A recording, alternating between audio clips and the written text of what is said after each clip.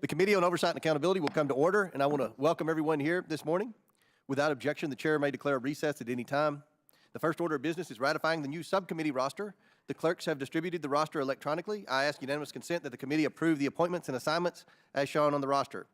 Without objection, the subcommittee roster is approved. I recognize myself for the purpose of making an opening statement. One of this committee's first hearings at the start of this Congress was examining the worsening border crisis. We heard from two chief Border Patrol agents who testified about a crisis that was setting records for illegal border crossings, migrant deaths, narcotics seized, and suspected terrorists arrested trying to illegally cross the border. Tragically, the Biden administration did not pay heed to their testimony. And the border crisis has continued to deepen, affecting almost every American.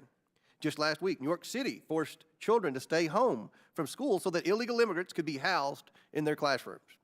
Alongside the Homeland Security Committee, the Oversight Committee has been investigating the border crisis, interviewing chief Border Patrol agents from every sector along the southwest border. We released a staff report yesterday describing their experiences and detailing the hardships of attempting to protect a border without the support of the Biden administration.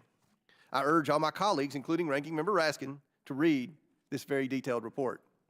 Today's hearing is an opportunity to hear from experts with decades of law enforcement experience on how policy decisions made by the Biden administration have led us to the border crisis we are witnessing today. President Biden and his administration have refused to take any responsibility for the catastrophe they created. And now the Biden administration is doing what it does best, asking taxpayers for more money.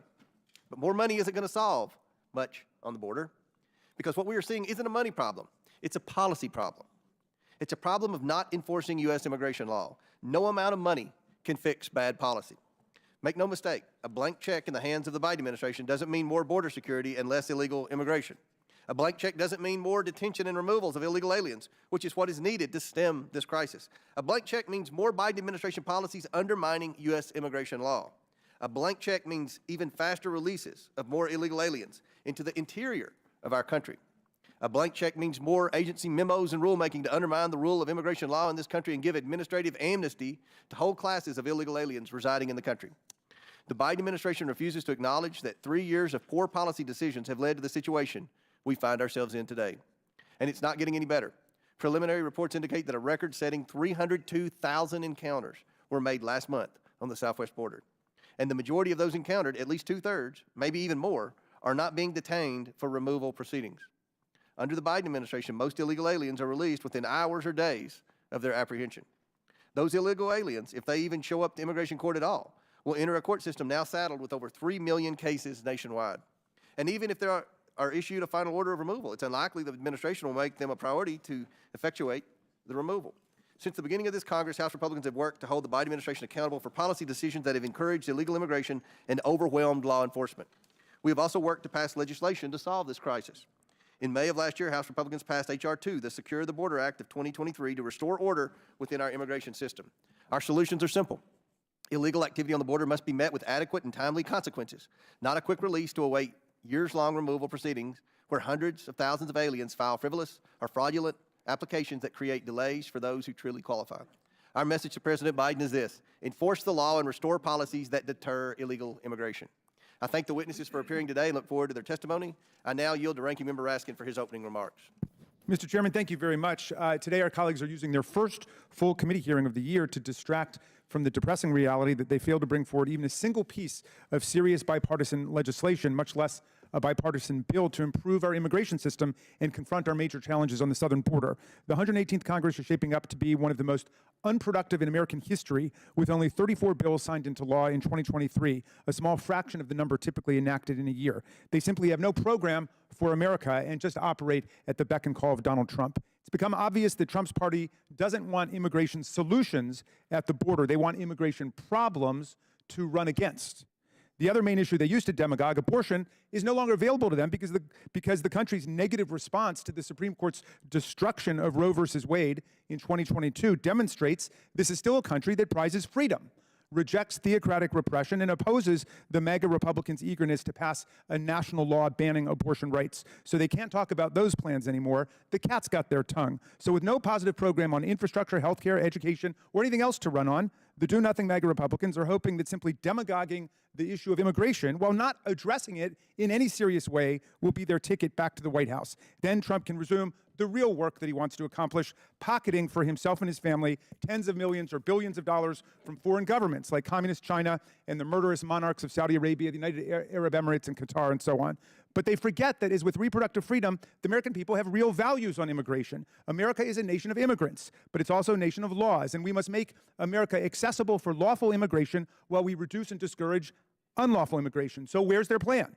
The immigration system has been broken for decades. We know that migration surges are provoked by economic and social crisis, war, violence, lack of opportunity, and natural disasters, rather than the specific immigration policies of any particular administration. As we'll hear from our expert witness today from the Cato Institute, scholars across the spectrum have found evidence that it is the strength of our country's labor market, coupled with inadequate pathways to legal migration, that are the domestic factors that best explain the immigration surges that we see. So if we have a record high jobs rate, as we do under President Biden, 4% for 2 years, and a great demand for workers in the country, but far too few legal options for entry to the country, we will be dealing with a lot of unlawful entry. The difficult challenges posed by immigration require comprehensive policy solutions, and that's what Democrats have advanced. On his first day in office, President Biden sent Congress the U.S. Citizenship Act, a strong immigration reform proposal that would modernize and invest in greater border security, expand lawful pathways to immigration and citizenship,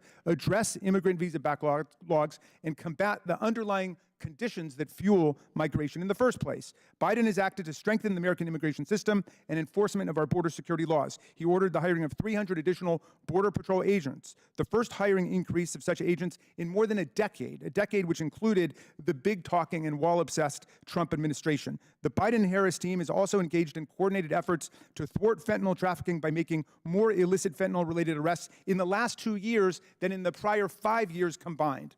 The administration also ended the gratuitously inhumane and failed policies of the Trump administration, including the cruel separation of immigrant families at the southwest border. The administration repaired and expanded lawful immigration pathways through newly established parole processes and increased refugee admissions. It also made historic investments to strengthen enforcement and reduce unlawful border crossings. And the administration is addressing the underlying causes of undocumented migration by engaging in global efforts with our international partners. Taken together, these efforts will make it easier to get into America lawfully and a lot harder for people and illicit drugs to get into America unlawfully. Our colleagues try to paint these policies as radical. In reality, the Biden-Harris administration has used its rulemaking authority faithfully and appropriately as upheld in court time and again. For example, on June 23rd last year, the Supreme Court sided with the Biden administration in a resounding 8-1 decision to uphold its policy of focusing limited federal resources on addressing unlawful migrants who are suspected terrorists and criminals. But we know it's not enough alone to enforce existing laws.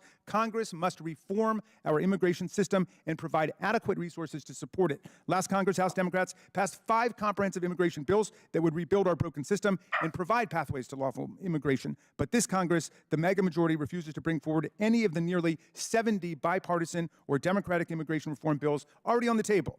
Instead of engaging meaningfully on these proposals or approving President Biden's requests for robust border security funding, MAGA Republicans have put forth proposals that range from cruel and unworkable, such as their Child Deportation Act, to nonsensical and strange, such as their proposals to defund the Department of Homeland Security and slash the Secretary's salary to $1. They prefer to waste time and resources than to engage in serious negotiations about policies and funding that would work to strengthen the border. This was made clear last week in their outlandish sham impeachment hearing against Secretary Mayorkas. Our colleagues apparently don't know the difference between a policy disagreement and a constitutional high crime and misdemeanor. Rather than joining Democrats and Biden in good faith bipartisan negotiations to make progress on immigration, they are taking orders from Donald Trump and actively obstructing a bipartisan border deal. Just as Trump is openly hoping for an economic downturn in our robust low unemployment economy, they're hoping for chaos at the border and trying to stop us from preventing it. These tactics are accompanied by dangerous rhetoric. MAGA Republicans continue to invoke white supremacist, anti-immigration fantasies and conspiracy theories. It's been almost a full year since I invited the good chairman and my Republican colleagues to join oversight Democrats in condemning the Great Replacement theory, and still they fail to denounce this shameful doctrine which has been invoked by numerous racist and anti-Semitic mass shooters and murderers across the country. America is not a great country in spite of immigrants. We're a great country because of immigrants. Immigrants are essential to our present and our future, just as they've been to our history. And Democrats will continue to stand up for strong laws and opposed to hatred, and scapegoating of immigrants. We are here to legislate and to do the hard work of hammering out a bipartisan policy path to comprehensive immigration reform, just as we were a decade ago when House Republicans scuttled a hard-fought immigration reform package that passed the Senate with bipartisan support. We will still be here when my colleagues are ready to step back from the extremist ledge and come to the table working together for effective and pragmatic solutions. Thank you very much, Mr. Chairman. I yield back. I'm very pleased to introduce our witnesses today. Joseph Edlow most recently served as Acting Director of U.S. Citizenship and Immigration Services under the prior administration, and prior to that role, he served as their Chief Counsel. He has also served as a Deputy Assistant Attorney General with the Office of Legal Policy and at the Department of Justice. He also has experience litigating before the Immigration Court, serving as an Assistant Chief Counsel at U.S. Immigration and Customs Enforcement in Baltimore for several years. Tom Moman served as the Acting Director of ICE in 2017 and 2018. Prior to his appointment, he was the Executive Director for ICE Enforcement and Removal Operations, where he was awarded the 2015 Presidential Rank Award as a Distinguished Executive. He brings over 3 decades of experience working in law enforcement, including working as a Border Patrol agent. And David Beer is Associate Director of Immigration Studies at Cato Institute, where he focuses his research and writing on legal immigration, border security, and interior enforcement. He previously served as a Senior Policy Advisor for former Representative Raul Labrador from Idaho. I originally invited Attorney General Liz Murrill of the great state of Louisiana to testify at today's hearing. Unfortunately, weather-related flight cancellations prevented her appearance. I would ask unanimous consent to enter into the record a copy of what would have been her prepared written testimony. Without objection, so ordered. Pursuant to Committee Rule 9G, the witnesses will please stand and raise their right hands. Do you solemnly swear or affirm that the testimony you are about to give is the truth, the whole truth, and nothing but the truth, so help you God? Let the record show that the witnesses all answered in the affirmative. We appreciate all of you being here today and look forward to your testimony.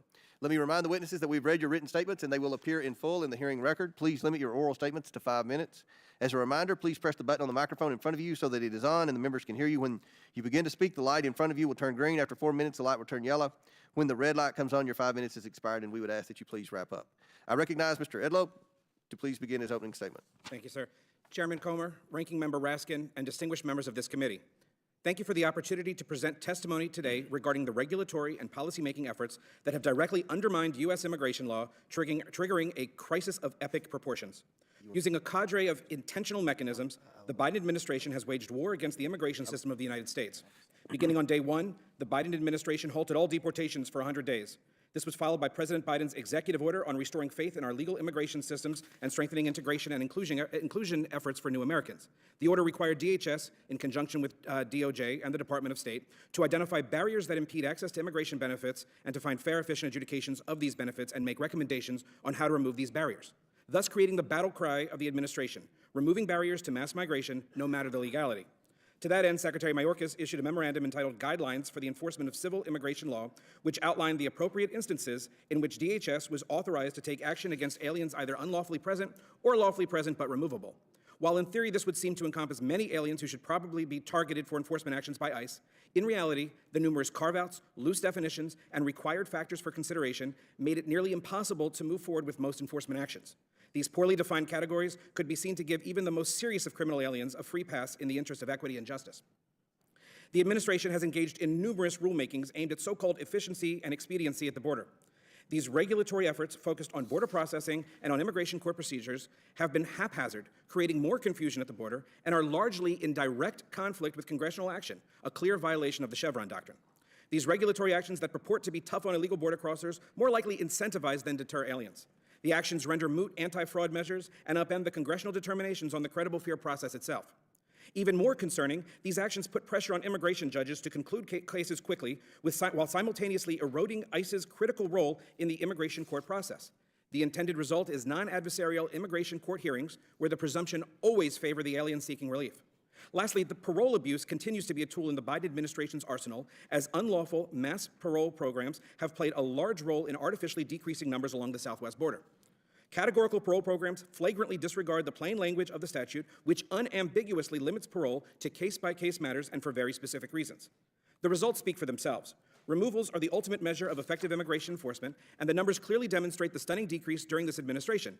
ICE has removed aliens at a rate of 3.5% of the aggregate number of encounters compared to 32% during the previous administration. As for border encounters, under the current administration, Customs and Border Protection has recorded more than 8.5 million encounters at America's borders, including more than 7 million at the southwest border alone. As each memorandum, regulatory action, or policy decision is announced, the crisis at the southwest border grows exponentially. The system has been brought to its knees, and the administration does not appear to be slowing down. One thing is clear: this is all by design. These actions have created instability, not only for national security, public safety, and the economy, but for the aliens themselves, who are allowed to remain in a quasi-status that is far more akin to limbo than to lawful status under the Immigration and Nationality Act. The efforts undertaken by the administration have simply undermined our system and need to be reversed immediately. I implore this committee to continue its investigations and to take all necessary actions to ensure that the laws are faithfully executed and enforced, that order and integrity is restored to U.S. immigration law. The Department of Homeland Security and the Department of Justice must be subject to aggressive oversight and be made to explain why enforcing the laws as Congress has prescribed is simply not an option for them. They must be made to account for their policy choices, and they must be forced to repair the damage. This country is unable to fulfill its critical humanitarian mission, nor fairly and expeditiously provide proper immigration benefits until this crisis is quelled. A return to the rule of law is long overdue, and it is incumbent upon Congress to demand that corrective action be immediately taken. I thank you all for your attention and interest in this matter and look forward to answering your questions. Thank you. Mr. Harmon. I started my career in immigration enforcement in 1984 as a Border Patrol agent. I've worked for 6 presidents, up to Donald Trump. Every president I've ever worked for took some steps to secure the border because they understood you can't have strong national security if you don't have border security. But President Biden is the first president in the history of this nation that I know of who came in office and unsecured the border on purpose. And even President Obama gave me the Presidential Rank Award, highest award available. Because what was I doing at the time? I was locating and deporting people that are in the country illegally. So we went for the most secure border of my lifetime, and it's not just my opinion. I've done this for 34 years. Anybody can go to cbp.gov, look at the data. We handed this administration the most secure border in my lifetime. And within months, we went from the most secure border to historic illegal immigration, numbers we've never seen before. And it's not because it's seasonal. It's not because of climate change. It's not because of Trump. This is by design. We already heard about some of these people are coming because of economic reason or natural disasters. The bottom line is, when you claim asylum, you must be escaping fear and persecution from your home government because your race, religion, political affiliation, or membership in a particular social group. That is not the fact. If you look at immigration court data over the last 10 years, you'll see that nearly 9 out of 10 people who claim asylum at the border never get relief from U.S. courts that simply don't qualify. But they're coming and staying because of Biden's promises. I wrote an op-ed 6 months before the election. I said, President Biden becomes president, we'll lose the border, based on the promises he was making during the campaign. And he's kept those promises.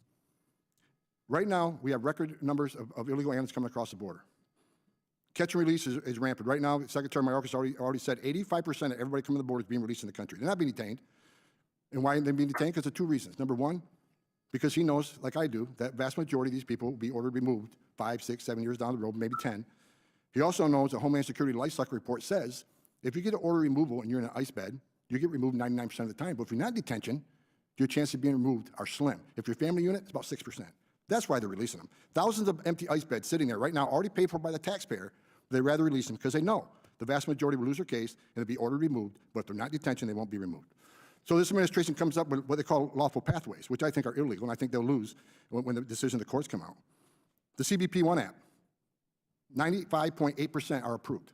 Where's the case-by-case analysis that is supposed to be done for people for a parole? It's not being done. It's a shell game. They move thousands to the port of entry so they can claim less illegal entries between the port of entries, but it's failed.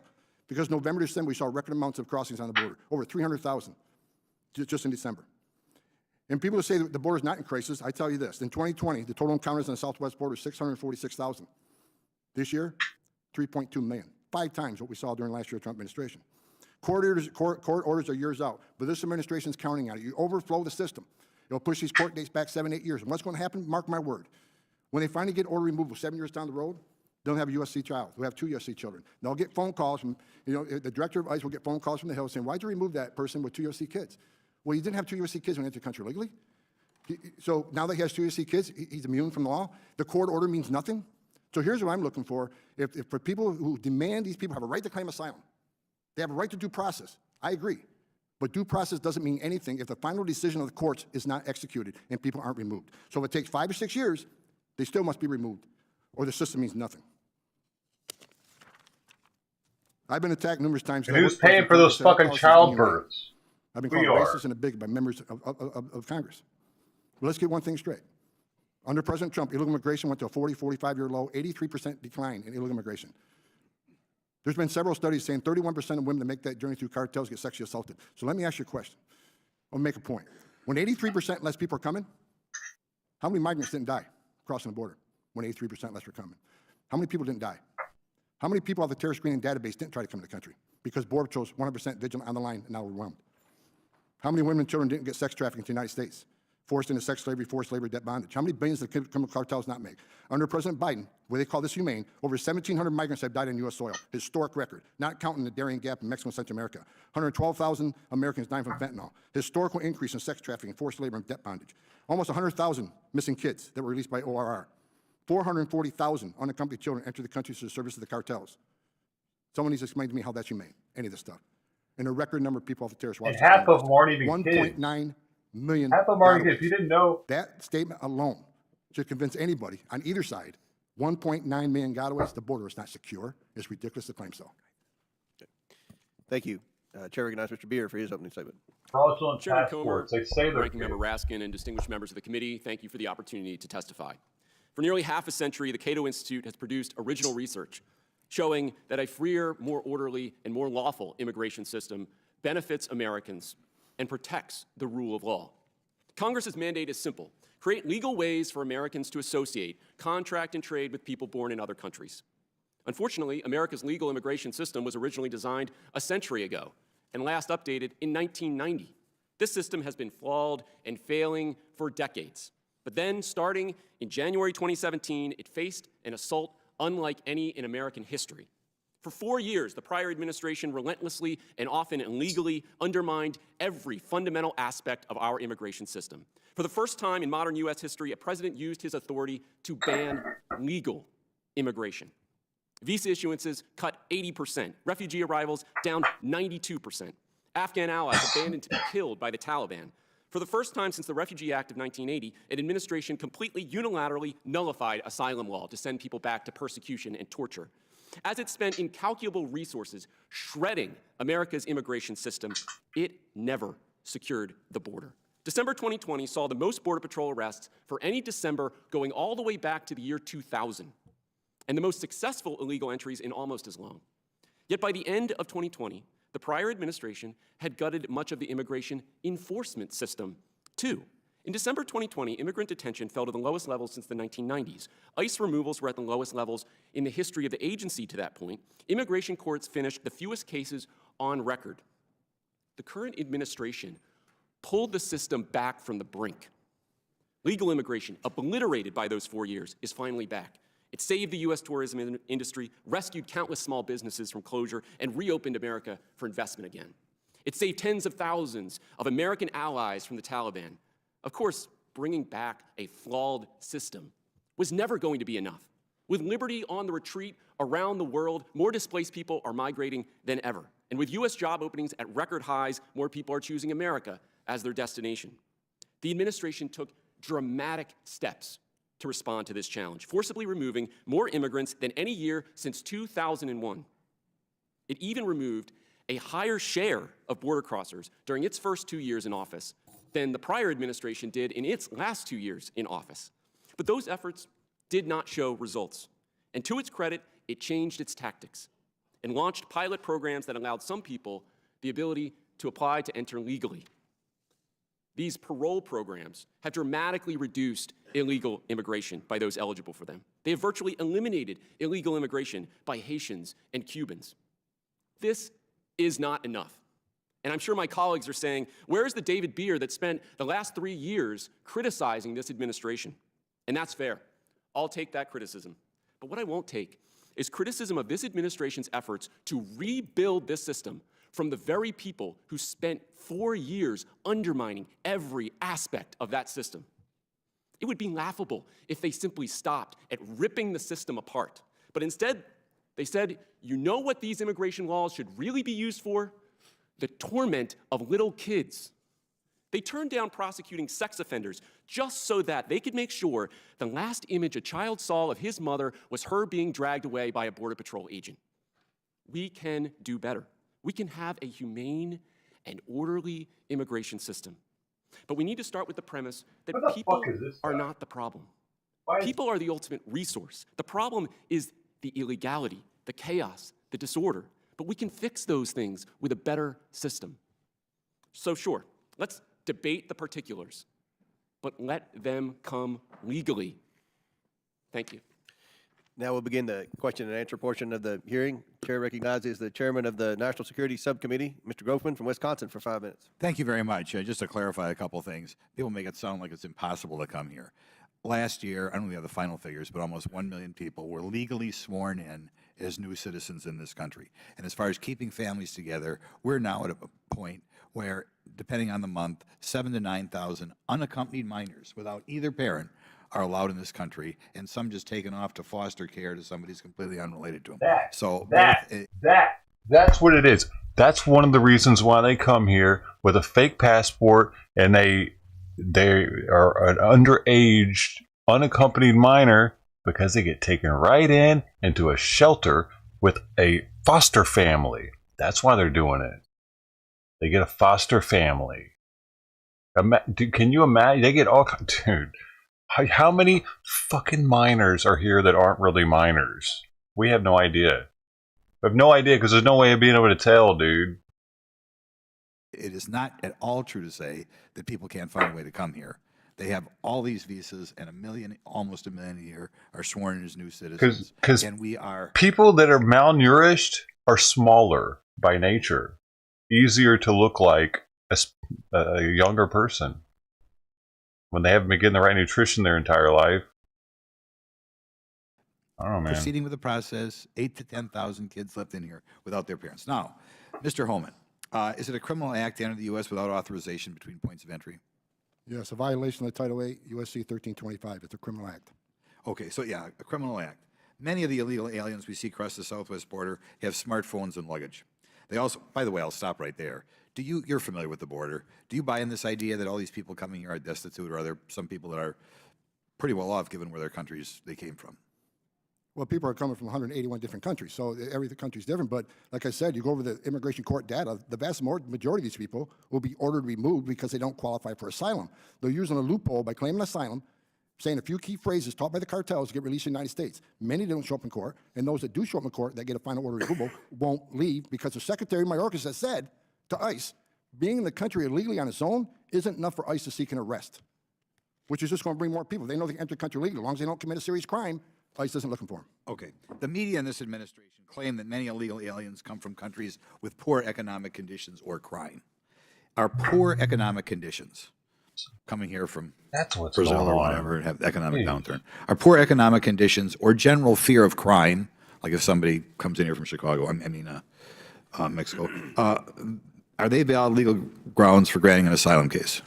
No. Asylum is escaping fear and persecution from your home state government because of your race, religion, political affiliation, or participation in a specific social group. Audio is all Okay, fucked well, up. what happens to these frivolous claims that are made by illegal aliens released by the Biden administration, assuming they even apply for asylum in the first place, and many don't? And is there an impact on the courts and the USCIS? Well, I'll let Mr. Edlow talk about CIS, but the courts are backlogged by millions of cases. Some of these cases are going to be out 7, 8 years. So it's had a tremendous impact on the immigration courts. But again, that's by design. You flood the court system, put the hearings out 7, 8 years, then the people build equities. And when they build equities, U.S. citizen children buy a house. It makes it more difficult to remove. Vast majority become fugitives. They'll ignore the court order. They'll go into hiding, waiting for the next giveaway, waiting for the next amnesty, waiting for the next DACA. Now, I want to just clarify some numbers here so we understand the size of the program. As I understand it, in December, over 300,000 people entered this country and were allowed in or were gotaways who just got their way in. And when the last administration left office, that number was, depending on the month, 5,000 to 20,000. So it's increased by a factor of about 30 to 1. Is that accurate? 30 times more people coming into the interior of this country than 2 years ago? Depending on what month you look at, but overall, like I explained earlier, total encounters were 5 times as many under this administration of Trump. And the gentleman to my left talks about percentages of people being removed under Trump, moved under Biden. Well, here's the difference. Percentages of 2.3 million. I'm just going to turn the YouTube of 646. It's not about percentages, but how many people we release in the country. And there's zero comparison between the Trump administration and Biden administration. In the 2020 data he's talking about, let's remember, there's COVID. Immigration enforcement in the interior was shut down. So, you know, the numbers are clear. The Remain in Mexico program, a game changer. People can still claim asylum, but they wait in Mexico. That was a game changer. People stopped coming. People stopped putting their lives at risk. People stopped selling everything they had to come to the United States to be released. And what happened after 2 months of Remain in Mexico? They stopped coming, which means less people died, less women were sexually assaulted. The criminal cartels made less money, less drugs got into the country because the Border Patrol was 100% on the line, vigilant, doing their job. Less people drowning in the Rio Grande, less people dehydrating in the Arizona desert. Amen. We have one more question. If the vast majority of illegal aliens have no legal basis to enter and remain in the U.S., why is the Biden administration releasing millions of them into our country rather than detaining and deporting them? Because they have the same data points I have. They know that a vast majority will get order removal. But if they're not detained, the chances of ever them leaving are very slim.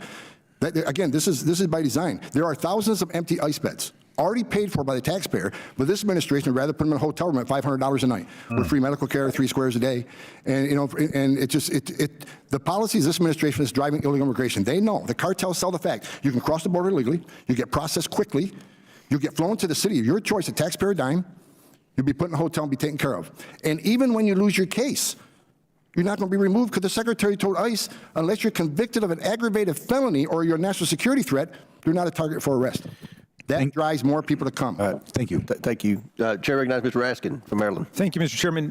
Mr. Beer, my colleagues claim that the Biden-Harris administration has failed to secure the southern border, but these claims were directly and overwhelmingly contradicted by multiple chief patrol agents from the U.S. Border Patrol, witnesses with direct knowledge about border security who the Republicans themselves brought before the committee last year. Fortunately for America, but unfortunately for the Republicans, the chief patrol agents confirmed that their ability to secure the border has dramatically increased under the Biden-Harris administration thanks to increased funding for resources. For example, the chief patrol agent responsible for the Del Rio sector of the southern border stated last year, and I quote, because we've gotten more detection capability, because we have, as you said, more on the way, we've got the additional processing coordinators, we are in a better situation than we were in years past. The chief patrol agent responsible for the Big Bend sector told the committee last year, and I quote, we reduced the entries and gotaways in Big Bend sector over the course of the last 2 years. We've been very successful. Mr. Beer, given the feedback of these chief patrol agents, is it credible in your view for Republicans to characterize border security under the current administration as weaker than under the last administration? Not at all. I mean, if you look at 2019, for example, you had almost 1 million encounters that year, which was half of the level that we're seeing now. And yet, despite having much lower total numbers, they still weren't removing a higher share than the Biden administration did. So yes, there's been more resources put in. There's been more effort by this administration. I mentioned the number of removals being the highest since 2001. So the idea that they're not putting in the effort is really, I mean, it's offensive to the Border Patrol agents who are doing their job. Those agents also explained that DHS Secretary Mayorkas' policies have been successful in reducing unlawful crossings while also expanding lawful pathways for people fleeing countries experiencing economic and political turmoil and violence. Mr. Beer, has the Biden-Harris administration been more or less successful than the Trump administration's DHS in removing migrants who illegally cross the border? Yes, they've been more successful. They removed a higher share during their first 2 years than the Trump administration did in its last 2 years. And if you look at the trend over time, starting in 2017, the number of successful illegal entries went up each year under the Trump administration and peaked in December of 2020, reaching the highest levels in almost 15 years. And yet, Mr. Homan says also that most immigrants don't attend their immigration court hearings. The information I have from the American Immigration Council says that 83% of immigrants actually do attend their court hearings. Who's right about that? Well, the data from the Executive Office of Immigration Review disproves their claim. They know that they are showing up for the hearings, which is why they don't want to give them a hearing. They don't want to give them the opportunity to prove their asylum claim, and they want to remove them without the ability to make that evidence available to the court. So yes, they do show up in court. And when you're talking about the 17% that fail to show, in many cases, that is a result of the fact that ICE is putting people in immigration court proceedings in cities that are far flung from where they're going. So it's often not the fault of the migrant themselves who failed to show up in court. I think that you articulated well what these most American fuckers people feel, are sucking each other's dicks, dude. Discourage as much as possible illegal immigration into the country and Raskin and Bear and proliferate possibilities for lawful immigration. Yeah. After all, we've got a job shortage under this booming economy. We've had 4% or less unemployment for more than 2 years now. So are there policies that we could come together on in a bipartisan way to advance these goals? Oh, absolutely. I mean, I think the administration has proven that the idea of legal immigration as an alternative to illegal immigration is a valuable one, and they did it using their parole authority. Unfortunately, that's a temporary status. It has to be renewed. The administration could take it away at any time. Providing that same opportunity, but with congressional action that provides a permanent path to stay, would be a much better option. And you're absolutely right. Over the last 3 years, we've had an average of about 10 million Does he job get paid openings to be there? every single month. That's why they're coming. Pay attention to your free market fundamentals on this. Thank you, Mr. Beer. Mr. Chairman, I have a unanimous consent request for introduction into the record about the a memo on transcribed interviews of these chief patrol agents. Without objection. If I could ask you also, Mr. Chairman, can we release those 9 Border Patrol transcripts from last year of all of these agents who testified? We'll get back with you. That was yeah.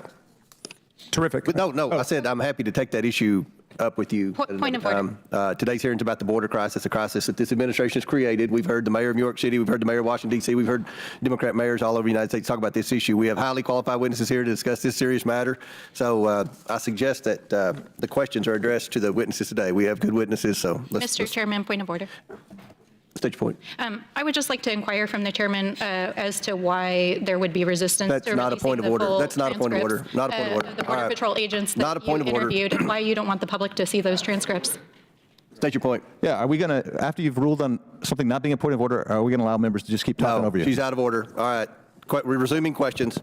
I'll recognize myself for 5 minutes. Mr. Edlow, can you provide specific examples of Biden administration policies that have contributed to the historically high level of illegal immigration we're currently witnessing? Certainly. And let me start by saying, Mr. Chairman, I actually agree with the previous point that we want to have policies that encourage legal immigration and disincentivize and deter illegal immigration. The problem that we're saying right now are that the policies that have been put in place by this administration, specifically the regulatory actions aimed at credible fear determinations and at how the immigration courts are supposed to function, do exactly the opposite. The circumventing lawful pathways regulation, which creates a presumption that someone is or is not eligible for asylum if they've come over unlawfully, there are so many loopholes in that one that if you bring a child, you're going to be able to go claim asylum, whereas you wouldn't if you didn't have a child. So it's going to encourage more illegal immigration, more families coming across.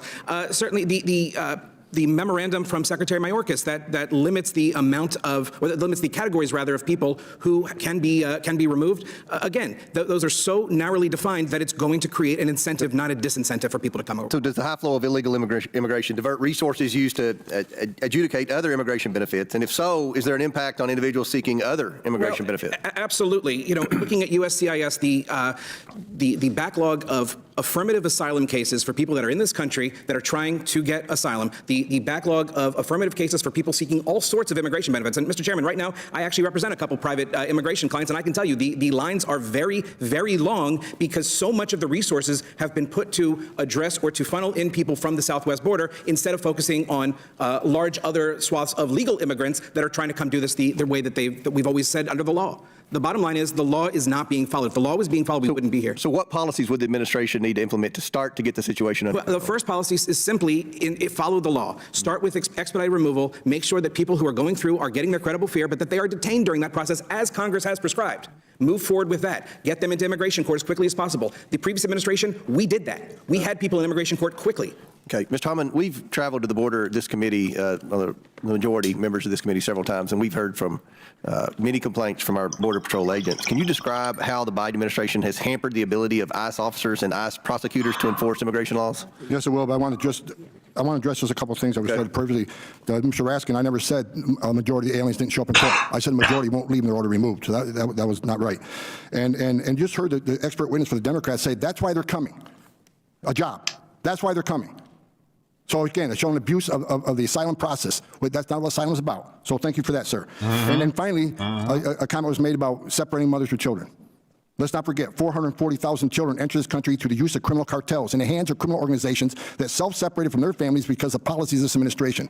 We've also, this administration, lost track between 85,000 and 100,000 children that were released to so-called sponsors that we can't find. So-called no sponsors. idea who they are, if they're in danger, who's taking care of them, and what they're doing. But we do know this. There's been many investigations where children were found in meatpacking plants, cleaning up entrails on a midnight shift, forced labor. So I want to mention that. And See, what did I just say yesterday? That they get these people to work in meat plants? Because I've seen it. I lived near one of these meat plants, a ConAgra plant, and they had a bunch of non-English speaking Mexicans working there, dude, because it's dangerous. You can get bloodborne pathogens and shit. This one dude I met that worked there, his arms had shit all on him because he got something on from the cow. I don't know, man. It's crazy. It stank too. That place stank so bad driving past it. Okay, action.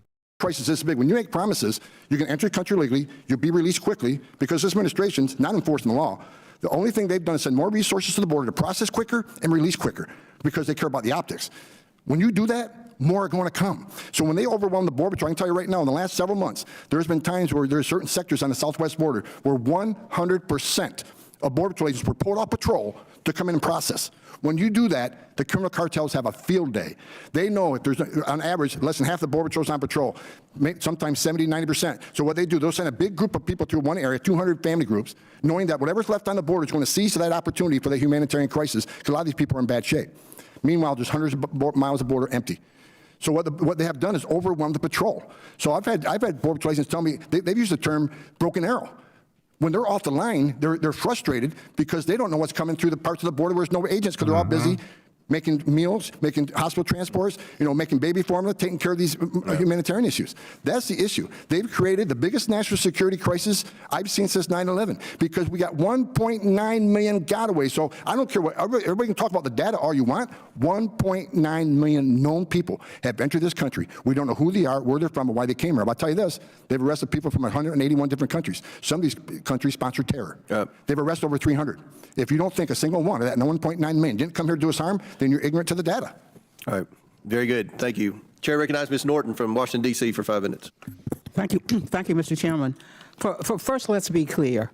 The Trump administration's immigration policies were not about border security. They were about xenophobia, demonization, and cruelty. In April 2018, the Trump Department of Justice adopted its infamous zero tolerance policy, in which more than 5,000 children were heartlessly separated from their parents upon crossing the southern border. Studies have shown that this policy caused severe psychological trauma for children and parents who were subjected to it. Fucking Gap doesn't cause trauma. The administration also works relentlessly to undermine the Deferred Action for Childhood Arrivals program, which provides protective status to individuals who came to the country. Kids' moms getting raped and dads getting robbed, but they're worried about getting separated for a little while in America. Damn, they're happy. They're in America. As children, the Trump administration's cruel assault on this program meant that people who have lived in the United States since childhood, gone to school in the U.S., and now work in the U.S., lived under the threat of deportation to countries that they have no connection or to accept them as place listed on their They should have stopped there the first time they traveled through it. Then President Trump famously imposed xenophobic travel ban on individuals from Muslim-majority nations, which was challenged in the courts. Mr. Beer, what were the humanitarian consequences of these punitive and restrictive immigration policies? Well, first of all, let's talk about family separation for a moment. The administration claimed that the reason why we needed to separate kids from their parents was because they had zero tolerance. They were going to prosecute everyone. We're going to prosecute every law on the books, every immigration law, every drug law. That was a lie. Why not? They never prosecuted more than 32% of the people crossing the border. They turned down huge numbers of single adults to specifically target children so that they could take them away from their parents. It was an intentional action in order to cause the trauma in the children. They had no plan whatsoever to reunite the kids that were being taken from their parents. And that's the most appalling thing, is that they knew that these kids were going to be lost in the system, and they had no intention of fixing it unless they got caught. And ultimately, they did get caught by the courts that ruled the policy was unconstitutional and undermined the rule of law. The travel ban was equally abhorrent in separating families because it blocked even spouses of U.S. citizens, spouses of legal permanent residents in the United States were separated from their families. Minor children were separated from their families simply because they were born in some country, not because they ever lived there even. Just because they're Iranian by birth meant they were banned from coming to this country. So thousands of families separated by that abhorrent policy, which undermined one of the most basic premises of the Immigration and Nationality Act, which was reformed in 1965 to make sure that every country, every nationality was treated equally. Is what I'm just realizing. This last administration administration really did do as much as any other keeps to undermine the squeaking rule while of he's law in the talking. United States. I just want the record to show that the Biden-Harris administration has removed a higher percentage of people who cross the southern Only border because the illegally in past percentage 2 coming in here is, dude, no, I don't believe that. I don't believe that. I don't believe years, and that, the Trump dude. administration did during its last 2 years. And in fact, migrants were more likely to be released after an arrest along the southern border under the Trump administration. Mr. Beer, don't would you believe her, agree that the dude. There's no Biden-Harris fucking way. administration's efforts to reform Whatever, dude. our immigration system have been more effective than those of the Trump administration? no way. And if so, how so? Well, absolutely. Let's talk about Title 42, Absolutely. which banned He said asylum along the absolutely. southwest border. And the prior administration knew that this was going to return people to Mexico, where they would face criminal cartels, they would be trafficked, they would be raped, they would be subject to all sorts of depravity. And yet, when the Biden administration got rid of that policy in May of 2023, what happened was, when you get rid of the policy that says you can't apply for asylum, what happens? People try to evade the Border Patrol. They try to enter illegally. That getting rid of Title 42 actually helped secure the border, brought down the number of gotaways on a monthly basis by 50%. Oh my because gosh, people went I'm and sought gonna out a Border Patrol throw agent and said, up you know right what, I'm not going now. to put my Who the hands, fuck put is my life in the believing hands of a this? smuggler. I'm going to put my hands in Border Patrol's hands. And so this really did incentivize people to cooperate with the law. Talk about the parole programs, how effective those have been in getting people to apply to come legally. They just act Check like this out. So many people are flooding them to come with their free ticket to come in that the Border Patrol isn't able to secure the fucking border. We don't know how many people are getting through. They just got done talking about that. What the fuck is wrong with they make me want to be in another country sometimes, knowing this is how our shit's ran right now. a change in category. They move people from illegal to legal. That is totally not what it's like at all. Crossing the border illegally involves a risk to life. It involves Border Patrol resources. We just heard about how the Border Patrol is overwhelmed. Well, they want to make it even more overwhelmed by getting rid of these effective policies. Bullshit. All right, time's expired. Chair now recognizes Chairman of the Judiciary fucking Committee, Mr. Jordan bullshit, from Ohio. dude. Thank you, Mr. Chairman. Mr. Holman, Mr. Beer said that everything is wonderful in the Biden administration when it comes to the border. I think he said in his opening statement they are rebuilding the system. They're pulling it back from the brink. Do you agree with that assessment that Mr. Beer has of the Biden administration? Absolutely not. They tore down the system. You know who else disagrees with him? Democrat mayors. Democrat mayors in sanctuary cities. It's amazing to me that these That's a sanctuary good cities are point. sanctuary cities until Get it's actually him, time Jordan. to provide sanctuary. But they disagree with him as well. So you said earlier, both you and Mr. Edlow, you said this is by design. This is intentional. I mean, and you see, basically, I think if I got it right, you said three main things. Stop building the wall, get rid of Remain in Mexico, and release people when they get here. And that incentivizes people to come from, I think you said 181 countries come to the border because they know there's no wall to get over, there's no wait in Mexico, and they're going to get released to wherever they want to go. Is that right? Absolutely. The first few days in office, President Biden signed over 90 executive orders abolishing all the policies that were proven effective based on numbers. Anybody can go to cbp.gov and look at numbers. But I want to address one thing real quick. Sure. I'm sick and tired of people in Congress talking about xenophobic and racist policy of the Trump administration. We enforce the law. If I'm a racist, what's that make Congress? They wrote the law. We're not making this up. We're enforcing laws enacted by did it for Congress. 30 Second of all, about the family separation thing, Sure. because talking about tearing babies out of mothers' arms. I'm the only one in this room that's been on that border. I'm the only one that's interviewed girls as young as 9 years old, been raped multiple times. You look in their eyes and they're dead. Their souls are gone. They have every ounce of what they think is humanity is gone because they were raped numerous times by criminal cartel members. I stood in back to a tractor trailer with 19 dead migrants at my feet, including a 5-year-old little boy. I've seen many dead bodies on the border. I've been down there numerous times this past year where Border Patrol are giving CPR to an infant child 6 months old. I've seen Border Patrol agents, heroes, patriots, who jump in the river with 60 pounds of gear on, put their lives on the line to save lives. What the whole thing about zero tolerance was to save lives. Maybe if we prosecuted people, they stop bringing their children through that process. Maybe less people will die. Maybe less women will get sexually assaulted. That was the reason. It wasn't to tear babies out of mothers' arms, to prove a point and not reunite them to make it cruel. That wasn't the purpose of the law. And there was nobody that saw that we aren't going to reunite them. We're just going to call this a terrible policy. That's a false statement. That's a lie. I was there. I was involved. Don't say that we had no intention of reuniting these families. It's ridiculous. Mr. Holman, which Did he answer sort of the raises, question, I think, though? the fundamental question. If this is intentional, if it's by design, why would they do it? What's the overall objective? And that's what I can't figure out is why would they do it? You know, I ask myself that question every morning. President Biden voted for border barriers. He voted for the Secure Fence Act. Why did he stop building them then? You know, because this is political. There's no other reason. I'll ask anybody, what is the downside on less illegal immigration? What's the downside in having a secure border? What's the downside unless women get sexually assaulted? What's the downside unless children getting drowning in the river? What's the downside unless fentanyl coming to this country kill thousands of Americans? What's the downside unless trafficking, sex trafficking of women and children? What's the downside on billions of dollars not being made by the cartels? I asked myself the same question. I do not understand it. They obviously see some sort of political future, some political thing that's going to benefit them in the future. People say, well, maybe they're Democratic voters. Maybe, maybe not. But I know one thing, President Biden also overturned the Trump census rule, which millions of these people in sanctuary cities be counted in the next census. What does that mean? It means seats in the House. Yeah. So, you know, I don't know. I can't, So you think it's political? I mean, I know what Democrats have said. They've said we should abolish ICE. They've said we should abolish DHS. They've said that they're for non-citizens being able to vote. I mean, I don't know. That's just where the left is. But that to me is the fundamental question. That's a question I think Americans are asking. I get it all the time. Why would they allow this kind of situation to happen? Because the way I figure it, we're on pace to hit 12 million migrants coming in the country in the Biden administration.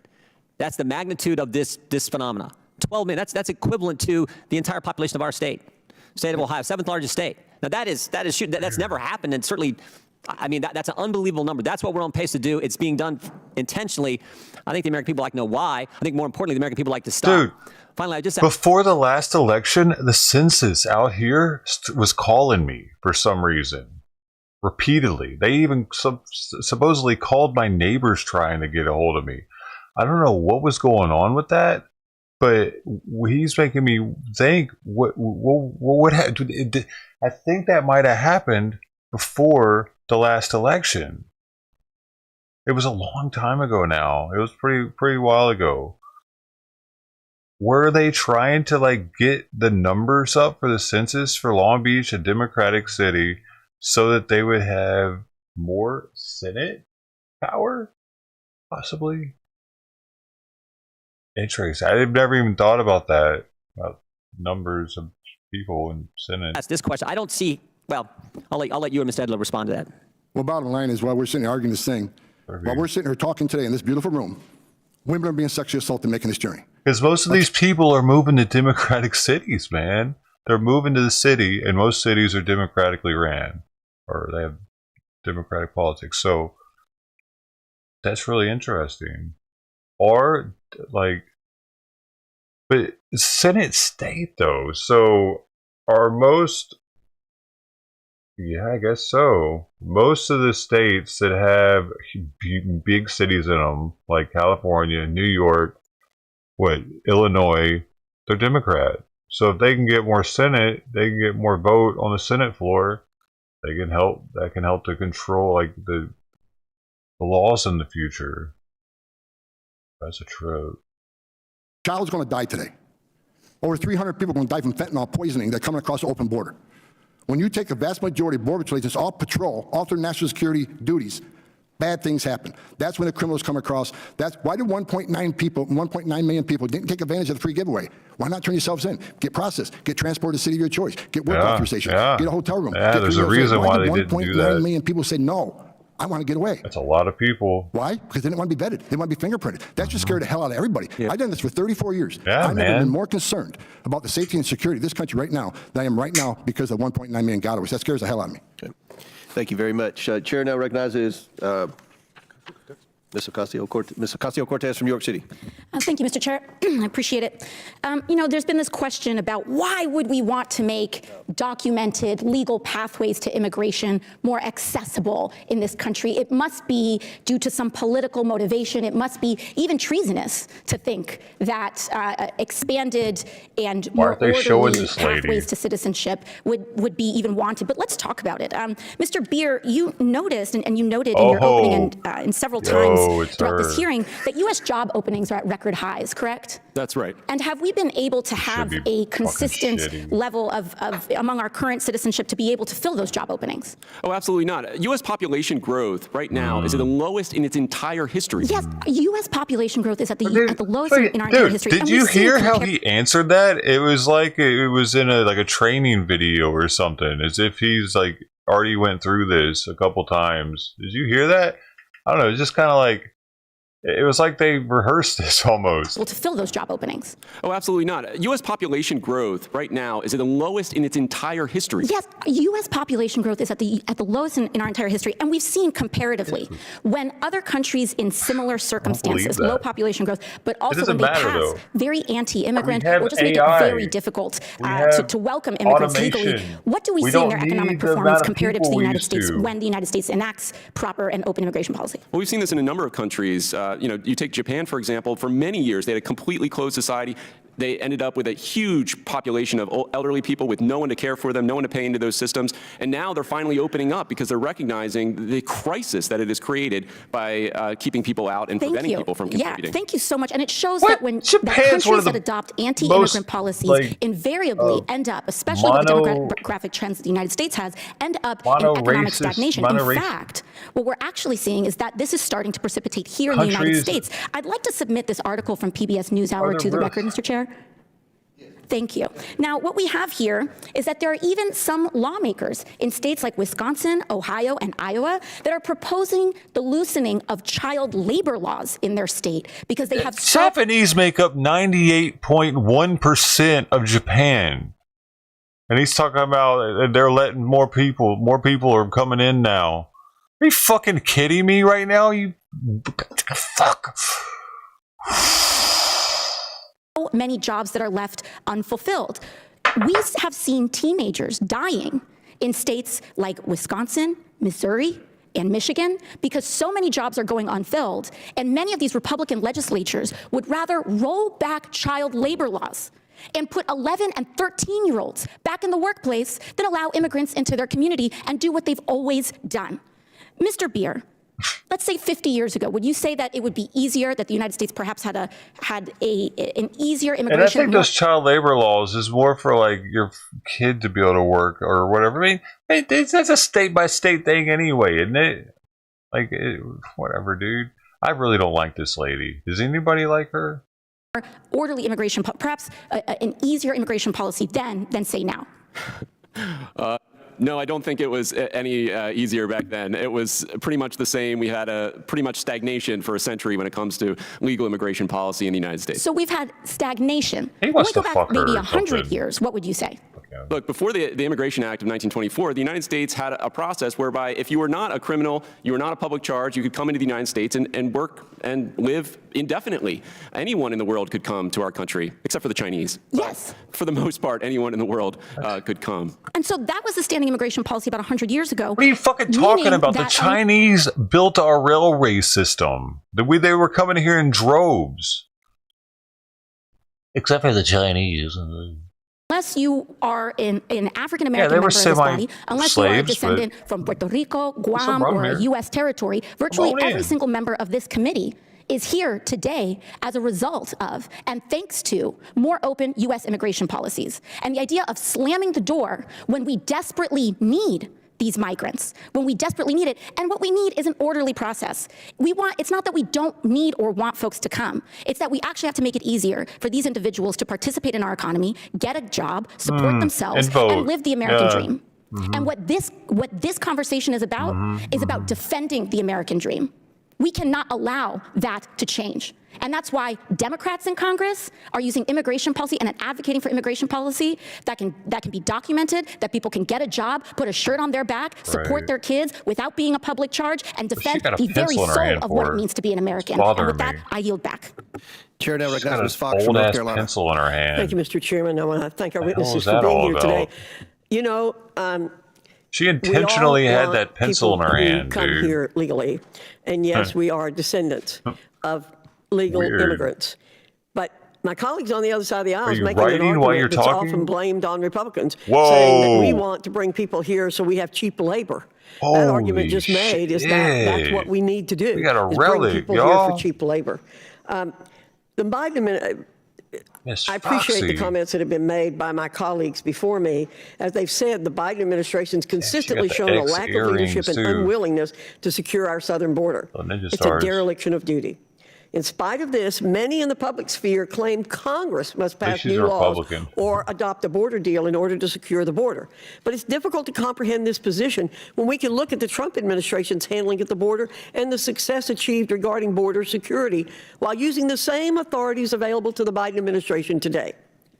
So, Mr. Holman, why did the Trump administration not see such high numbers of illegal aliens pouring across the southern border? COVID. There's many reasons. First of all, the Remain in Mexico program was a game changer. COVID had a lot to They do can with still it too, claim though. asylum, but they're going to wait in Mexico because President People Trump weren't had the same bad traveling points I as had. Most much. people will fail, Everybody was sick. and the people that fail get ordered And that Scared of getting sick. was in existence when President Biden took office. Well, yeah, as a matter there of was fact, the highest still courts in the land flood said in it was our legal border, process, but he though. killed it anyways. Correct. Now, But there's the Remain in Mexico program plus the third safe country agreements we had with Guatemala, El Salvador, and Honduras. Yeah, that. A game changer. They actually believe if you're really escaping fear and persecution should from still Honduras stay there. and you get to Mexico, Yeah. have you really not escaped that fear and persecution Yeah, from your home that's government? right. So you'd be claiming asylum in the first free country you come to. Those two policies were a game changer and moved the numbers down, significantly down. so what you're saying is that the Biden administration is not using all of the legal authorities and tools available to enforce our existing immigration laws and stop illegal aliens from coming into the country. We already have the tools there. We don't need new legislation. This is not a resource issue. This is not, we need more border patrols, we need more money. This is a policy issue. Change the policies and you can secure the border. We've proven that. So, and as far as, Crazy. no God, one this at this is so table is crazy. anti-immigrant.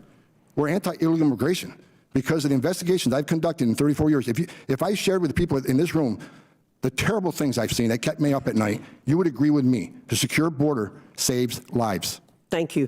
Mr. Edlow, do you have anything you'd like to add to the comments Mr. Holman has made in conjunction with why we don't need additional laws and what we can do to make sure that the laws that exist are enforced? Well, as Mr. Holman said, we, during the previous administration, used everything that was available, whether it be the Remain in Mexico program, whether it be the asylum cooperative agreements with Central American partners, or other programs that allowed the U.S. to quickly intake, process in for expedited removal individuals from certain countries, make sure that they had all due process within just a matter of days, and were in front of an immigration judge within a matter of days. What I find kind of amusing is that the circumventing lawful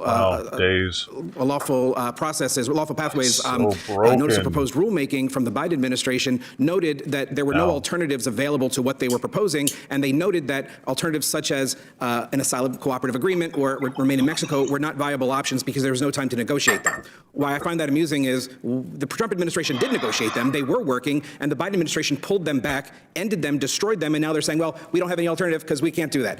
It's just not the way it needs to be. But ma'am, if I may just also add, I'm not here today to say that we don't want to have lawful pathways for legal immigration. We absolutely do. What I'm concerned about today is the fact that the pathways that have been created via parole, via some of the other regulations that we're talking about, are simply unlawful. The parole programs are not allowed pursuant to existing law. If the law has changed, then I wouldn't be here talking about it.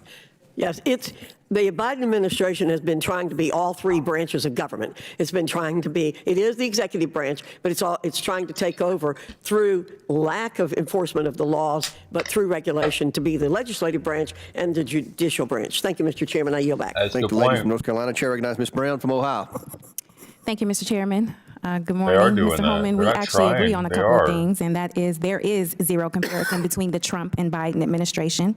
And yes, the Congress, this country, and the Constitution have a history of racism, and we are dealing with the ramifications of that to this day. Need I remind you of Article 1, Section 2 of the Constitution that states people who looked like me were considered 3/4 of a free individual for determining congressional representation. Or maybe I should remind you of the Civil War, which I know some folks on the other side of the aisle want to say it was about states' rights, but it was ultimately about slavery. And while some want to paint slavery as a workforce development or job training program of sorts that somehow benefited Black people, that's not the case. So for the people who were not packed up on ships and would like to get to this country legally through immigration, let's talk about that. The immigration system President Biden inherited has been broken for a very long time. In the words of of President Biden, our problems at the border didn't Ohio. arise overnight, and they're not going to be solved overnight.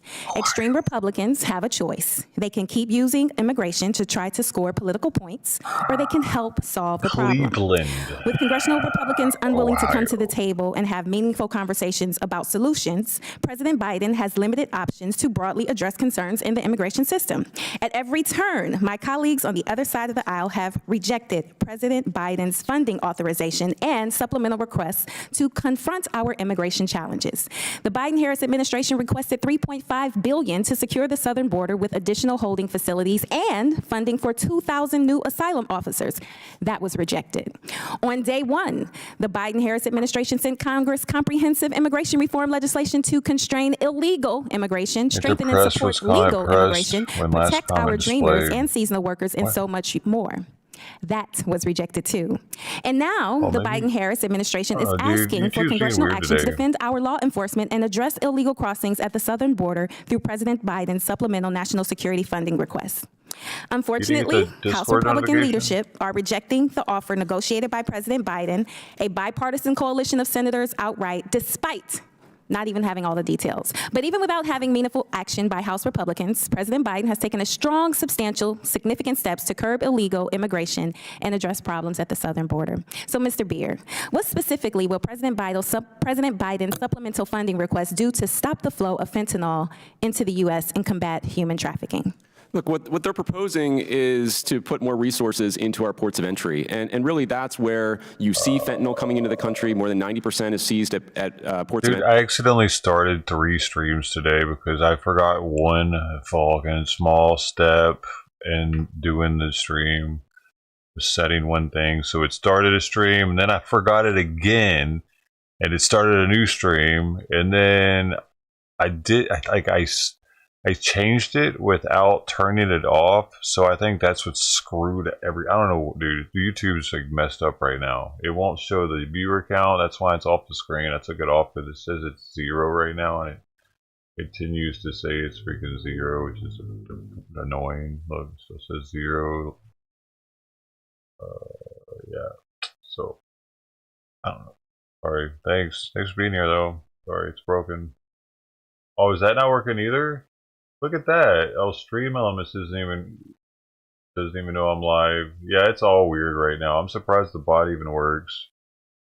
And really, that's where you see fentanyl coming into the country. More than 90% is seized at ports of entry. They say, well, that's because it's all magically getting by the Border Patrol agents. Well, Border Patrol agents arrest millions of people. We have a huge sample size to draw from, to draw conclusions about who's coming between ports of entry. And they're not bringing fentanyl. They're not bringing drugs there. They're coming through ports of entry, and we know this, and they're hiring American citizens to do it because it's very easy to conceal fentanyl in legal luggage, in legal baggage, and legal travel. And so it's a whole misdirection to focus on.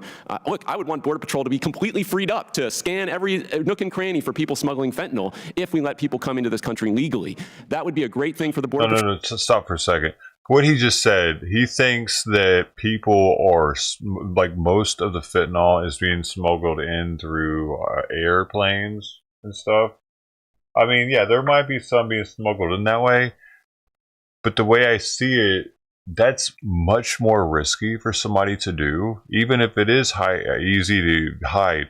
All that has to happen when somebody gets tipped off, you know, and everyone's paranoid about someone getting tipped off or them being the guy that just has to get busted so that the bigger shipment can get through, or fucking whatever the case may be. You know what I mean? So don't miss me with that shit. It's definitely coming through the southern border too, dude, because they can bring a very small amount of that and have a lot of cash once they get here. Have enough money to put themselves in their own hotel and shit, probably $10,000 or something, because it's such a small amount of it is worth a lot because of its strength, you know. So I don't know, man.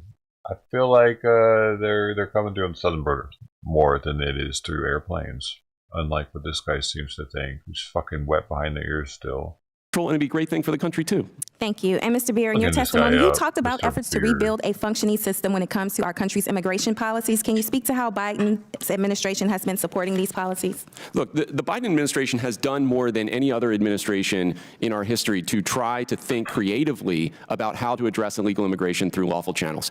Congress gave them the parole authority. They are using parole authority legally on a case-by-case basis to allow people to apply to enter this country legally, whether it's at ports of entry, where they're mandated by Congress to deal with asylum seekers at ports of entry. They're doing it through a CBP-1 app. That's a great process, as well as through the parole sponsorship programs, where we Americans get to sponsor someone to come and make sure that they're handled in a legal and We Americans get to sponsor someone, but it's not the same sponsorship that happens. It can't be.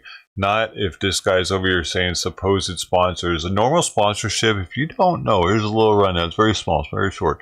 You had to have, well, it used to, 2012, you had to be able to show that you had $10,000 in savings just in case these people that you were sponsoring decided that they didn't want to live with the sponsor anymore. You had to be able to, as the sponsor, take care of these people on the outside world for a certain amount of time while they're, I don't know, getting on their feet or something. It's like some sort of alimony.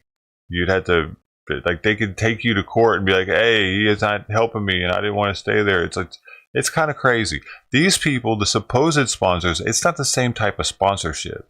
He's calling it that, but I'm pretty sure it's not the same, dude.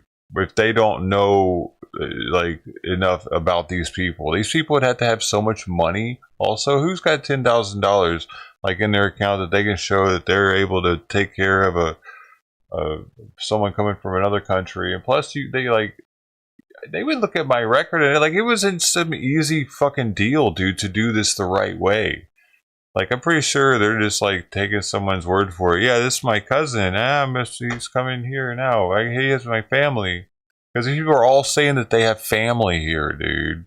It's interesting, isn't it? and orderly way. They're all saying they already have family here. Lady yields. Kind of like on the hood, how everybody's got a cousin. Yeah, it's my cousin. Or that's my bro, my brother. He's my brother, my cousin. Cousin's one that's used the most, though. Everybody's a cousin.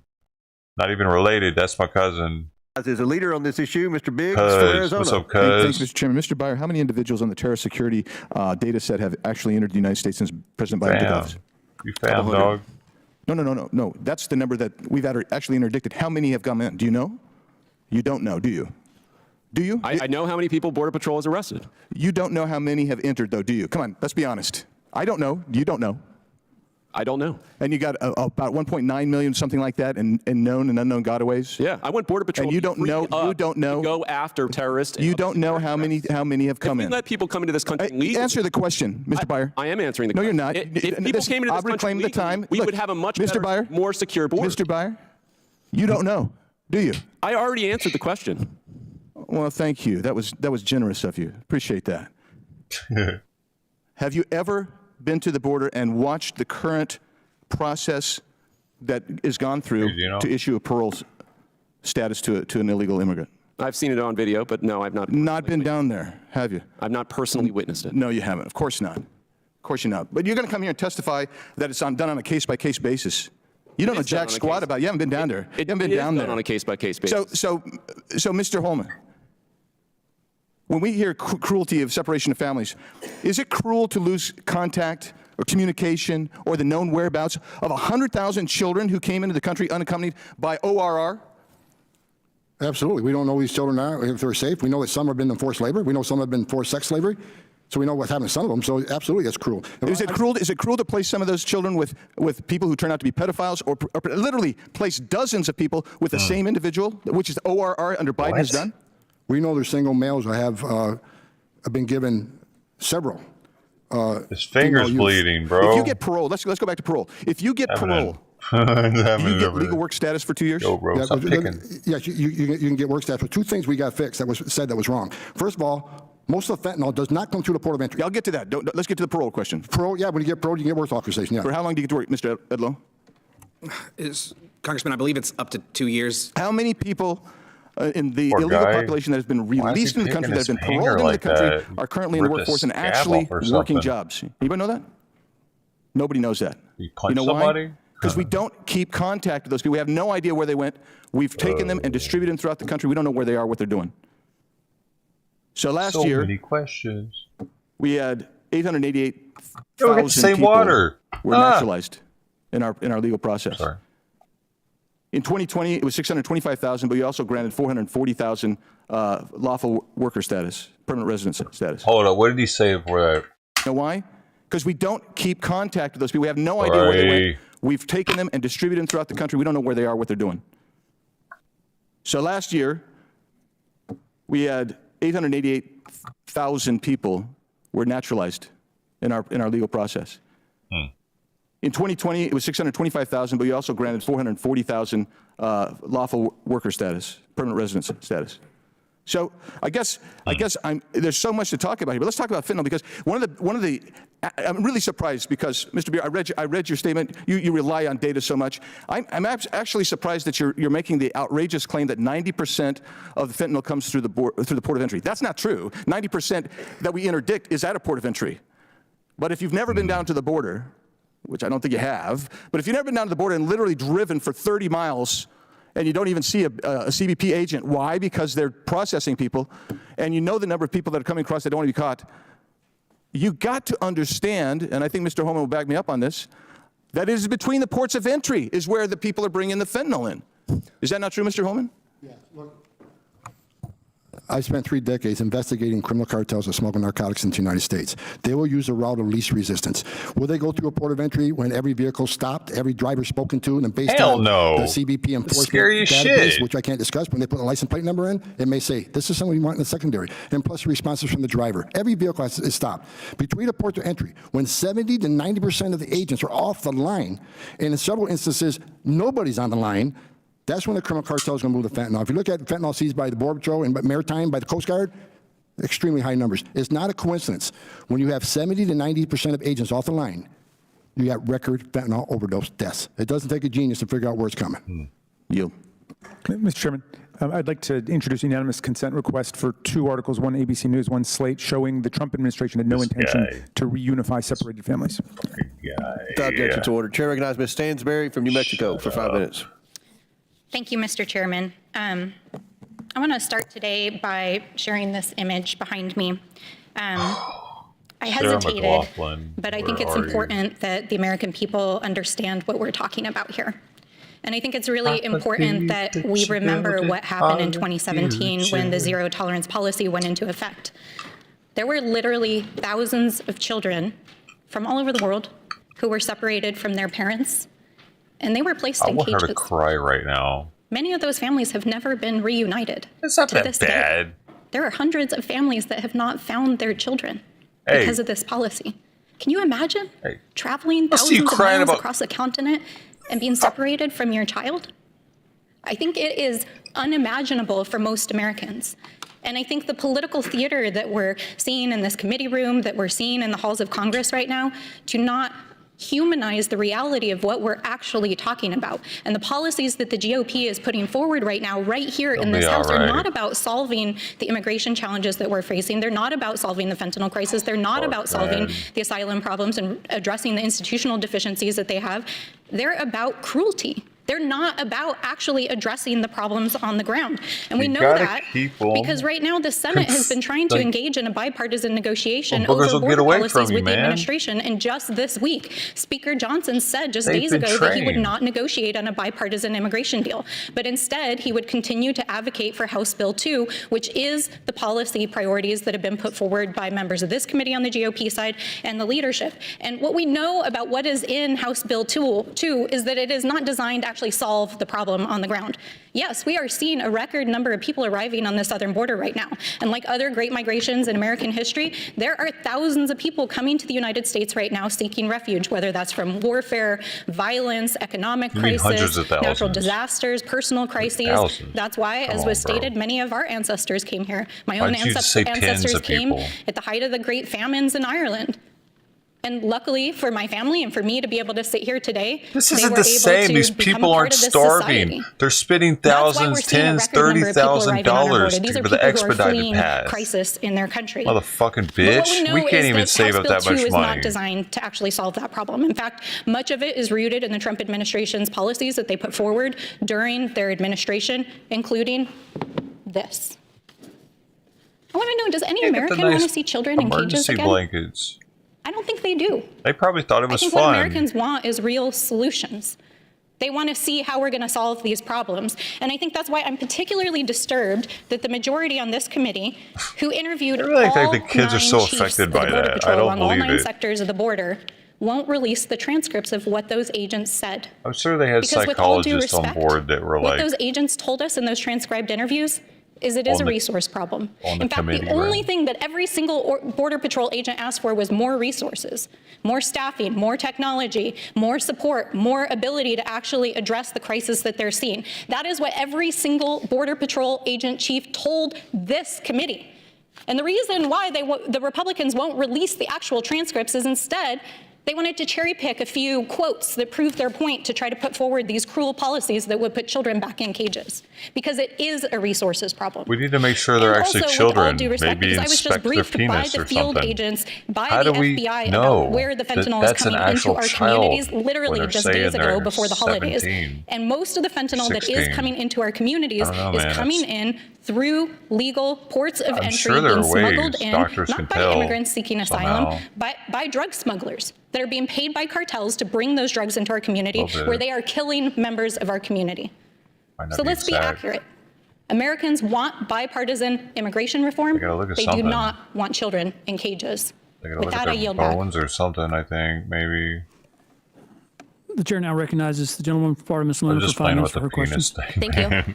Ladies and gentlemen, what we are seeing play out right now is massive propaganda. If I can just read these deportation numbers to you roughly. During the Obama-Biden administration, I think I had to drop mine there were towards a over gym 5.2 million people deported. At one point. And under Trump, with heavy resistance, not just from members of our own party, this House, but also the media, he roughly deported about 2 million illegal immigrants. And now with the Biden-Harris administration, we have a massive open border crisis, which, mind you, they ran on that entire platform in 2020. But I don't hear calls about xenophobia or racism, not from the party that wants to blanket label Republicans that do embrace family separation for the pure fact that we don't want kids put into the hands of traffickers. No, they are completely silenced on that because of their allegiance to Biden.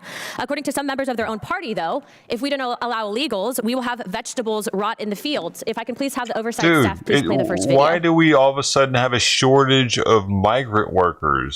Why? Because they're just deciding to move here. They're no longer migrant workers. Like, we used to have workers that come here seasonally, and it worked. I can record the audio here. Hold Did those people all die or something? Construction, agriculture. I mean, you're going to have vegetables rotting in the fields. I don't believe that. Construction sites that will lie dormant. Total bullshit. Mr. Human, according to the Oxford Dictionary of Prejudice, a preconceived notion or opinion that is not based on reason or actual experience, would you consider that to be a prejudice statement? Crops even. Can you say that louder? Yes. As you can see, my colleague is not the only member of the Democrat Party that has actually made these egregious statements, but please save me the virtual signaling when you're completely silent on that commentary. If the staff can please play the second video. They're passed out, y'all. These little kids. She thinks she's hot or something, doesn't she? ¿Usted solo con ¿Y la mamá? Spaz away. ¿La mamá qué? Christy, come here. Every single city is a border town city. So, is remember all I this told you shit guys that they're going to say broken? that? Yep. ¿Qué le pasó a la mamá? Me abandonó, lo dejamos, pues separamos. ¿Te abandonó? Sí, soy ¿Y te dejó a los 2 niños? Okay. Sí. Okay. ¿Y cuántos años tienen los niños? Él tiene 4 y ella 3. 4 and 3 years old. And he says that his wife abandoned him. That's Anthony. And she left him the 2 kids. Going back to a statement that Mr. Brewer that was made, you talk about fucking intentional Anthony trauma Aguero. and that the Trump administration Watching him caused in intentional there. trauma by separating these children from their Holy quote-unquote parents. The fact is that one, you don't know if these people are, why are you laughing? Yo, what if he knows that just happened? Because you said quote-unquote parents, as if they weren't. There's no way he knows yet. You have no idea. Not only have you not been to the border, I'm not done. Hold on, I'm not done. I'm not done. You have no idea if these people are their intentional parents or not. Oh, yeah. You have no idea. That's exactly Hold why on. we can't. Really, are you psychic? Oh, somebody's gotta. I gotta clip that real fast. Clip it on YouTube too, man. I'm gonna clip it on YouTube. Okay, I gotta get that because that was a trip. Hold on. ¿Te abandonó? Sí. I told you guys that they're going to say that? Yep. So, It's remember all I this told you shit. guys, What? la mamá qué? Usted solo con these little kids. Commentary. If the staff can please play the second video. They're passed out, y'all. These little kids. She thinks she's ¿Usted con hot quién or viene, something, caballero? doesn't she? Usted solo con ¿Y la mamá? Spaz away. ¿La mamá qué? Me abandonó. Christy, come here. Every single city is a border town. So, Is remember all I this told you shit guys that we were going to say broken? that? Yep.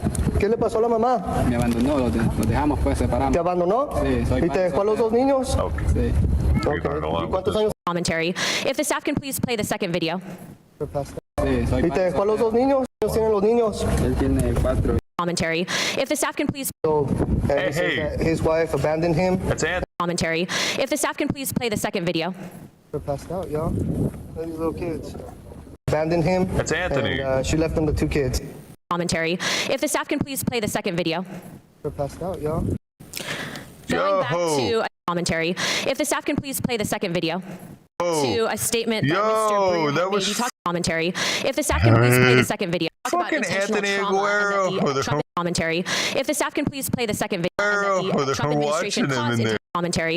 If the staff can please play the second video. They're passed out, y'all. Trump administration watching him caused in intentional there. trauma commentary. right. If the staff can please play the second video. They're passed out, y'all. These little kids. She thinks she's ¿Usted con hot quién or viene, something, caballero? doesn't she? ¿Usted solo con ¿Y la mamá? Spaz away. ¿La mamá qué? Me abandonó. Christy, come here. Every single city is a border town. So, Is remember all I this told you shit guys that we were going to broken? say that? Yep. ¿Qué le pasó a la mamá? Me abandonó, los dejamos, pues separamos. ¿Te abandonó? Commentary. If the staff can please play the second video. They're passed out, y'all. These little All right, kids. wait. Did we Usted get con hot quién or viene, something, caballero? doesn't she? ¿Usted solo con ¿Y la mamá? Spaz away. ¿La mamá qué? No, I ruined it. All right, so we got that. I'm just gonna get this. This is all gonna be here in a second anyway. Hold up. I gotta do this too. I might have run out of time for this one. I don't know yet. But so do we here? Dude, why isn't an option on the PC? Why isn't there an option on the fucking PC? Dude, what the fuck? Did somebody get a clip of that? Anyway, I gotta do this real quick over here. She's easy on the eyes.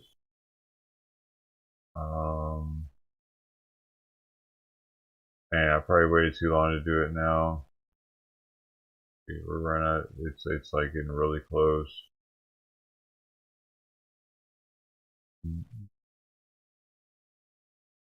Do this, one more click, and I should be there. Go. Wait, where is it? Where's the clip button, dude? I don't have a clip button. Do you guys not see it either? There used to be an ability to clip these. Is it here? I don't have it either. Is clip just gone? Out of YouTube now? What the hell? Alright. Well, what? Really? I still have clips though. Don't I? Yeah. What is up with that? Is it something new that it's not working today?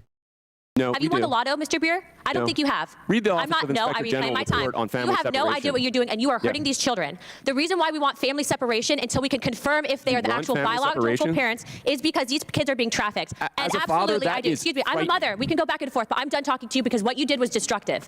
Now, going back to what I just showed you right there, you have no idea if that person or that individual is that parent. Everything that we have just shown you in this country right now, if you have Netflix, which I'm assuming you do, there's a documentary called Trafficked in America. There's a massive industry she's a Republican. in the big ag industry that traffics these kids. They end up on farms. So to sit there and say that that policy doesn't work, you're wrong. Now, I've been covering the last 5 years or so, this entire border debacle. And what I can tell you is if this administration truly cared about immigrants, they would not be having the policies in place that they currently have. It is hurting people. An open border hurts people on both sides. Chairman, I yield my time. Gentlelady yields. Mr. Chair, I was just wondering if he could have the chance to respond since he was addressed and I think he was cut off. Could we give Mr. Beard the chance to respond to the questions? One of your colleagues can ask him the question if they'd like, but we're going to move on. Okay. I now recognize the gentleman, Mr. Garcia, for 5 minutes for his questions. Thank you, Mr. Chairman. Thank you to our witnesses that are here today. And I obviously am hearing a lot of conversation that we hear over and over again at these many border hearings, not just here, but in Homeland Security. I want to remind everyone that just this week we saw the Republican Party nominate an insurrectionist, an indicted criminal, and a grifter who has accepted millions of dollars from foreign governments as their nominee for president, and that nomination rolls on. Now, as an immigrant myself, what's been the most offensive to me about Donald Trump is his disgusting rhetoric about immigrants. The man who entered politics by calling Mexicans rapists and trying to ban Muslims from entering this country is still spreading hatred. This is my congressman, dude. What a dick.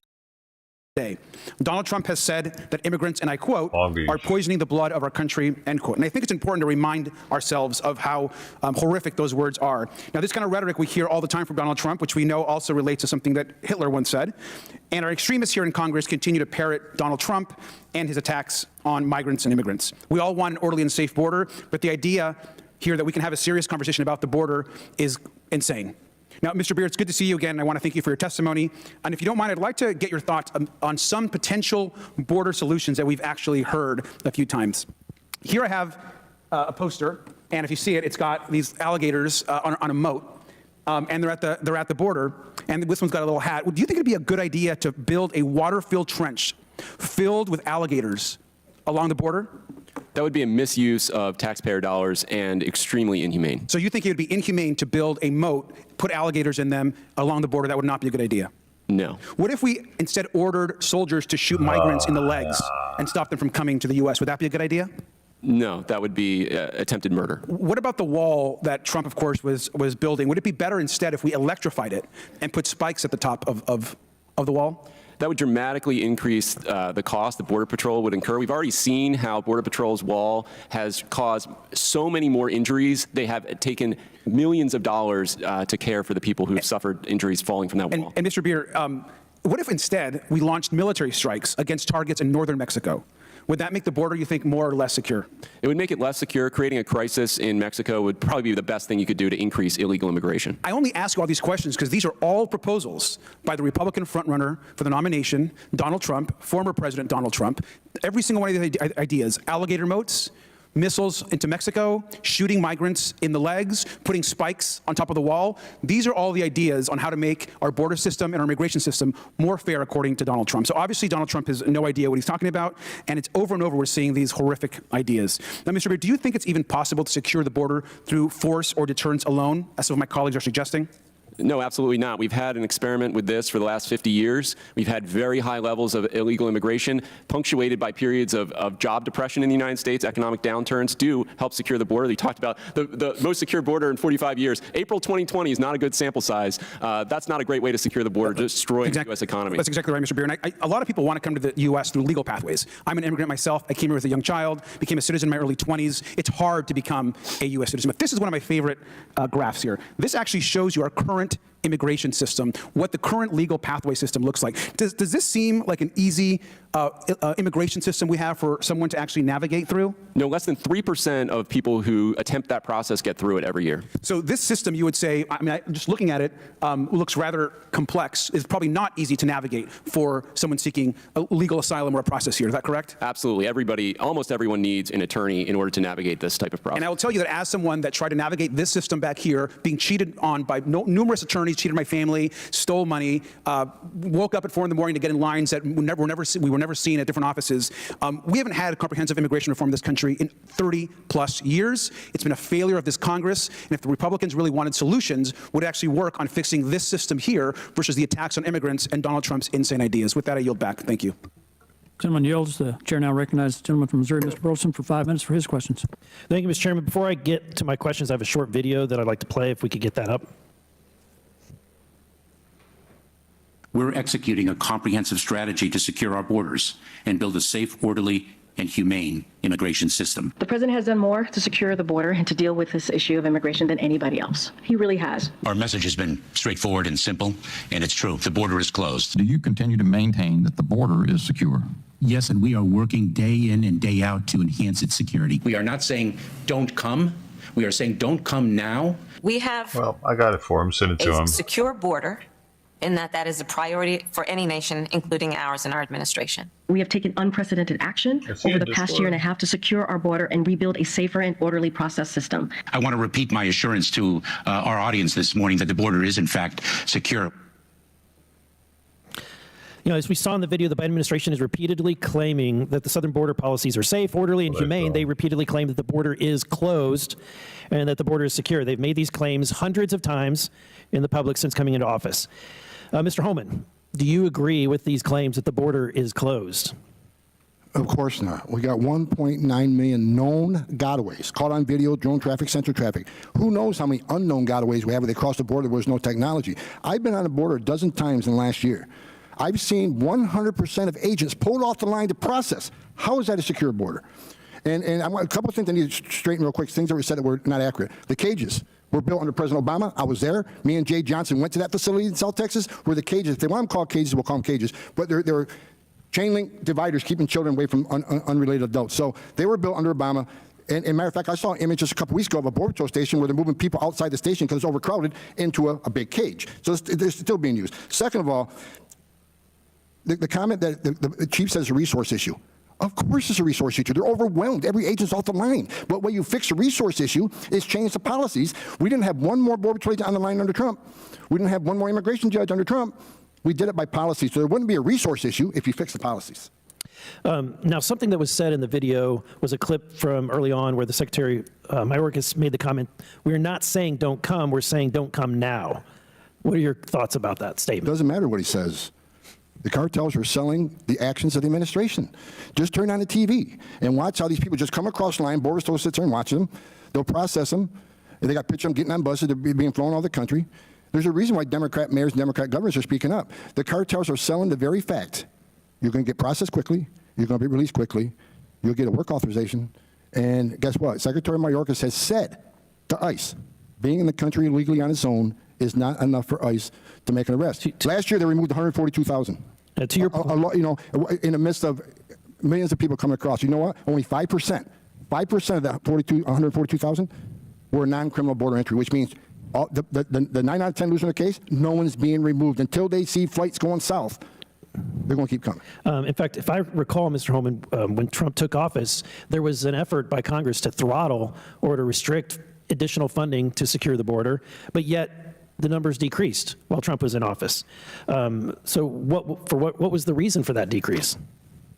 Remain in Mexico was a game changer. People could still claim asylum, but they wait in Mexico. If they're really escaping fear and persecution and death, they can wait in Mexico for their hearing. The second thing was the 30 safe country agreements where the Guatemala, Honduras, and El Salvador agreed, along with Mexico, that if you're really escaping fear and persecution from your country, let's say it's El Salvador, and you get to Mexico, have you not escaped that fear? You know, we've talked about the motivation, and so I want to read a quote that has come to light recently, or Mrs. Clark, who is a colleague of ours, said, when I hear colleagues talking about the doors of the inn being closed, I know there's no room at the end, I'm saying I need more people in my district just for redistricting purposes.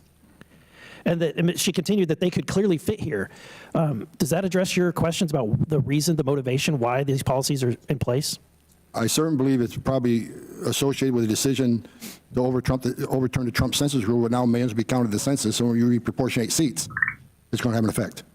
Thank you. Time has expired. The chair now recognizes the gentleman from Florida, Mr. Frost, for 5 minutes for his questions. Thank you, Mr. Chairman. So since Republican politicians have no plan to address the real issues of this country, low wages, high prices, et cetera, their leaders at the highest levels have dipped into the fascist playbook to blame communities and to blame minorities and to blame immigrants for the issues that Americans are facing. And these days, the more fear you can stoke, the better. I mean, one of my colleagues, Marjorie Taylor Greene, has called immigrants terrorists. And many on the right take their cues from their top leader, former President Donald Trump. From 2015 to just this past Monday night in Iowa, he has used fear and racism to spread false narratives. He said that immigrants are, quote, poisoning the blood of our country, end quote, echoing the same language used by Hitler to describe Jewish people. Mr. Beer, why is it grossly incorrect to paint immigrants as criminals, and why is this rhetoric not only false, but dangerous? Look, U.S. Census Bureau data is quite clear. Immigrants are about half as likely to be incarcerated in the United States as others. If you look at the illegal immigrant population as we have at the Cato Institute, it's, again, it's about 30% less. And that includes all the people that we're putting in cages just because they're immigrants. So it's not true that they're more likely to end up in our criminal justice system, burdening our courts and our police. And also, if you look at area studies that look at what happens to crime rates when an infusion of immigrants comes in, we've seen during the 1990s, especially when you had this huge wave, far exceeding anything that's happened recently, of immigrants come into major cities, there was this rebirth in the economy in those areas. They started businesses, they rejuvenated the communities, filled vacant housing, and that brought crime rates down as well. So there are multiple mechanisms by which immigrants reduce crime and make for a more secure community. Of course. Thank you. Mr. Beer, are you familiar with stochastic terrorism? Stochastic terrorism is to provoke random acts of ideological motivated violence that are statistically predictable. Last year, a gunman murdered 23 people and injured another 22 in El Paso, Texas, using the same rhetoric of invasion and the great replacement theory that we hear from Donald Trump and many leaders on the right. Mr. Beer, what's the point of stoking this type of hate towards immigrants? Look, there's only two reasons why you use the word invasion. The first is you want to justify violence against them. Otherwise, you'd say it's a violation of the law, it's illegal, you want a law enforcement response. Invasion calls for a military violent response to these people. The second reason is to invoke invasion under the constitutional clauses in which that is used. There's two. One, states can respond to an invasion unilaterally. We know what an invasion under the Constitution means. James Madison said an invasion is an act of war. So we know what a real invasion is. We know the difference between people coming to serve us and work for us versus an act of war. So this language fuels a lot of these hateful, violent acts we've seen. Oh, absolutely. So I just hosted a roundtable in my district because my constituents are terrified about the talk that's going on up here. An amazing community leader and pastor, Father Jose, brought up a really good point that migrants don't just want to come here. We told them to come here. And Mr. Beer, the Statue of Liberty, situated next to Ellis Island, an iconic American symbol, reads, "Give me your tired, your poor, your huddled masses yearning to breathe free. The wretched refuse of your teeming shore. Send these, the homeless, tempest tossed to me. I lift my lamp beside the golden door." To my colleagues on the other side of the aisle, let's be honest with immigrants who deserve better than what you're offering them. Don't welcome immigrants if you plan to reject them. If you keep pushing your bigoted HR 2 bill, then also pass this bill. I've taken the liberty of drafting it for you. It removes the Statue of Liberty, our largest symbol that tells people to come here. This is who you are, removing the fabric of America. So I want to know which Republican who supports and voted for HR 2 will introduce this bill.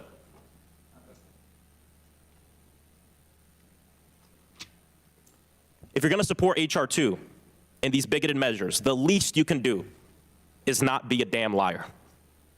As Americans, we must reject hypocrisy and lead with love. And as long as Republican officials are more interested in peddling hate, the solutions and to fixing this problem in our immigration system will only get worse. Thank you. I yield back. Gentleman yields. I just want to take a minute to tell you I appreciate, Mr. Holman, you pointed out that the cages were there during the Obama administration, and if the Biden administration had wanted to, they could have removed them day one. Sure. The chair now recognizes Gentleman from Florida, Mr. Waltz, for 5 minutes for his questions. I got to put you up for a second, bud. New committees. Your microphone. All right. Different mechanism. Thank you. Thank you, Mr. Chairman. My colleague from Florida mentioned leading with love, and I think we're going to talk about some love in the next few minutes, or true hate, which is a sexual violence against women and against these migrants. But before I get to that, in 2021, the Department of Homeland Security implemented the Parole Plus alternative to detention with conditions. These so-called plans allow the release of migrants from CBP custody into the country on an expedited basis without being placed in removal proceedings and with little to no vetting and no monitoring and without court dates. So they're essentially just fully released. Florida has sued DHS in federal court, asserting that DHS was ignoring federal law, which they are, and including Secretary Mayorkas is ignoring federal law with this program that requires people entering the country illegally to be detained. So I have up here statements from the judge in Florida, Judge Kent Wetherill, who ordered federal authorities to vacate the parole policy. And he said, for the most part, the evidence establishes that defendants, DHS, have effectively turned the southwest border into a meaningless line in the sand.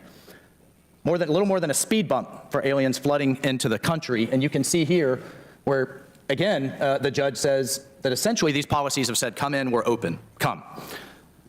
So let's talk about the effects on these migrants that we all care about. Let's talk about leading for love, as Mr. Frost from Florida has talked about. Mr. Chairman, I'd like to enter into the record that Doctors Without Borders, don't take this from me or don't take this as a partisan issue. Doctors Without Borders and international NGOs says 40% of the girls and women making this transit that we've essentially invited them to do are being sexually assaulted and abused. And just a series, again, don't take it from me, a series of articles. Hundreds of migrants face sex attacks in the Darien Gap, says Doctors Without Borders. They treated nearly 400 in a week, 1 week alone in 2023. Migrant children sexually abused in, quote, rape tents while crossing the Darien Gap, according to the New York Post. The reality of women en route to the U.S., rapes and no access to hospitals. Again, rape tents and sexual violence towards migrants plague those trying to make the dangerous journey to the U.S. And finally, New York Times, you have to pay with your body the hidden nightmare of sexual violence on immigrants from cartels and gangs.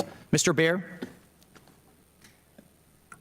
what would you say to I could keep going, to the abuse on these millions? I mean, if you just look at the numbers and do the math, we've got, just in 2 months, DHS released 250,000, enough to fill entire stadiums. Look, I'm a father. Do you disagree with the judge that essentially these policies say, come in, we're open, and I'm a father of a daughter too, which is where I think you're going, and how abhorrent this is, that our policies are saying come, so you can get a job and go in the United States. I don't want people to have to immigrate illegally. I want them to be able to come legally. Do you want them to be able to come legally? If you don't want them to be able to come legally, then this is what you're for. I am for legal immigration, okay, so for orderly immigration. However, you're espousing policies that invite people to come however they can. No, I want them to come legally. And 40% by gangs and by cartels and by smugglers of these poor young girls are forever scarred and abused because of policies that the other side of the aisle and that you are advocating for. And it's disgusting, and it has to stop. And H.R. 2 would put a stop to it. So my friend can call it bigoted if he wants. He can throw those ad hominem attacks around. It would make it We're worse. looking to put a stop to it. Let me just ask you in my remaining time. If this were Al-Qaeda and ISIS killing 100,000 Americans a year, more than we lost in Vietnam in 10 years, by pumping in and smuggling in chemicals, would you oppose using military resources to take down Al-Qaeda and ISIS? I oppose the war on terror, yes. It was a disastrous mistake. It completely disrupted the Middle East and made the problem For the record, Mr. Beer has opposed the war on terror to keep Americans safe. I think that's if we bomb Mexico, it will make the problem way worse. Someone is yielded. The chair now recognizes absolutely from Texas, Mr. Kazar, for 5 minutes for his questions. Thank you, Chairman. Mr. Holman, you began as the Trump ICE acting director at the end of January of 2017. Is that correct? I think the date is January 30th, 2017. Does that sound more or less? Yes. And you recall on your first month on the job, Operation Crosscheck, which was a large-scale immigration enforcement action across multiple cities. Do you recall that? Not specifically, but we did a lot of operations like that. It was a very significant operation targeting communities in multiple states starting on February 6th, 2017. The ICE officials at the time said this was about going after, and I quote, criminal aliens and making us less safe. But they said that this was about making us more safe. But in my community of Austin, Texas, the majority of people arrested and separated from their families had no criminal conviction at all. Do you recall this? I don't specifically recall that, but there's no prerequisite in immigration law that says you I understand, but to be arrested for being in the country illegally. I understand that. Your ICE spokeswoman at the time said that, quote, the purpose of the operation was removing from the streets criminal aliens and other threats to the public. But then a majority of people arrested had no criminal conviction. Does that square up for you? I don't recall that. I find it. I have another question for you, sir. Are you aware that your chief of staff, when they were asked this question, wrote emails asking agents to come up with, quote, top 3 egregious cases in order to deflect criticism? And if there weren't 3 egregious cases, go include a case from a different city. Are you aware of that? No, I'm not. So you're not aware of what your chief of staff was writing? I don't know every email he writes. No, I don't. There was an email directly to you from DHS Secretary Kelly asking for this issue to be addressed. Then, in my city of Austin, Texas, ICE officials were told they failed at this task because the egregious case that they wrote up was from before the time of the operation. Do you recall that? I recall when I was ICE director, we arrested thousands of criminal aliens. So you're not answering my question. Reclaiming my time. Reclaiming my time. Do you recall that when you were asked whether this had to do with public safety, that then Agent LaRon Bryant said to federal judge Andrew Austin that the reason for these ICE operations was not related to a safety protocol, but instead was a result of the Travis County, where Austin is, new policy that would target criminal enforcement on immigrants rather than deporting non-criminal immigrants. Do you recall this? No. So you don't remember that Agent LaRon Bryant said under oath that under you, in your first month as director, that there was a targeted operation at a city because of a policy choice from a local elected official. You don't recall that? I had 20,000 people under me. I don't recall. You don't recall this from your first month. No, I understand. Let me be clear. The right wing and these so-called Trump border policies have nothing to do with keeping people safe. This is about ripping families apart, arresting immigrants, and blaming someone for our problems so we can ignore the fact that Trump and these right-wing officials are grifters and that Trump is taking millions of dollars from foreign governments to enrich himself. His main policy achievement had nothing to do with the border or migration, but cutting taxes for the rich and the biggest corporations in this country. All the while, the collateral damage is kids being separated from their moms, people in cages, which we can't deny. Mr. Holman sitting here before us said at the CPAC convention, and I quote, he doesn't give a shit about that. And desperate people living in the shadows, that is undocumented. You just said something that wasn't true. Mr. Chairman, would you please stop the witness from interrupting our members? While legal pathways to migration remain closed and are getting even more closed. Folks here saying they care about sexual assaults by cartels, give me a break.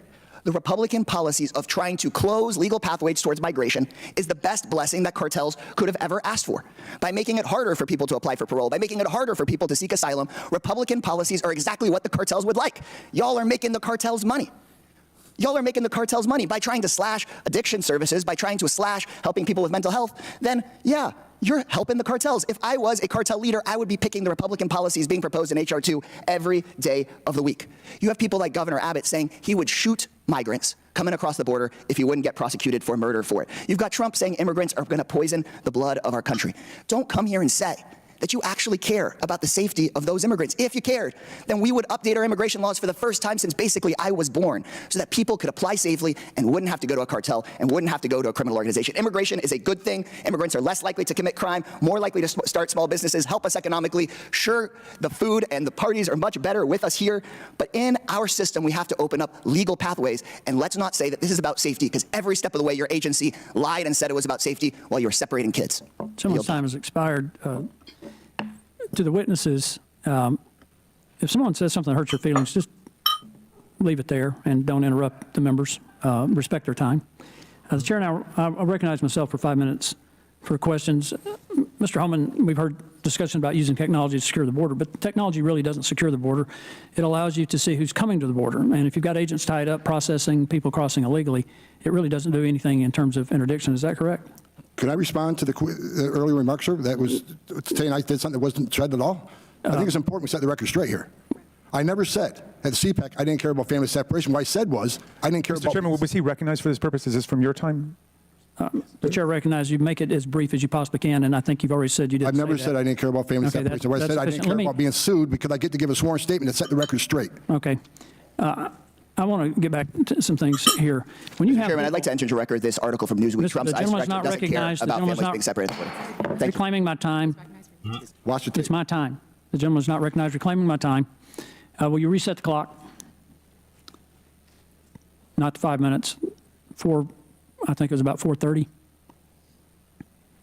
I'll just be a little more brief. Okay.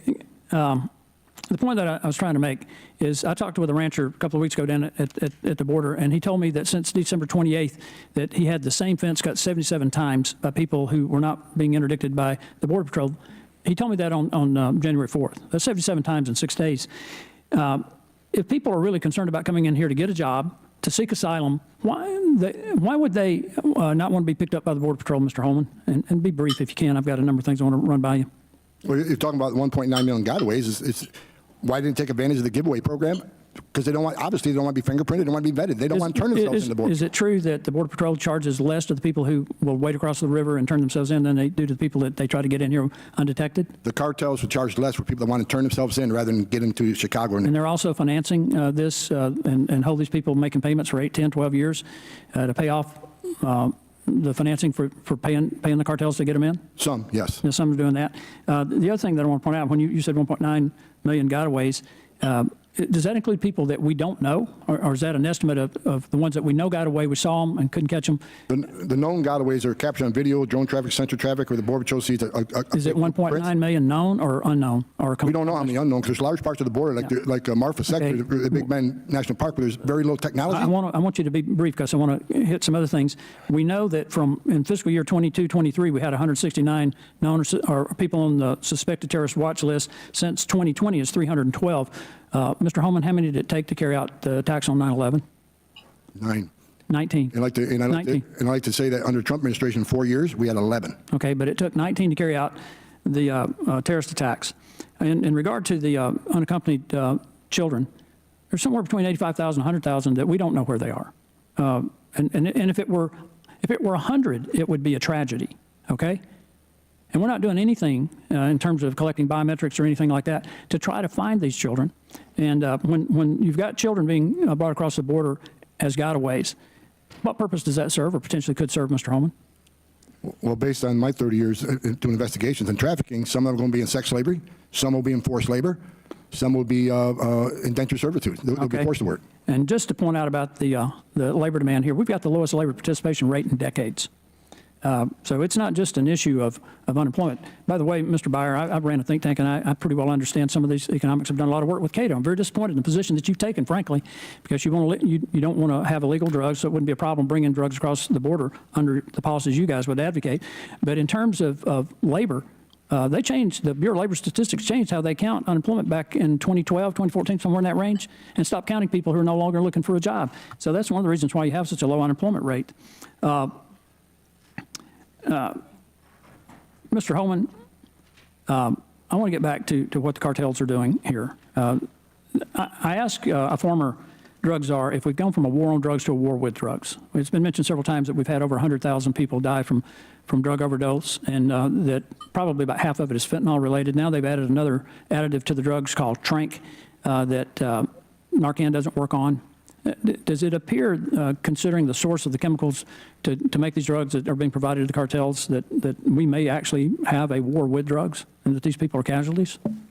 I can tell you that the fentanyl doses are getting more and more serious. Overdose deaths are going to happen a lot more often. The criminal cartels are making record amounts of money now, moving narcotics between the ports of entry, smuggling people and trafficking people. And for an earlier statement that most fentanyls come through the port of entries, I disagree. We don't know what's coming between the ports of entry because 90% agents are off the line. That's right. And my last point, I want to reiterate the thing about the cages. I was at the border in 2015 during the Obama administration. Children were in those cages for a reason. And if the Biden administration wanted that to stop, they could have stopped at day one. I yield back and now recognize the gentleman from Florida, Mr. Moskowitz, for 5 minutes for his question. Chairman, is it in order now for me to enter things into the record? Yes. Thank you, Mr. Chairman. So what I was trying to enter into the record is the article from Newsweek saying Trump's ICE director doesn't care about families separated at the border. Mr. Holman, the correct quote is, "I'm sick and tired of hearing about family separation. I'm still being sued over that. I don't give a shit," right? And also I'd like to enter into the record this article saying internal emails show ICE agents struggling to substantiate Trump's lies about immigrants. So ordered without objection. Gentleman from Florida is recognized. Thank you, Mr. Chairman. You know, we have failed to pass comprehensive immigration reform up here for decades. But if you listen to the witnesses, some of them, and if you listen to my colleagues, you would think the world didn't begin until President Biden was elected. You would think it was dinosaurs, the wheel, Jesus, the world was flat, the world was round, Biden was elected, every problem. Like nothing happened before. You know, people pretend like everything was just perfect. But you know what? One of my colleagues, when bringing up statistics, showed why this is a farce. She brought up that President Obama deported more people than President Trump. In fact, President Obama deported more people in each term than President Trump. Well, hold on a second. If the border wasn't a problem until President Biden was elected, then how were we deporting all of these people in administrations before Trump was elected?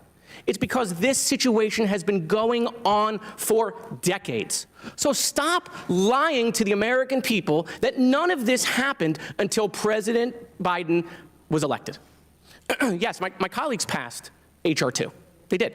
It was a wonderful messaging bill. They knew when they passed it, it was dead on arrival in the Senate. And see, that's what this place does. The Senate passes bills that are dead in the House. The House passes bills that are dead in the Senate. They wash their hands with it, declare victory, and say, we did something. Okay? It's fake.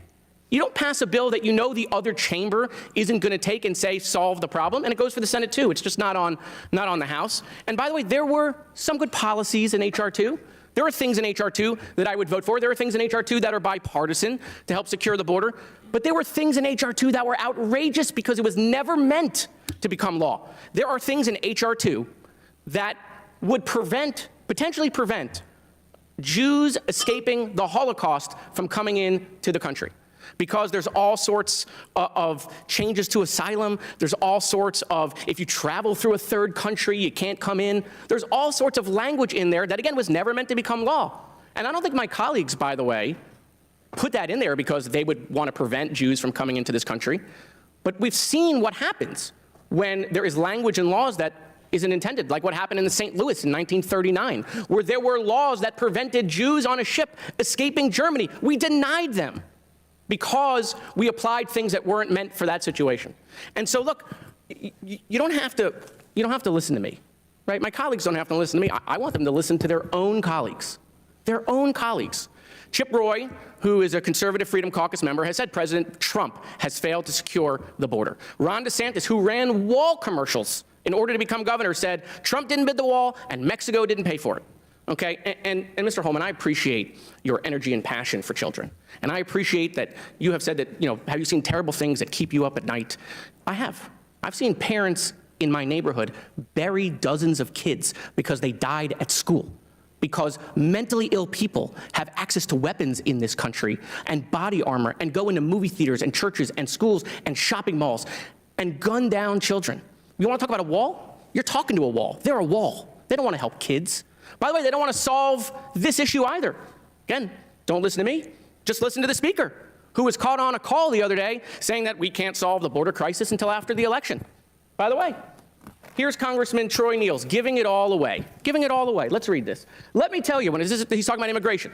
Let me tell you, I'm not willing to do a darn thing right now to help a Democrat, to help Joe Biden's approval rating. I will not help the Democrats try to improve this man's dismal approval ratings. I'm not going to do it. He's saying he's not going to do anything on the border. And he's from Texas, which needs help.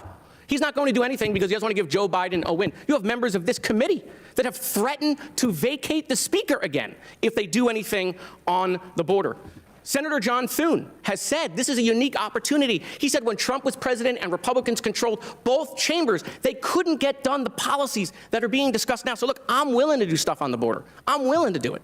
But they're not willing to do it because they're doing what people hate about this place. They want to use it to raise money. They want to use it to politicize it. But they don't want to solve the issue. There's a deal on the table. They can solve the issue. Thank you, Mr. Chairman. Mr. Chairman. Gentleman's recognized. Thank you kindly. This is just for a unanimous consent request for CBP enforcement statistics. I'd like to submit for the record showing that encounters with individuals on the terrorist screening data set at the southwest border were actually higher during the Trump administration. So ordered without objection. The chair now recognizes the gentlelady from South Carolina, Ms. Mays, for 5 minutes for her question. Thank you, Mr. Chairman. This is an interesting hearing today. I think the left has lost its proverbial mind. I've heard a lot from the left today about how we are, quote, a nation of laws and need to follow our laws. It's the same group of people that won't condemn violence by Antifa. It's the same group of people that won't condemn violence by Black Lives Matter. It's the same group of people that won't condemn violence, anti-Semitic violent protests against Jews in this country right now. And they want to lecture us about following our laws, which is complete and total BS. Joe Biden and Alejandro Mayorkas have willfully and intentionally unleashed an invasion of this country by illegal aliens from around the world, including known terrorists, sex offenders, and drug traffickers. By systematically dismantling the successful border security policies of the Trump administration, they flung the border wide open for any and all who wish to enter here illegally. That is on their backs. They claim their open border policies are compassionate, but the unprecedented humanitarian, national security, and economic crisis they have created is anything but. From a humanitarian standpoint, the horrors caused by the Biden administration's open borders are beyond words. Criminal cartels who control the border force illegal aliens, including women and children, into indentured servitude, sex slavery, drug trafficking, and worse, to pay their way into the United States. In fact, studies estimate 60% of unaccompanied alien children are exploited through child pornography and drug trafficking. If you speak to law enforcement at the border, you will hear of the rape trees, where they hang the underwear of women and girls they brutally raped on their journey to America like a trophy. There have been record deaths of illegal aliens, record deaths of American citizens due to fentanyl, and record profits for drug cartels at the hands of this administration. 10 years ago, I didn't even know what fentanyl was. And just in 2023 alone, I knew 2 people that died of a fentanyl overdose. Open borders aren't compassionate, they are evil. And I hope, like hell, Governor Abbott and other governors at the southern border let these sanctuary cities know what's going on at our southern border and share that evil with them, because this is at their hands too. And all of a sudden they have illegal immigrants in their cities and they don't want anything to do with them anymore. Alejandro Mayorkas has blood on his hands. My first question today, I've heard a lot this morning, Mr. Edlow, about the left saying that legal immigration is just so darn difficult. We're a nation of laws, but yet we can't follow our laws. The hypocrisy is real. Just a cursory question. How many come into our country legally every year? The number, I couldn't give you an exact number, but it's close to 1 million, if not over. Yeah, around 1 million Right. year after year, right? Can you explain how directives issued by Secretary Mayorkas have empowered drug cartels? Certainly. The directives, starting with the halting deportation the first day of the Biden administration, then moving on to the enforcement priorities under Secretary Mayorkas, have made it so that drug cartels know that the majority of people that they help to come across for one reason or another, or that they exploit to help them get across, are going to be not the subject of deportation, of enforcement actions, and ultimately it's going to help the cartels gain a greater foothold in the country. I have one more question. Do you believe Secretary Mayorkas' actions and directives violate federal law and his oath of office? Well, I believe that the actions, especially in terms of the regulations, have made the border significantly less secure. They are in violation of the law, and I do believe it's dereliction of duty for him to have signed off regulations that have done that. Thank you. I have one last question for Mr. Homan. In the infinite wisdom of state and local officials in South Carolina, there are actually 0 sanctuary cities in our great state. However, on October 7th of 2021, Secretary Mayorkas issued a memo directing ICE to halt immigration enforcement in so-called protected areas throughout the country. As former acting director of ICE, can you explain how this undermines the ability of ICE to effectively enforce the law? Is it even possible for ICE to do their job under current DHS directives? Because there's locations where there could be an aggravated felon, a public safety threat, we're not allowed to go there. If they're within a close vicinity of school, if they're in a close vicinity of a doctor's office. And I understand humanitarian concerns, but where's the public safety concern on that? And if I can add one more thing, ma'am, earlier, I was questioned about the terrorists apprehended on the southwest border, and I was just heard that Trump administration had more. I have the CBP webpage here I took off this morning. In FY17, 2 on the southern border, FY18, 6, and FY23, FY19, 0, for a total of 11. If you count the northern border, total of 14, southwest border 11. Under the Biden administration, FY21, 15, FY22, 98, FY23, 169, so far this year 30. So we got a grand total over 282 compared to 11 or 14, depending on what border. That's DC math for you. Thank you, Mr. Chairman, and I yield back. Thank you. The chair recognizes Ms. Tlaib from Michigan. Mr. Chairman, I have a unanimous consent motion. I'd like to enter an article into the record. Proceed. Thank you, Mr. Chairman. The article reads, Marjorie Taylor Greene threatens to oust Speaker Johnson over border deal. Thank you, Mr. Chairman. Without objection, so ordered. Ms. Tlaib. Thank you so much. Mr. Chair, if I may, I do want to begin in asking unanimous consent to enter into the record research from Immigration Forum confirming that evidence that indicates that illicit fentanyl is primarily brought to the United States by American citizens and usually through legal ports of entry. Without objection, so ordered. Thank you. I grew up in Southwest Detroit, and if you look at Southwest, it's the most vibrant economy-wise, but cultural. It's diverse, 20 different ethnicities, and many of my neighbors have been mixed up with which has been really directly impacted by the broken immigration system. And it's something we're not talking enough about. We always focus so much on the border, but let's talk about so-called, quote, legal immigration in our country. Mr. Beard, are you familiar with the Visa Bulletin? Yes. This is where our families go to that are United States citizens or green card holders, where they say, oh, I'm going to go ahead and apply for my sister, my brother in Mexico or other countries. Do you know what the average wait time for them to get adjustment of status? Not approval, because they'll get approved, sometimes within a year or so. But this is adjustment of status where they actually get access to a green card to actually come into the United States. Do you know how long? Well, for siblings, it's going to be over 2 decades. Yeah, that's just in Mexico. So I know, for instance, my mother, when she applied, it was about 12 years for her sibling. And I remember also working as an immigration attorney by trade, working on cases where even when that time came, it was 2 years or so after before they could even get an appointment at the consulate to adjust their status. Do you know how long it is to get U.S. citizens with children that are over 21 years old? Again, it's over a decade. Yeah. So I they think it's should really just be able to important come talk here about this, instantly then. because Fuck there it. is a process and there are laws, and they're trying to follow the laws, and it's literally decades before they can actually unite with their families. And I don't think people talk about that. Mr. Beer, the other thing that they don't talk about, in Southwest Detroit, do you know how many U.S. takes citizens I time have that are sometimes. married to undocumented spouses? I'm sure it's thousands.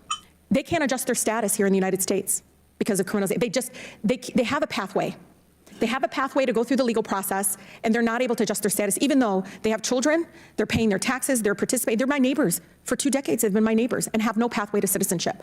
Can you talk about the fact that we are so focused on all these other rhetoric and just kind of messaging and so politics? Because I'll be honest, I'm going to tell the People truth. lie all I the think both time, Democrats and Republicans have failed our immigrant neighbors in our country. It's not just one or this. We have. It's been overwhelming for me to be here the last 5 years and watch us using the same rhetoric. I mean, I kid you not, I hear this thing of like prisons first, humanity later, but I see it from everyone, that is trying to say they're going to be tough on immigration. I can tell you tough on the border from the forever impeached president, from President Obama, Bush, Clinton, and so on. It hasn't worked. It hasn't united families. It leaves them in this limbo of 10, 20 years, and some even more than that. And the fact that we have thousands of U.S. citizens literally in my community that can't get their spouses access to a legal pathway because we've literally layered on all this bureaucracy and there is no pathway. And that's why I think it's really important for all those advocates, everyone that continues to come to our offices, when they're talking about fix the immigration system, this is what they're talking about. They're talking about this. Can you talk a little bit about the importance of talking about these processing times, talking about the fact that we're not actually really investing in so-called legal immigration process in our country? Yeah, so you mentioned that, it's 2 decades for a sibling, it's over a decade now, but those are just the ones who applied a decade ago. For the people who are applying right now, it's effectively indefinite because there's been so many people who've applied over the last 2 decades that at this point, these illegal immigration pathways effectively do not exist. For Mexico, basically you cannot apply for that family-based immigration system at all. Your sponsor will certainly be dead before you can immigrate. So at this point, yeah, but all my colleagues can just go to this. Sponsor will be dead, by the way. Right now, do you know what they're working on for unmarried sons and daughters of U.S. citizens? They're working on 2015 applications that have been approved, but they can't adjust their status. I think it's important because there are people that are trying to do the right thing, and we're failing them because we don't have a process that meets the needs of our country. With that, Mr. Chair, I yield. No, the needs of their country, not the needs of our country. First of all, to address the worst border crisis our nation has ever seen, the chaos we continue to see at the border didn't just materialize out of thin air. It's fueled by 3 years of misguided policies from this administration and the refusal to enforce the laws we have in place. The numbers speak for themselves. Over 8 million illegal crossings, thousands of pounds of fentanyl pouring into our communities, and hundreds of individuals on the terrorist watch list apprehended, trying to take advantage of this administration's failure to act. Mexican cartels and Chinese fentanyl manufacturers are making billions in profits, while Americans are losing family, friends, and loved ones in record numbers to the fentanyl epidemic. My home state of Kansas has seen a 73% increase in fentanyl overdoses, the highest in America. It's hard to find a community in my district that hasn't been impacted by fentanyl. And when I talk to local law enforcement, it's clear that the epidemic is getting worse every day. It's past time to restore the rule of law, secure our borders, and implement solutions to crack down on fentanyl traffickers. That's why I supported H.R. 2, common sense legislation passed by House Republicans to restart construction of the wall, provide more resources to our Border Patrol agents, and end failed Democrat policies that continue to incentivize mass migration. The truth is that a country without borders is not a country at all. President Biden and Secretary Mayorkas turn a blind eye to the invasion at the southern border and have failed to protect American families and communities. We have no choice but to find new leadership at the Department of Homeland Security. I want to thank the witnesses again for being here today and look forward to our discussion. Mr. Homan, appreciate you being here and appreciate all the work that you've done. In your testimony, you stated that more Americans are dying from fentanyl poisoning than ever, over 112,000, as the drug is pushed across our southern border. From your experience, what inadequacies do you see in the current administration's approach to addressing the rise in fentanyl? If you could focus on fentanyl specifically. Well, more fentanyl is getting into the country because the Border Patrol is overwhelmed. We got record numbers, as you said, 8 million encounters across the southwest border. I have been to the southern border a dozen times. On average, over 70% of agents are pulled off the line to process this humanitarian issue. I've seen sectors in the last few months where every single Border Patrol agent in that sector is pulled off the line, which leaves hundreds of miles of border open. The criminal cartels in Mexico, let me be clear, have operational control of our southern border. They decide what comes across, where it comes across, and who comes across, and what comes across, because they'll create gaps. They'll send a big group of illegal aliens in one sector to take whatever few Border Patrol agents are left on patrol to seize to that event, because these people are in bad shape. We got a humanitarian issue we have to deal with, and they create gaps in the system. That's when they push the fentanyl and the trafficking of women and children and the gang members that don't want to turn themselves in. That's why we have 1.9 million known gotaways. And how would, I mentioned H.R. 2, how would the passage of H.R. 2 into law make a difference? Because it takes into account a lot of the Trump policies, which were proven effective. That's not my opinion, and we can talk about raw data. I mean, I've been hearing these numbers being thrown around. You can cherry pick the numbers as much as you want. If you're going to argue that the border is more secure under this president than under President Trump, it's a fallacy. It's not true. Will you quickly address the job that you think Secretary Mayorkas is doing? It's terrible. And let me say this. Secretary Mayorkas was a deputy secretary in 2014, 2015 under President Obama. Joe Biden was vice president. We had a family surge at the time. How did we address it? We built family centers, residential centers. We built detention facilities. We made them see a judge. And when they're detention, they see a judge within 35 to 40 days, so they're not in detention long. Most of them lost their case. We put them on an airplane and sent them home. And it worked. The numbers dropped. What is he doing now? He's not detaining them.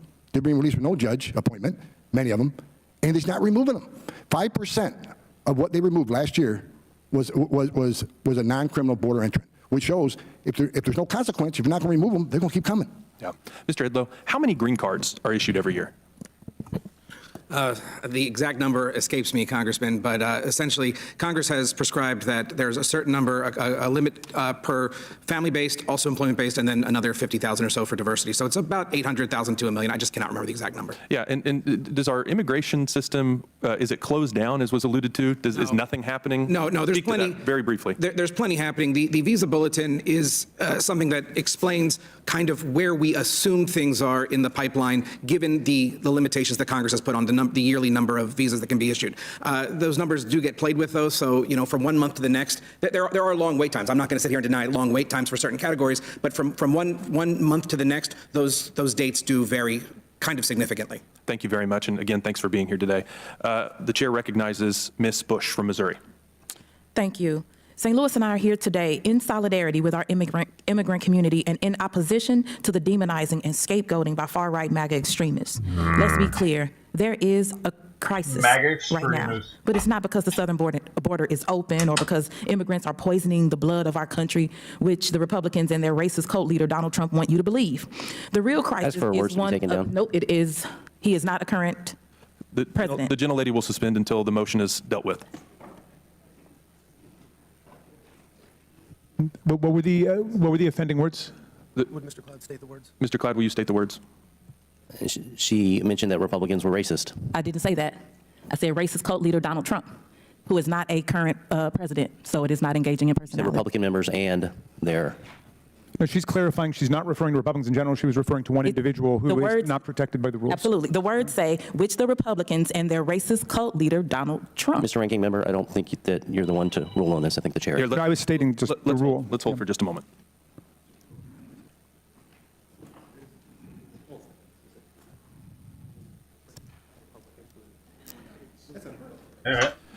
The rules apply only to when you're engaging in personalities of specific members, so the comments are in order. The gentlelady can continue. Thank you.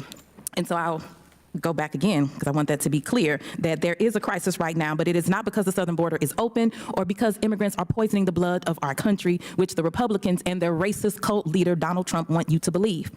The real crisis is one of irregular migration. People around the world are fleeing from extraordinary levels of violence, persecution, and natural disasters. These catastrophes that force people from their homes have been fueled by long-standing U.S. government policies supported by presidents of both parties. Every war we fund, every government we undermine, every blockade and sanction we impose on civilians, and every day we fail to address the climate crisis is another investment in the displacement of others. There is also a crisis of humanity. It is shocking how our political discourse it reduces people, actual humans, real people, who are all too often forced to flee their homes to pawns whose lives and rights can be traded away for weapons or some kind of perceived political gain. It is devastating how little we seem to focus on the horrific conditions they are facing. Parents and children are suffering as they try to navigate our broken immigration system. and are met with cruelty and confusion. In the face of this suffering, all GOP members of this committee can manage to do is shout at immigrants as if they aren't people. And then there is a crisis of logic. MAGA Republicans, but also some Democrats, want to pretend that a lack of enforcement is the problem, even though this administration has doubled the number of deportations between fiscal years 2022 and 2023, and even deported 18,000 families in that time frame. So unsurprisingly, this hasn't solved any of the underlying problems, but some folks seem to believe that if we double down on our failed policies of the past, somehow these problems will go away, but nothing could be further from the truth. The truth is that we will undermine our immigration system and make all the existing problems worse if we repeat the mistakes of the past. Failing to end our dangerous policies that fuel chaos abroad will only guarantee more people being forced to flee their homes and countries. Right now, Congress and the administration are signaling they are willing to use immigrant communities as bargaining chips for more war and more weapons. However, raising the credible fear standard and imposing violent enforcement policies like mass family separation and summary deportation would destroy our asylum system for a generation, would violate our obligations under international law and ensure more chaos in the immigration system. The damage caused by this chaos and inhumanity is personal for me and my constituents. My office has seen a significant increase in immigration cases in the recent months. Each one shows the human dimension of this issue. A family fleeing the horrific violence in Sudan, a mother who can't take care of her ill child, a woman with cancer whose family members can't visit her, a doctor whose fiance can't live with her, a young man whose wife died and whose family members couldn't attend her funeral. Endless wait times for family members fleeing violence and persecution in Haiti and Gaza and elsewhere. We are doing the best we can as an office to help our constituents in St. Louis and their families face these crushing obstacles, but ultimately Congress must act. Congress must legislate. We know what the solution is: building a just and humane immigration system and addressing the root causes of migration. That looks like expanding lawful pathways, using parole authority, increasing asylum case processing capacity, securing our authorization for folks who are already here, protecting our dreamers, ensuring that states and cities have the resources they need to process new arrivals, and ending support for war, blockade, sanctions, and other policies that disproportionately harm civilians. But instead of supporting real solutions we know will work, MAGA Republicans want to demonize and scapegoat our immigrants for short-term political gain. So let's be clear. Giving in to the extreme demands of Donald Trump and MAGA Republicans is what will undermine our immigration system. Rejecting our obligations under the Refugee Convention will undermine our immigration system. Cruelty will undermine our immigration system and our own humanity. The real crisis is failing to act and substituting cruelty as a meaningful policy solution. We must not surrender to this failed policy approach. We must stand with the people, all of humanity, and with a fair and humane approach to immigration and foreign policy. That is what St. Louis and I will continue to push for. Thank you, and I yield back. Thank you. The chair recognizes Mr. Fallon from Texas for 5 minutes. Thank you, Mr. Chairman. Let's talk about facts and reality and less about, let's say, word vomit and drivel. Here's a quote. Border is no less secure than before Biden took office. Who said that? Alejandro Mayorkas, the Homeland Security Secretary, said that under oath in front of this Congress. So let's look at some indisputable data. In the first 34 months of the Trump administration, there were 1.6 million illegal encounters. Same time frame, Biden administration, 8 million. No less secure than before Biden took office. It's interesting. In our history, we had 2 outlier months, 25 years ago, nearly, where we had 200,000 illegal border crossings in a month. Hadn't happened in almost a quarter century. It has happened 20 times under Joe Biden's watch. We had, in the last 2 years of the Trump administration, I believe it was 6 folks that were on the terrorist watch list. In the last 2 years, 6 total. Last year, 169. The number of Russian nationals crossing the southern border has exploded. Same with Chinese nationals. Look at the MO of what the Russians did in Ukraine. They put folks into Ukraine, and then some of them were saboteurs. It doesn't need to be a large percentage. Chinese nationals a few years ago, prior to Joe Biden, there were 323 Chinese nationals across the southern border. Last year was 24,000. If they happen to invade Taiwan, what if just 1% of those folks are saboteurs? Opioid deaths have doubled. Mexican drug cartel profits are at record highs. And last month was the worst month of illegal encounters, cracked 300,000. Interesting to note that in FY 2017, for the entire year, it was just north of 300,000. Let's talk about the migrants themselves. Estimates are that 30% of the women that cross all the way through southern Mexico to our frontier are raped or sexually assaulted along the journey. Countless numbers of migrants are shaken down by the cartels, and hundreds die. Any fair-minded person believe that the border is no less secure than under prior administrations? 300,000 last month. The largest city I represent is Plano, Texas, population 300,000. 39 states don't have a population of 9 million, and yet that's what we're nearing as far as illegal encounters go. We used to have Wait Mexico, and now we have mass parole. We used to have build walls. Now we have open gates. We used to have criminal deportations. Now we have American vacations paid for by the American taxpayer, laundered through the NGOs. We used to have Americans. We used to put American security first. And now we see record cartel profits. We are a debtor nation, $34 trillion in the hole. And the liberal fallacy and fantasy that somehow this is a net financial positive for this country is just that. It's patently absurd. It's about a $155 billion loss when you factor in we're educating foreign nationals, the medical care that's required, and the unfortunate criminal element. Again, it doesn't need to be a large percentage that largely prey on their own people. The border is de facto open. It's unchecked. It's unguarded. I was in the Del Rio sector just a few weeks ago. There's supposed to be 180 agents on the line at any given time. There were 0 for days because the cartels use surge tactics where they tell these 3,000 or 4,000 migrants, cross right here. And then there's scores of miles, hundreds of miles of border that's completely unguarded. And it's a lot easier to smuggle your illegal narcotics when there's nobody stopping you. So when you have these liberals that virtue signal about we're a sanctuary state, we're a sanctuary city, okay, then you house these folks in your states and in your cities. And for those folks out there that believe the Biden administration's policies of immigration and the folks here on this panel, in this committee hearing, then you put them in your homes instead of being limousine liberals that it's somebody else's problem. Eric Adams, the Democratic mayor of New York, said that it's going to destroy New York City. So by some people's definition on this committee, that's a racist comment. He also said that of the 110,000 illegal migrants in the city at the time of this quote, it would cost New York $12 billion. Well, by that math, it's going to cost Texas, my state, $250 billion. But that's okay if it's Texas. So you can either address this problem or pretend it doesn't exist by keeping your heads in the collective woke sand. And if you don't address it, you're going to rue the day you didn't, because you saw folks like Tony Gonzalez, Monica De La Cruz, Mayra Flores being elected because the folks, the Hispanic Americans along the southern border, are sick and tired of the cartels, the crime, the corruption, and the chaos, and they're leaving the Democratic Party in droves. You will rue the day when you lose the election in November of next year. I yield. Thank you. The chair now recognizes Christian Morthy from Illinois. Forgive me. Forgive me. Ms. Crockett from Texas. Thank you so much. Texas on top of Texas.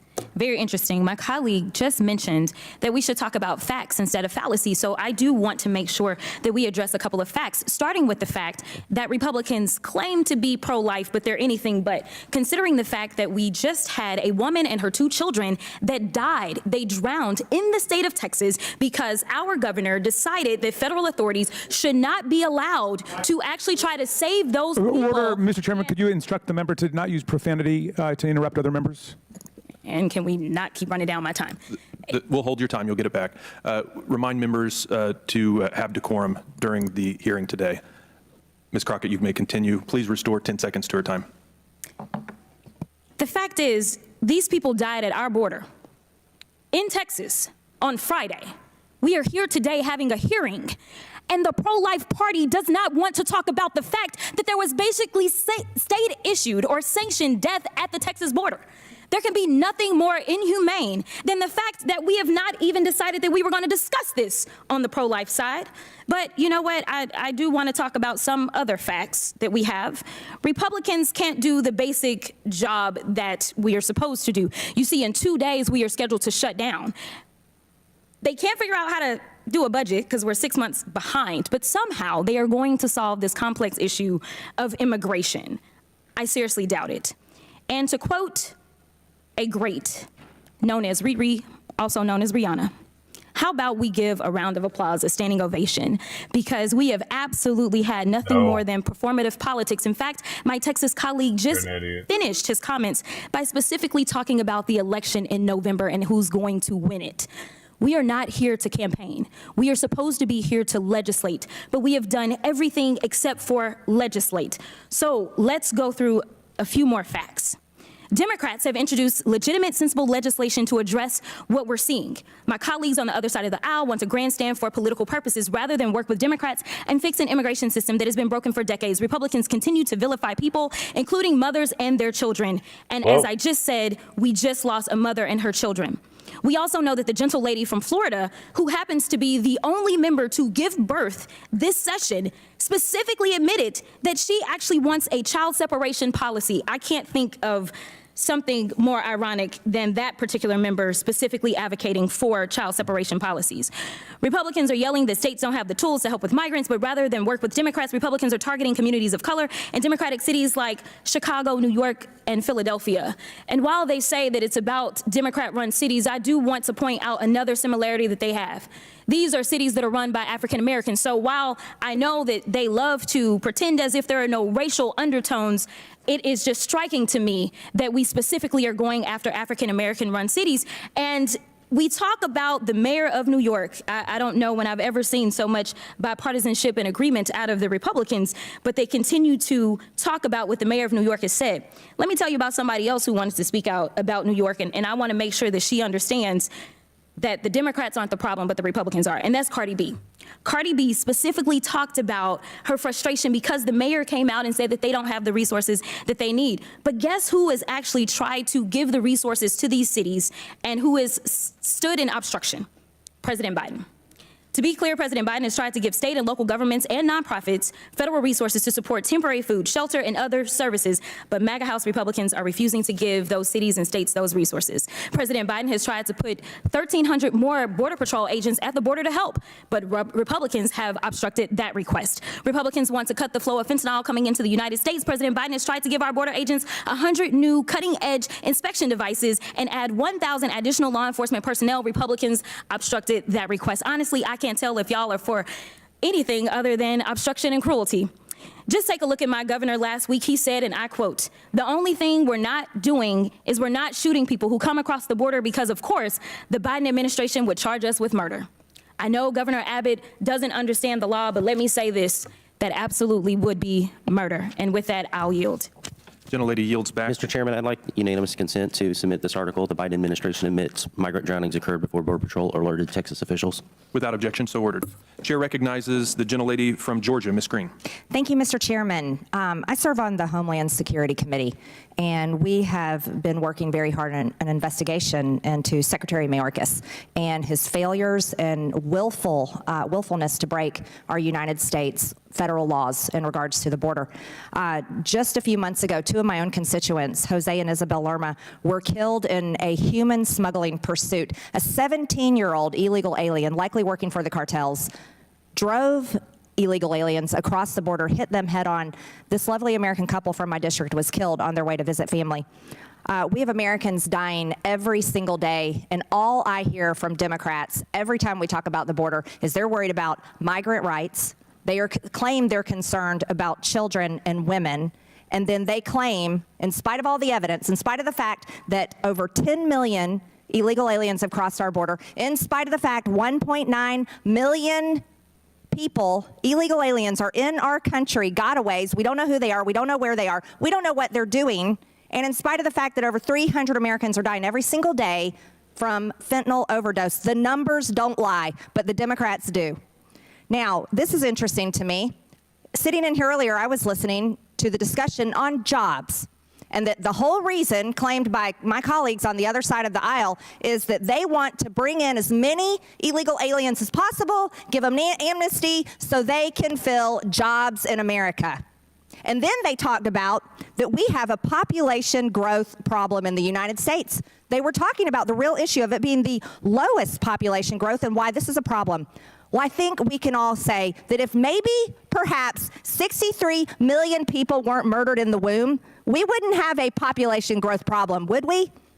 That's not women's reproductive rights. That's called abortion. It's called murder. And that's led to, yeah, a population growth in America.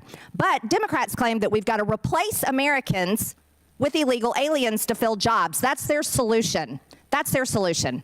And take away jobs from Americans. That's their solution. The Biden administration is guilty of the largest human trafficking operation in history. This is human trafficking. I just traveled in airports across the country just the past few days. You know what I saw in our airports?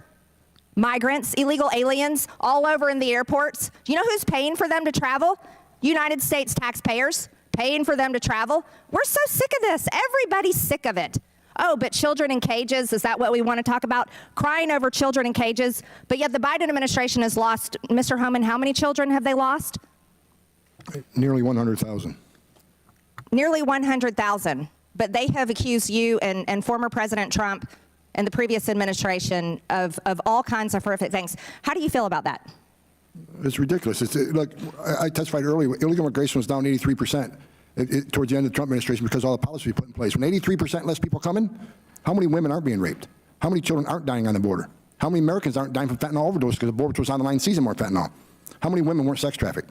How many billions of dollars did cartels not make? President Trump's policies saved lives, saved lives. The wall saved lives. Why? Because the most vulnerable, the families and the females and children, they can't climb the wall. They're going to go to a place where there's not a wall. And what's going to be there? Border Patrol agents to deal with the humanitarian and health issues they're going to come across. Our policies save lives. Record number of Americans that died on this administration from fentanyl. A record amount of migrants that died on the southwest border, illegal aliens, 1,700. Read about that? These policies aren't humane. They're killing Americans, killing migrants at record levels. That's right, killing people every single day while forcing the American taxpayer to pay for the human trafficking. That's exactly what the Biden administration is doing. Looking forward to the next administration where we're going to have the largest deportation system that's ever been witnessed in human history, because the American people deserve to have a safe country, safe borders. And I'll finish up with this. We will be impeaching Secretary Mayorkas because he has broken the laws, and these are the laws that Joe Biden himself put in place. Thank you, Mr. Chairman. It's time to go back to Venezuela. You've had your fun here. Yes, thank you, Mr. Chairman. Thank you for our witnesses for coming here today. I think one thing that gets confused a lot when we have these hearings is that there are allegations that Democrats and President Biden don't want to secure the border, want open borders. In fact, some have, my friends on the other side of the aisle have said that they are trying to facilitate the fentanyl trade and fentanyl from coming into the country. But the irony, and my colleague from Texas, Mr. Fallon, said this at the end of his 5 minutes, is he questions whether or not the Biden administration is serious about addressing the problems at the border.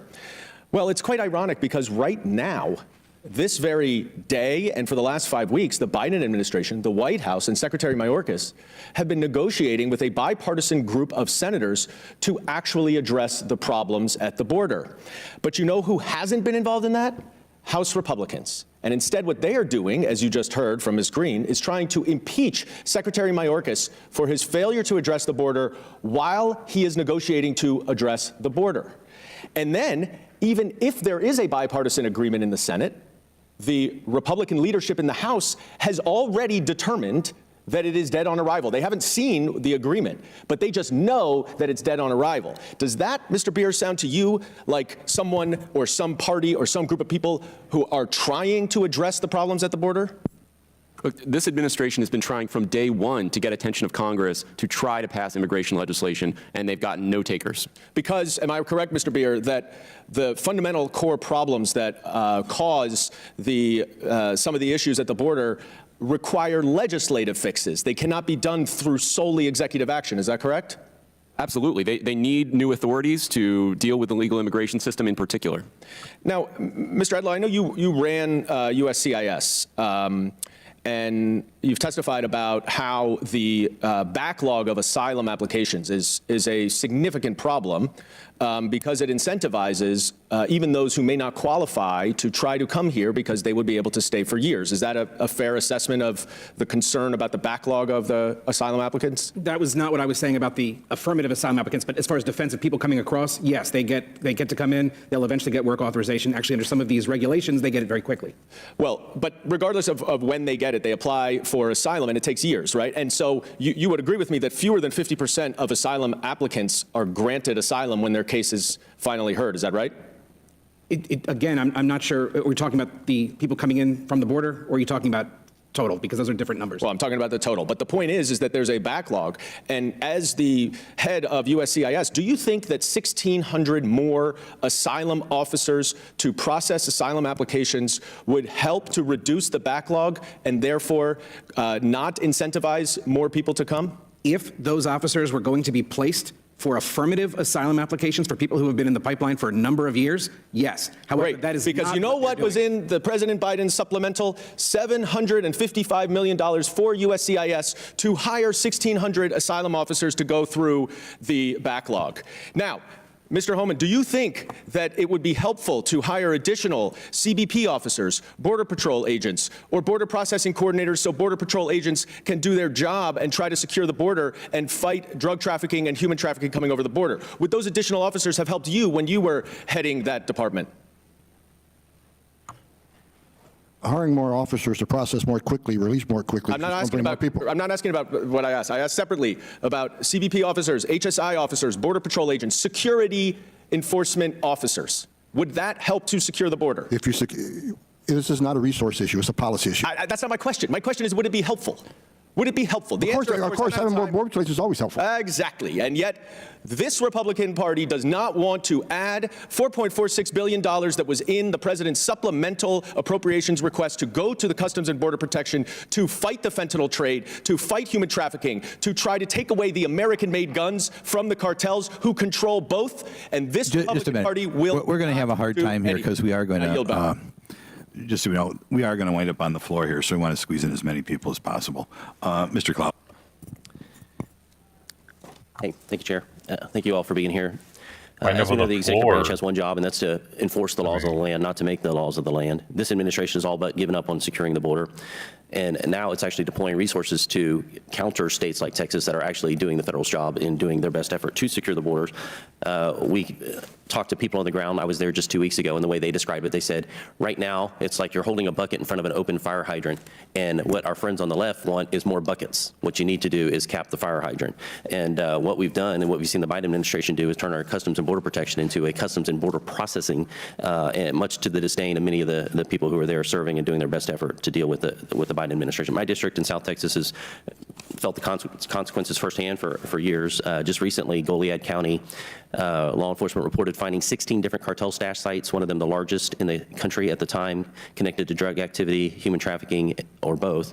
They found them on private property, and of course they were being operated without the owner's permission. Also in my district just a few weeks ago, a 16-year-old girl was murdered in her own home by a man who had overstayed his visa and should have been subject to removal. We've seen, no doubt the border's been challenging for a while, but Trump was able to make a lot of headway and get as close as we've been for a while in securing our border. He succeeded where I would say the Biden administration failed, but that would assume that their goals were to actually secure the border. Mr. Holman, could you explain, because there's a lot of effort from this administration to blame Texas, to blame Congress, saying we need more money, we need more authorities. Could you explain the difference between the authorities at the Trump administration, the authorities and resources that the Trump administration had at their disposal versus the Biden administration? Yeah, and of course, and you hit right on point your first statement. When we talk about more Border Patrol agents, of course, we could always use more Border Patrol agents, but not to carry buckets. More Border Patrol agents are only meaningful if we secure the border and let them do the national security job. But look, the difference is clear. I mean, under the Trump administration, illegal immigration was down to a 40, 45-year level, depending on what time frame you looked at. And he did it because the Remain in Mexico program, people can still claim asylum, but they're not going to be released in the United States until they have a hearing. We had the first safe country agreements with Central American countries, Guatemala, Honduras, and El Salvador, that if you're really escaping fear and persecution from El Salvador and you get to another free country, haven't you escaped that fear and persecution, you should be claiming asylum there. Because it's not about asylum. We know most asylum claims on the southern border are fraudulent because most of them will get orders of removal. And the wall works. People want to say the wall doesn't work. The wall works. The wall takes the most vulnerable people, women and children who can't get over that wall, takes them to a place where there isn't a wall, where Border Patrol's there to deal with a humanitarian issue. And lastly, I'll say about the men and women of the Border Patrol, if I may. I've seen videos in the last few days where people are going down the border, screaming at Border Patrol agents that they're racist, they're trafficking in women and children. There's only humanitarian group on that border are the men and women wearing green. These are patriots, they're heroes, they're the finest law enforcement officers in the world, and they're being attacked by the left and some on the right as being traffickers. These men and women, the morale's in the toilet. They're doing everything they can. They've saved thousands of lives every year.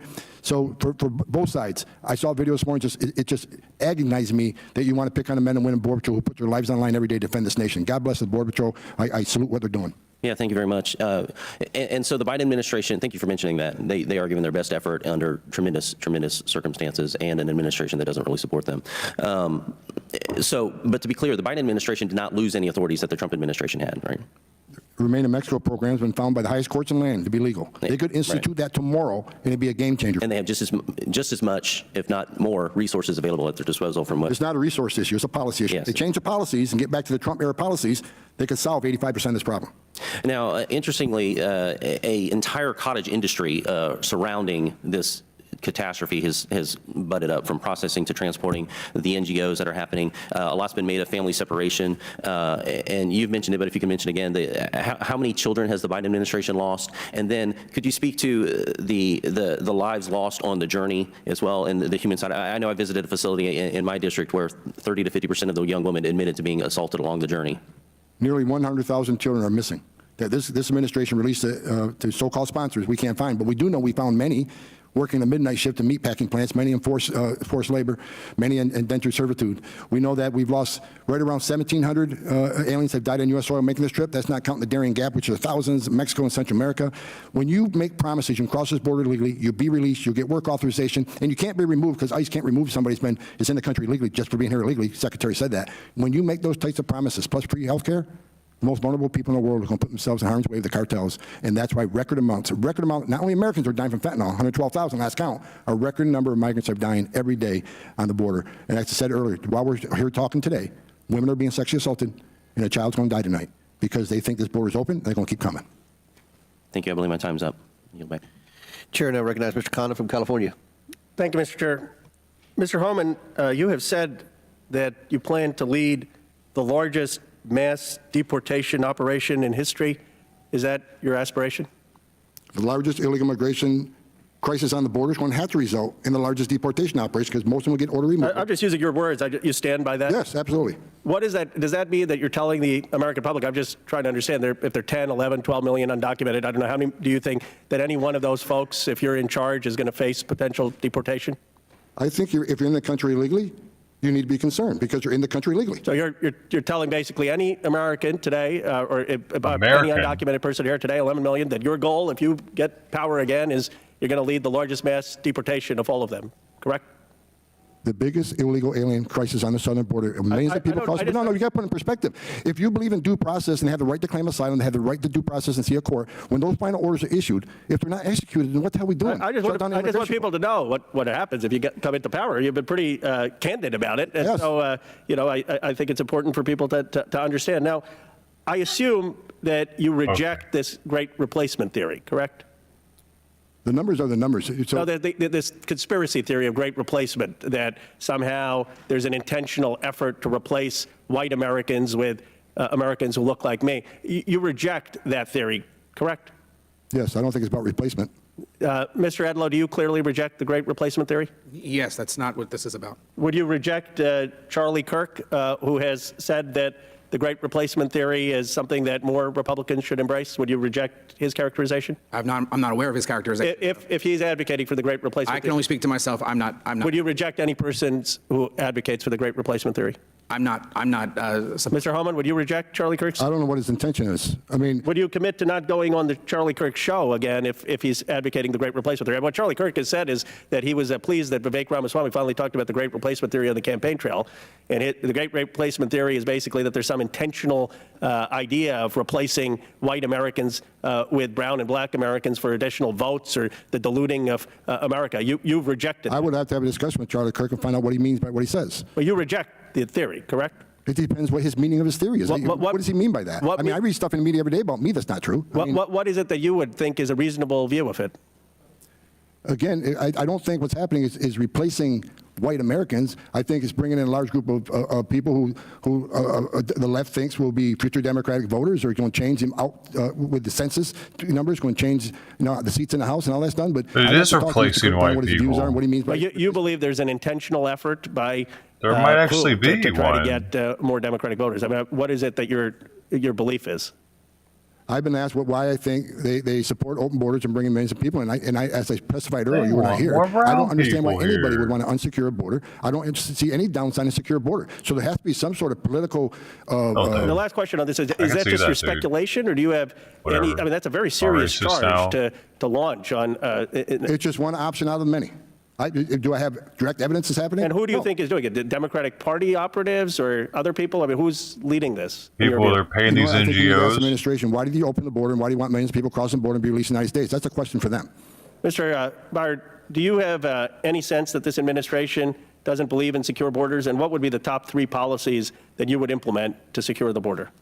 Well, first of all, this administration is removing record numbers of people, and in fact, a higher percentage of people who cross the border than were removed in 2019 and 2020. So the idea that they have no interest in this, they don't want to remove people. I mean, if they did that, why do they have cages? Why do they have all the things that you've talked about? It's logistical issues.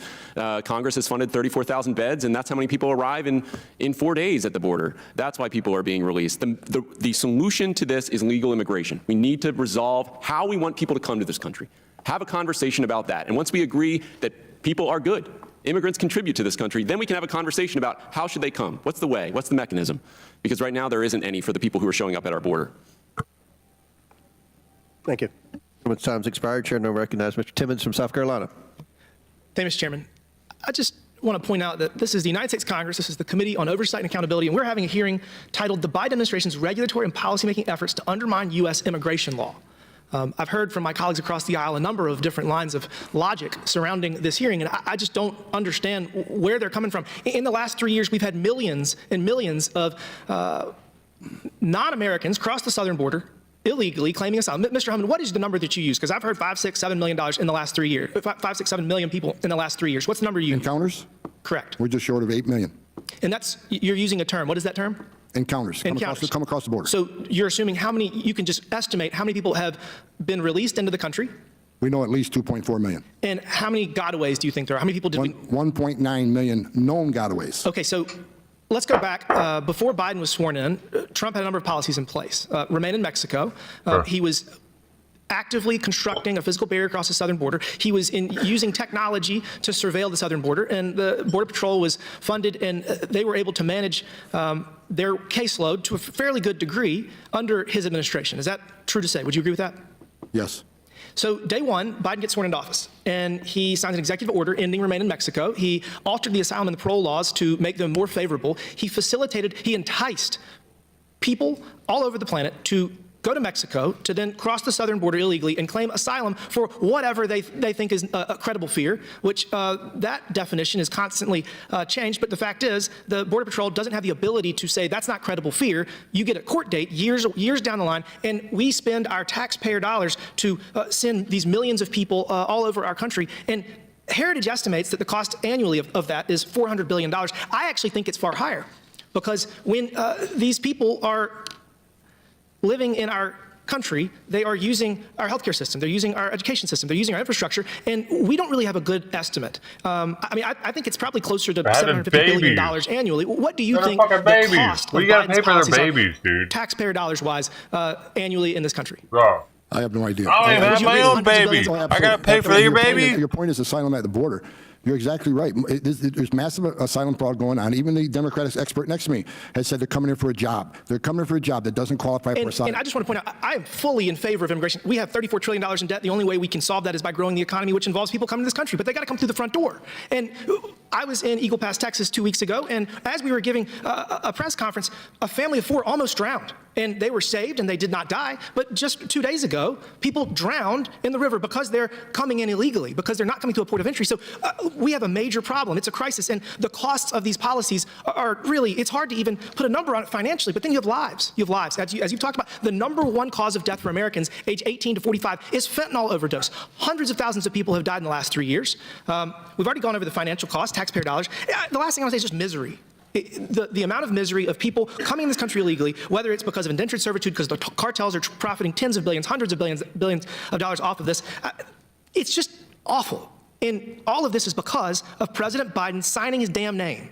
All he's got to do is sign it again. Reinstate Remain in Mexico. We were in the Del Rio border sector with the head of the border sector, and he said, if we reinstate Remain in Mexico, if this President Biden reinstates Remain in Mexico, 75% of the problem will be gone. And that's why we're here. We're here because our country is drowning in insane amounts of illegal immigration. I'm going to read you a quote, and then I'm going to let you guess who it's from. I don't see an ending to this. This issue will destroy our city. We have a $12 billion deficit that we're going to have to cut even more. Every service in this city is going to be impacted, all of us. You think that was from somewhere on a border town in Texas? New York. New York City mayor. It's the New York City mayor. Mr. President, you got to sign your damn name, reinstate Remain in Mexico, solve this problem. I yield back. Chair now recognizes Ms. Porter from California. Thank you, Mr. Chair. Republicans seem, as Mr. Timmons just did, to acknowledge that immigration can benefit our economy, and they seem to say the problem is unlawful arrival. So let me take them for a minute at their word. And most Americans agree with this, by the way, that lawful immigration is a boon to our country and to our economy. Let's understand why, and then let's look at why that isn't the solution to this problem. Mr. Beer, is the U.S. population growth rate declining? It's down 90% from its historic highs. Okay. Can you have a growing economy and a declining birth rate in the long term? You can have economic growth with a declining birth rate, but it's more difficult. Okay. And I think we can all look at examples around the world of countries that are struggling with this. So our population will start to decline in just a few years, in 2030, if current immigration and demographic trends continue, correct? That's right. So if population does begin to decline, what are some likely harms to the U.S. economy?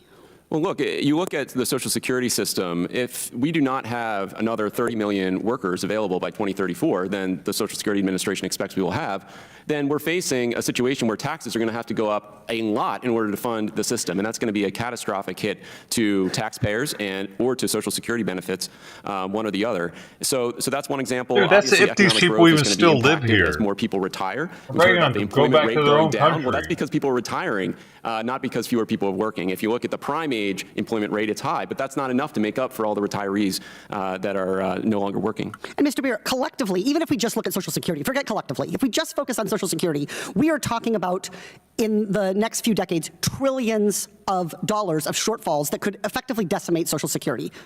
Yes, absolutely. You're talking about over $12 trillion deficit in the short term. Okay, so then let's say we agree that we need lawful immigration.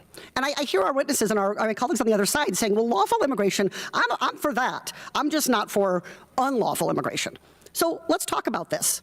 Of the people who apply, who use the system, and they follow the rules, which I think Americans think we should, they apply for a green card. What percentage of them get it? That's 3%, so 97% do not get one. 3%. I hear all the time from must be people a that they reason. would like people who want to seek a life in this country to follow the rules and, quote, get in line. But there is no line at all for many, many countries. Can you explain that? Right. So some countries, you can apply for the lottery, right? If you're from a country without a large legal immigration flow already to the United States. But for many countries, whether Mexico, India, China, Central American countries, Venezuela now, they're banned from even applying for that green card lottery. So there's no direct path for them. If they don't have a U.S. citizen family member in the United States, they're out of luck unless they are extremely highly skilled individual, PhD, master's degree in STEM, has a chance. Again, through the H-1B lottery. So we got lotteries on top of lotteries even for the highest skilled people. So I think this is a really important point for the American people to understand, and really important for Democrats to stake out here. What is our position on immigration? And it is that immigration is a huge benefit to our economy, from which we all benefit. Whether we are generations past from coming to this country or new immigrants, every American benefits from a strong, stable, globally competitive economy, and we have to have legal immigration to get there. That's platform one, in my view. The second platform is we want people to follow the rules, to have an orderly system. But we have to be honest, despite the efforts of the Biden administration, there is still, because Congress has failed, Republicans and Democrats have failed our economy and the American people because we have not created an orderly system. You cannot wait in line if there is no line. You cannot take your turn if we don't provide a chance to get to the front, to get a chance to apply. So the fundamental problem here is we have a broken immigration system. And what we're seeing in terms of unlawful immigration, we shouldn't be blaming people seeking a better life. We ought to be willing to look in the mirror in this body, in the Capitol, and take responsibility for our failure to update the immigration system and to create an orderly way to boost our economy. I yield back. Chair recognizes Ms. Boebert from Colorado.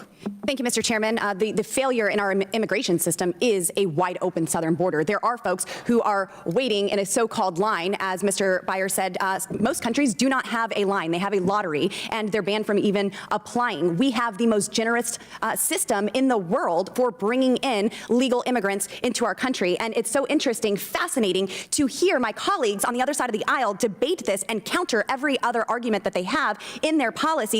They're saying they want economic growth, and the only way to get so is through indentured servitude, is through putting moms and their children in the hands of cartel, who, Mr. Homan, you have said that it's the cartel who have operational control at our southern border. Is that not correct, sir? They absolutely do. So we are going to risk putting lives in the hands of the cartel to bolster our economy. My colleague just asked if our birth rate was declining here in America, and the answer was yes.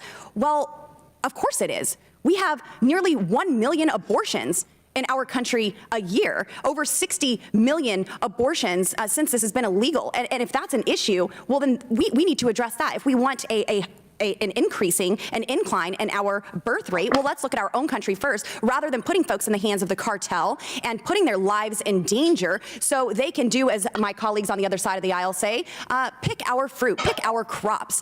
Aren't the folks who are coming here to seek the American dream deserving of the American dream? Or are they only deserving to clean our toilets, fold our beds in our hotels, the sheets? You're going to pick some and pick our crops, boy. I think the American dream is worth much more than that. Get And in that's there, why we boy. are the most Give me some generous cotton. nation in the world when it comes to legal immigration, accepting nearly 1 million Mexicans legal are immigrants better each at it year. than I am. Now, Mr. Homan, as someone who oversaw a significant downturn Don't be in smoking none of that weed on my farm either. illegal border crossings under the Trump administration, what do you believe has been the biggest driver in skyrocketing increase of illegal immigration through our southern border under the Biden administration? Oh, now get out there. The Biden administration's policies, catch and release.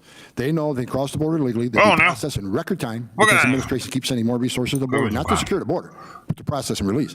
As long as they know they can cross the border, be released, get flown or transported to the city of their choice at taxpayers' dime, get lodging, health care, 3 squares a day, they're going to keep coming because there's no consequence. Thank you, Mr. Homan. Now, in Colorado, we've seen fentanyl deaths absolutely explode and thousands of illegal aliens shipped into my state of Colorado. How do you think that the American family has been most impacted by the failure of this administration to secure a border and keep this, what I could consider a weapon of mass destruction, out of our country? Well, it's a poison. And there's a couple of things. First of all, I haven't seen this administration hold China accountable for providing the precursors that the cartels in Mexico used to create this poison. I haven't seen any accountability of this administration holding Mexico accountable for not taking on the criminal cartels. And they don't either. They don't. I've talked about that. Children are going to die every day. Mexico every day. And this is not going to stop with the border. Because despite what people have said here today, I've done this for 34 years. I've investigated criminal cartels. Take on the cartel. Much of the fentanyl come through the port of entry. I don't argue that. Most of the fentanyl is seized at a port of entry because that's where we let the government or the port of entries and maritime gangs run our You can't make country. a statement saying most of the fentanyl comes to the port of entry when you don't know what the hell is coming between the port of entry, especially when most border patrol agents are no longer on patrol. I testified earlier. I've been to several sectors in the past year where every single border patrol agent was pulled off the line for days. 100 miles of border. The criminal cartels are going to use the route of least resistance, and that's where there is an law enforcement officer. Yes, Mr. Homan, that's a great point because we do hear about the ports of entry a lot in this committee room, but we don't know what's coming across the border where it is wide open and there are not Border Patrol agents. And I love that you also highlighted the fact that the funding that's going to our border is simply to process more illegal aliens, not to secure our border. Now, going back to Colorado, Jose Guadalupe Menivar Alas, an illegal alien, forgive my pronunciation of his name, but he's an illegal alien who has 4 previous convictions in Colorado for alcohol-related driving offenses and was previously deported 4 times and recently crashed his vehicle and killed a 47-year-old woman, Melissa Powell, and her 16-year-old son. The Biden regime absolutely has blood on its hands for their failure to secure our border and actually hold this criminal alien accountable, and is resulting in the deaths of women and children here. There's many excuses that we hear from the other side, and unfortunately, one of them is to bolster our economy and that our Social Security system is going to decline. Mr. Beyer, you said that we have to raise taxes on the American citizen. No, definitely not. You said taxes will have to go up to fund the federal government. That's what I expect Congress will do. Well, if I'm here, we won't. Good. Thank you. But this is something that we have to address, so we are not having to fund $200 million annually in illegal aliens in my state of Colorado alone. Gentlemen, I thank you so much for your time here, for your testimonies, and for getting information to the American people, and I hope we get the southern border secured quickly. Chair now recognizes Mr. Donald from Florida. Thank you, Mr. Chairman. Gentlemen, thank you for coming out today. Really appreciate it. Mr. Edlow, real quick, it was said in previous testimony that roughly 3% of people who apply through the legal process of coming into the United States through the green card program, 3% of all that apply actually get approved. Can you speak to why that is the number? Is that accurate? Is that an accurate description? I've not heard that number, so I don't want to talk about this percentage itself. I can tell you, Congressman, there are close to 1 million people that get green cards every year through the various pathways in, plus all the people that come in, have applied for asylum or have gotten in through refugee refugee status and then ultimately became permanent residents, green card holders at that point too. So listen, there is a robust process by which people are becoming green card holders every single year. So there is a robust process upon which people are coming into the United States. Yeah. Mr. Beer, I saw you over there, heard your testimony over there. Do you agree with that statement? Oh, absolutely not. If you compare the United States to other countries, it would take about 70 million people showing up in the United States tomorrow to get our immigrant share of our population to equal what we see in Australia, 35 million to get to where it is in Canada. The United States is an outlier for having a restrictive immigration policy. Mr. Beer, do you think it is appropriate for the American government to model that of Australia and other countries around the world? I think we should do what's in our best interest, and I think immigration can benefit the United States if done legally in an orderly manner. Mr. Beer, do you think it's in the nation's best interest to have a massively open southern border that is largely controlled by the drug cartels? Absolutely not. So, Mr. Beer, follow-up question to that. Do you think it is wise for the Biden administration to reverse its protocols at the southern border? Its own protocols? Yes. I don't understand. Why would it reverse its own protocols? Well, let's go back. You just said that the current situation at the southern border is not in the nation's interest. It is not wise for the nation to have that. Yep. And since the basic predicate of this hearing, by any objective measure, is that the policy prescriptions by Joe Biden since he became president has led to a massively open southern border, do you believe it's in the nation's interest for President Biden to reverse course on his policy prescriptions when he became president on January 20th, 2021? I don't agree with the premise. His policies didn't cause this. So his policies have not allowed for 3 million entrants into the country through wide open asylum and association for detention? Sure, people definitely came. I don't dispute the numbers. Do you deny Biden's policies didn't Do you cause deny the fact that the drug cartels are going to make $12 billion a year trafficking people into the United States? We should defund the cartels by letting people come to this country legally. Then they wouldn't have to hire a cartel member. Mr. Beer, how would they cross the southern border, which is largely controlled by the drug cartels on the Mexican side of the border? How would they trespass that? They would get a visa and get on a plane. So what you're advocating for is that the policy of the United States of America is that people can basically hop an airliner and come to the United States of their own volition and free will? If they get vetted by the U.S. State Department, what's wrong with that? Do you believe the U.S. State Department has the capability of vetting that many people? Absolutely. All illegal immigrants are paying fees in order to get vetted. They want to be vetted. Mr. Beer, we are talking about the same State legal. Department under Tony Blinken that couldn't evacuate 10,000 Americans from Afghanistan, that couldn't evacuate Americans out of Israel, where you had members of Congress go over to Israel to get 246 Americans out because the State Department was busy sending text messages and dropping voicemails into people's cell phones. That U.S. State Department can process millions of people coming into the United States. Yeah, I mean, certainly the State Department has its challenges, but if you look at where it started, at 83% visas being cut by the last administration, I mean, they gutted the State Department's visa processing, which is why they were not able to get Afghans out of Afghanistan. Mr. B, I have a final question for you. We'll leave Afghanistan for another day. I disagree with you, but we'll leave that. I have a separate question for you. Do you believe the United States' current policy with respect to work authorizations, Medicare, public charge, essentially public charge doctrine with Joe Biden's administration changed from the Trump administration? Do you believe that would only juice immigration into the United States if people coming to apply for asylum directly through the U.S. State Department, that it would only increase the influx of people because they would be able to take advantage of the vast amount of the welfare state in the United States of America? Do you think it would bring more immigrants or less immigrants? Look, I don't support immigrants being on welfare. I mean, I'm not exactly sure what the question is. I think the They city of all New York are. has unfortunately decided to put everyone up in a hotel room and make their taxpayers pay for it. That's a bad choice for them. That's not the federal government has a limited role in deciding what New York State's or New York City's policies are. So real quick question. Sorry, Chairman. Real quick question. Quick follow-up to that. And I'll ask all three of you, actually. If you're going to have open borders, can you have a welfare state at the same time? Mr. Redlow? No. Mr. Holman? No. Mr. Beer? It's got to be restricted, and it is. Our legal immigration system restricts benefits to new legal permanent residents for 5 years. Mr. Beer, I would strongly disagree with you because people are getting a lot of benefits the second they come into the United States of America, and it is wrong. I yield back, Mr. Chairman. Gentleman yields back. Votes have been called about 10 minutes ago, so I want to thank our panel for being here today. This is one of the biggest issues in America. I think everyone that watched this hearing sees there's two schools of thought on this. This was very insightful testimony today. I appreciate everyone's leadership on this issue. With that, and without objection, do you have anything to? Just one thing for the record, Mr. Chairman, unanimous consent request for a document that comes from our friends at the Judiciary Committee, which is a broad overview of all the immigration reform bills that are in this and the prior two Congresses. Without objection, so ordered. With that and without objection, all members will have 5 legislative days within which to submit materials and to submit additional written questions for the witnesses, which will be forwarded to the witnesses for their response. If there's no further business, without objection, the committee stands adjourned.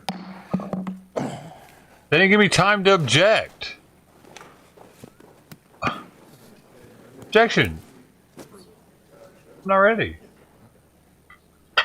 I'm still smoking. Don't turn the fucking lights off on me, gray hair. They like to do that for me. Fucking guy. One day there's going to be a stoner party, and there's going to be a bunch of stoners in there, and they're going to be in charge because they're going to have 51%. They're here, of course. Committee meetings in session.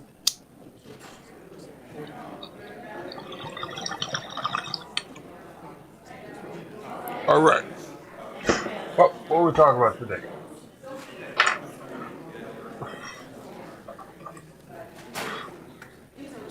That's never gonna happen. I got a few things to watch, so okay, that's over. We got what we got? Here we go.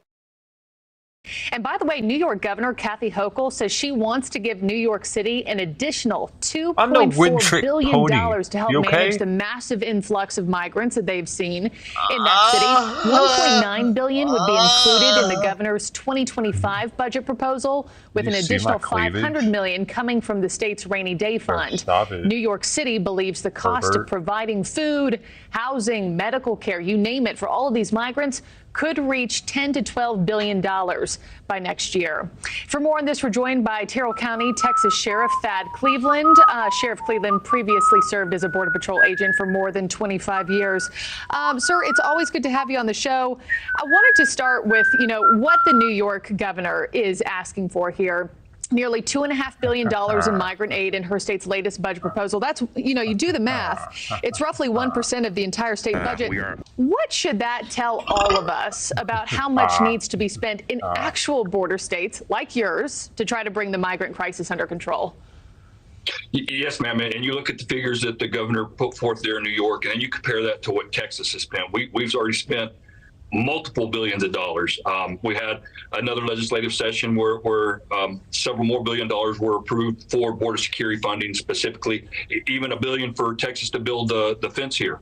And I'll tell you what, Secretary Mayorkas continues to say it's a inherited problem that he inherited, and it's a world migration event, but that's furthest from the truth. If you look back at the presidential debates in 2019, now President Biden specifically mentioned that he would welcome asylum seekers, and he even mentioned that he, under President Obama, had built 700 miles of fence. Yeah. I wanted to also take your, speaking of President Biden and the White House, what's your take on today's meeting? The president has obviously invited a handful of congressional leaders on both sides of the aisle to finally come to the White House to talk about this supplemental aid package. Border funding is part of the deal. Do you have any confidence anything will actually come of this meeting? And again, hope's not a strategy, but I do always have faith in our leadership. We haven't seen much. Shut up. I don't give a shit about what you think. Get out of here. Look at this, though. This is pretty cool.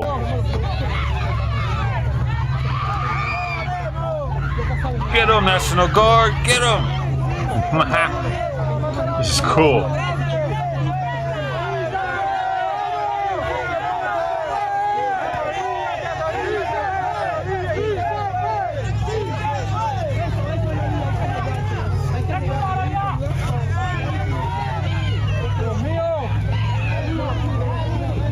Isn't it crazy how they're so adamant about getting in here? They're like,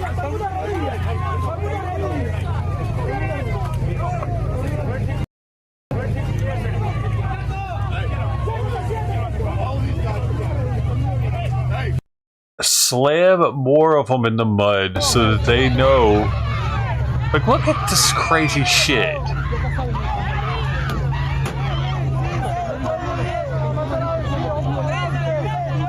They act like we owe them entry. Look how happy they are. We did it, America. That wasn't so bad.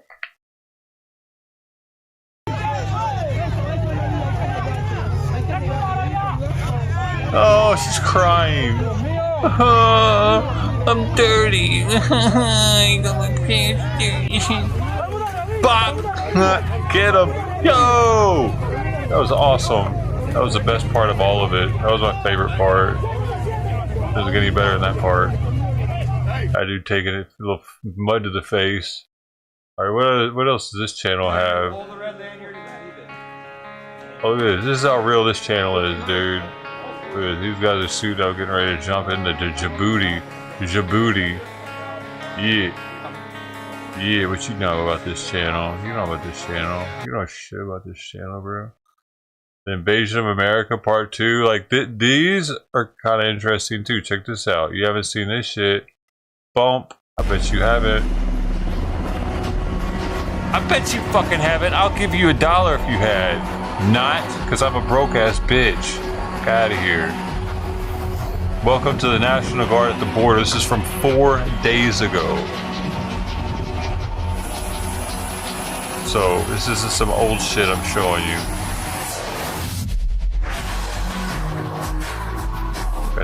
Got that soundtrack making me want to.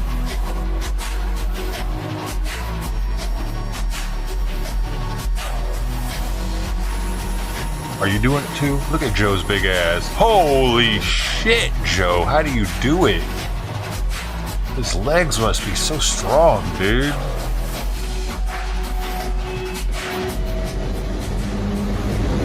So welcome to Texas, to the Texas National Guard. This is what they do. They get in helicopters and they float around places and they get off the helicopter with all their shit, lots of shit, heavy. They can carry a lot of stuff. They can carry Joe. They had to. Probably not. Probably not Joe. After Joe. 2 of them might be able to carry Joe. I don't think 1 dude can carry Joe, dude. There's a reason why you have to be certain. There's like height and weight requirements. You go over that, you can't. Hey, I'm Second Lieutenant Mata from the Air National Guard, 149 Strong. Fighter Wing. You can't be too we're out fat here with though. Team D, Maybe now it's SUAS different. Drone Team. So we're out here with DPS, and we're just going through our pre-flight checklist. We're about to go on mission. Our mission here is to observe and report to DPS. These drones are increasing our capabilities of finding people way faster, way more efficient. Once this camera goes off from a sensor from people crossing, it'll be uploaded on the ATAC, and then once we get that hit, all of us, the brush team, DPS brush team, will respond to there and deploy the drones.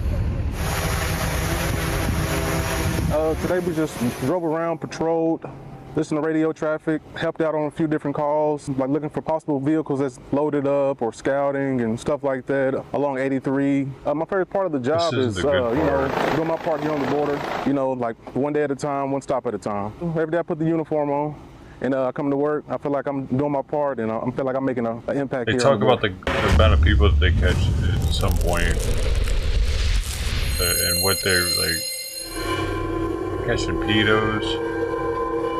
They're catching people that are on the run from their country and stuff.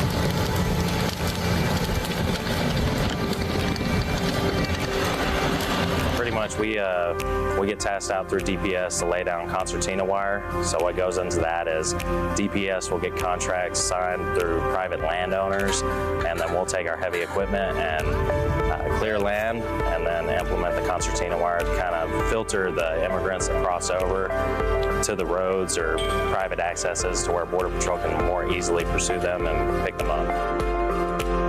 So we're in Task Force South, Brownsville. We pretty much like they're make a creating drivable path, like turnstiles. It's pretty simple. We take our Like steers and go down Six and Flags. smooth it out, cut any brush out of the way. This is And what our pretty much National just Guard is consolidates all the doing, immigrants to the turnstile levee making. roads where they can just apprehend them easier. Kind of silly. Around 1,400 we got caught. We got a report about anywhere from 600 to 700 migrants were coming over to Gate 36. So when my platoon came down here on their shift starting at 1600, we started to help out BP corral all the migrants into one general area, and then we started sorting out who is surrendering and who is not, and then that's when we bring them all over here so BP can start processing them in a safe manner. I'm working with DPS, BP, and local law enforcement to help facilitate this action. Right now it is still ongoing. It still looks like there's about 400 to 500 of them out here. About 300 have finally left. Bus is facilitated by BP. We were able to deter about half of this group that you're seeing out here. Decided to go once they saw a very heavy military and police presence in the area.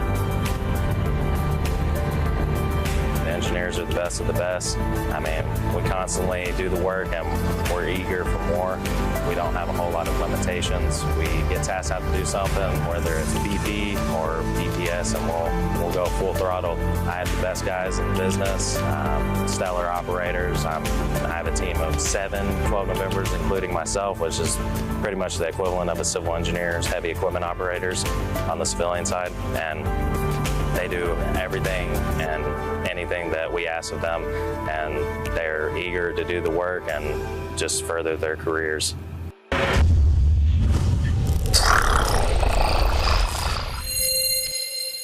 Insert. This is a Texas Military Department commercial. Are you ready to join?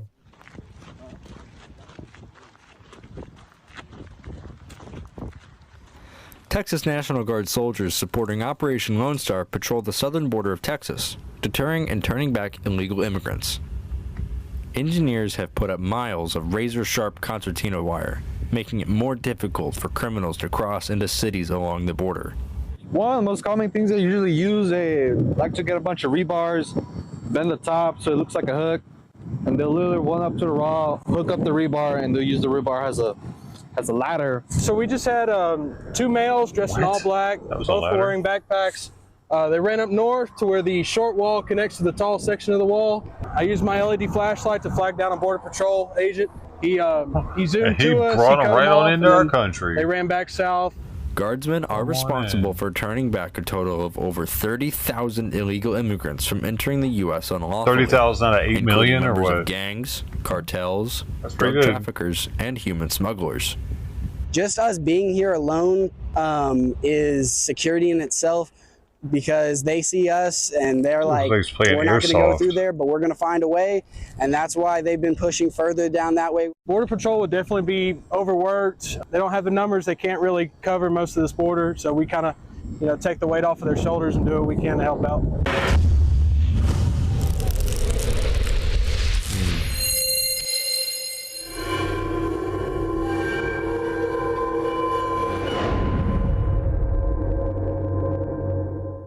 Governor Greg Abbott declares an invasion on the southern border. The Texas National Guard continues to focus on turning back and repelling illegal migrants. I'm part of TRU, it's a tactical response unit out here helping with the mission Lone Star. Tonight, me and my team tracked a group of illegal aliens to some thick brush in the mission area.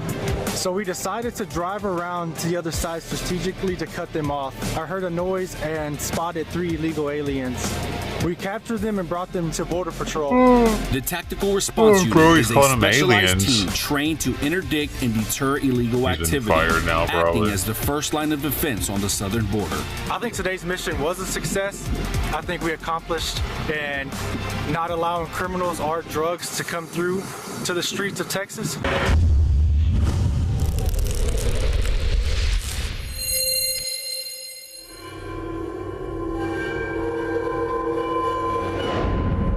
We have our soldiers repeating Title VIII to the migrants on the other side, reminding them that if they cross illegally, they will have a 5-year probationary period when they are deported back to Mexico.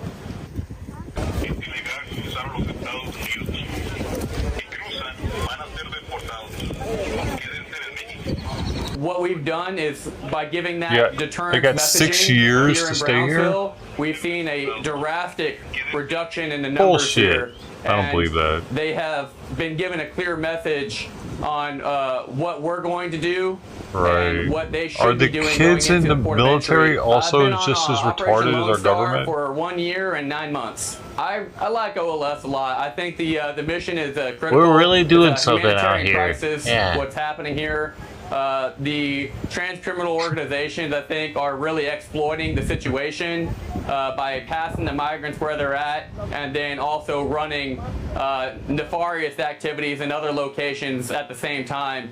It really takes our attention to this area to deter the migrant traffic, so the Border Patrol can focus on the more nefarious activities, and the DPS can also help out with that type of activity that's happening on the sidelines.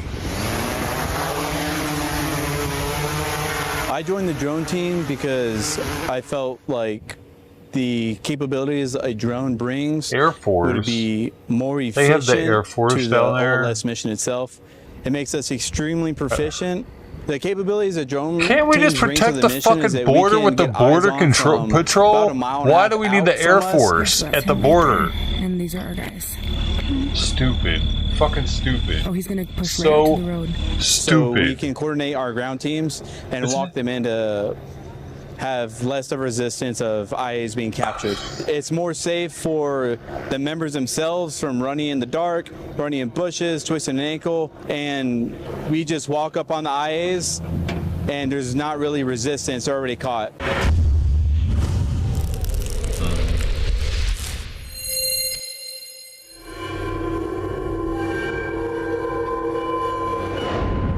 We ended up getting the opportunity to deter some migrants that tried to illegally cross. That's like our into the United Navy. States. That's like our government choosing our Navy to be the lifeguards at the public swimming pool. Area of operation, there's a number of sensors, and they managed to hit one of those sensors.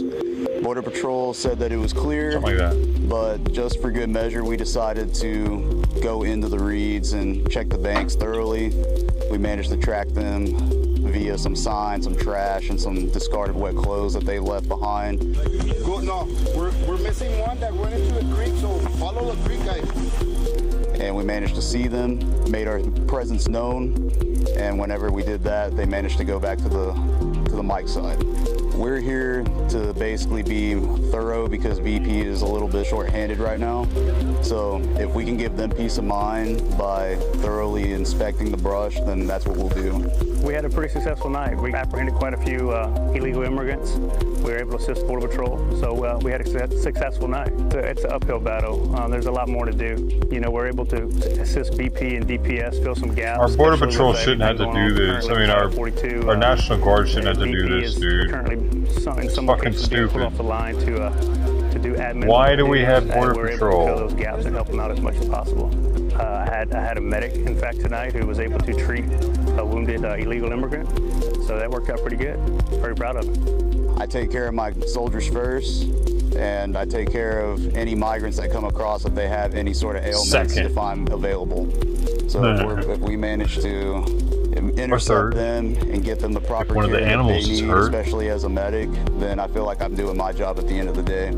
I try to get out as much as I can, spend some time out here with the guys, sweat with them. I think as a leader, you got to get out here and get dirty with them as well. Several contributing attributes. You got to be patient, number one. You got to know how to move tactically. You got to know how to move quietly. Work under nods, which a lot of guys don't have a lot of experience with. On the M-Day side, but you come on this mission, you're going to get a lot of experience working under nods, working at night, working small teams. They're learning a lot of things they probably wouldn't experience on an M-Day status. So Alpha Company's made a huge impact on this mission. Most of these guys have been down here for over 365 days, and they're doing it because they love it. They're doing it because they feel like they make a difference.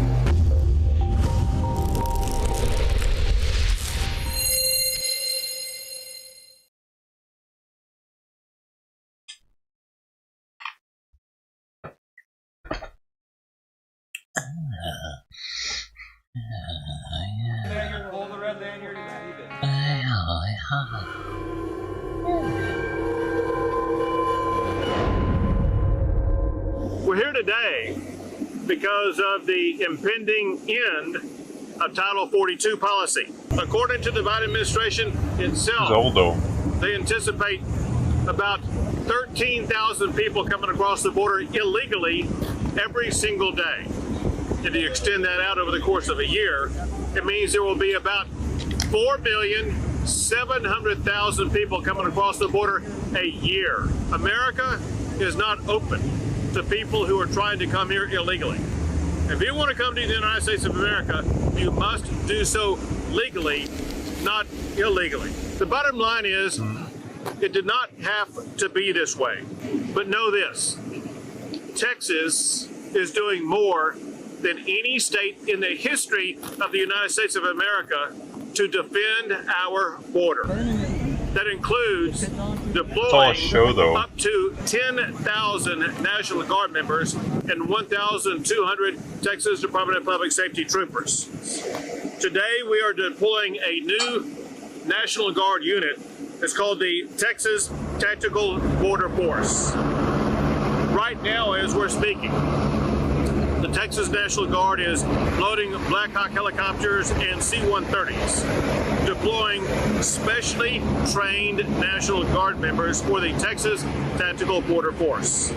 They will be deployed to hot spots along this the all border happened like to half a year ago, didn't it? to repel and to turn back migrants who are trying to enter Texas illegally.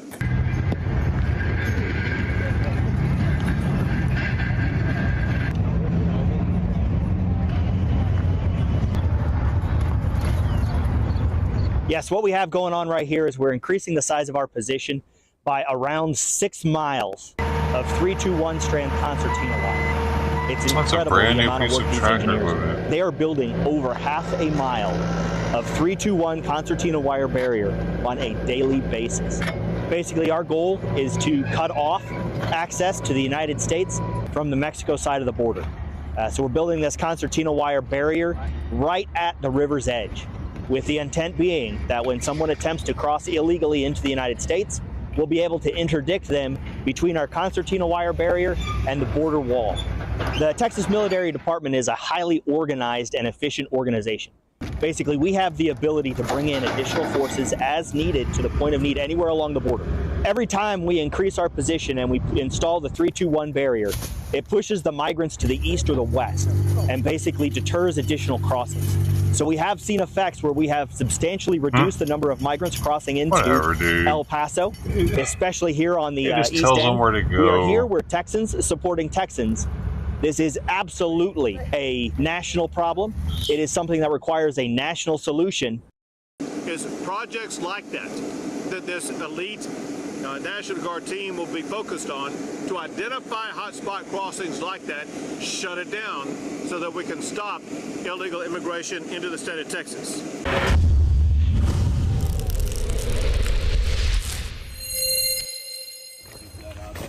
Today we were on our swing shift. It's an 8-hour shift. We are currently covering zone 10. When we go out on shift, the main mission is for us to deter any groups of migrants trying to come across illegally into the United States. So usually first things first is we'll meet up with BP, try to get the rundown of what is going on currently and what they're expecting for that day, and just to kind of play it by ear as where we need to position ourselves throughout the AOs to try to cover the AO best as we can with them. But I do think that we help them out a lot in areas as where they can't see with their cameras, especially when there is adverse conditions like when it's raining or fogging, or just these dust storms where the cameras can't pick it up and the drones can't see on ground at night. I do think that we do give them an extra set of eyes to look around and help them out with things. So I've been here in Laredo for the past 2 years, as well as various other cities. 2 years? And seeing the traffic back then versus the traffic now, there is a big difference in what it used to be like for Texas serving Texans. Big difference. There you go. Oh, there you go. Oh, there you go. You go. Sergeant Pelias Jason, currently out here outside of Gate 36. The current situation right now is we got about 200 to 300 migrants passing from the All-American Bridge all the way down here to Gate 36. Right now we got my soldiers online on the C-wire, making sure that we are stopping them from entering illegally, and if they do tend to cross illegally, we are then going to deter them back into Mexico so they can go and enter to the legal port of entry and get through into the United States legally. Yeah, every single one of my soldiers is doing a great job. We have not let anyone in since we've been here. So my team out here from the east side over to the west side have been able to deter many immigrants from coming in. I'm so proud of them. They're working hard. They're standing out there. They're showing force. They're not showing any weaknesses. And they're staying strong. And we're going to continue patrolling out here and do what we do best. It's Texans serving Texans.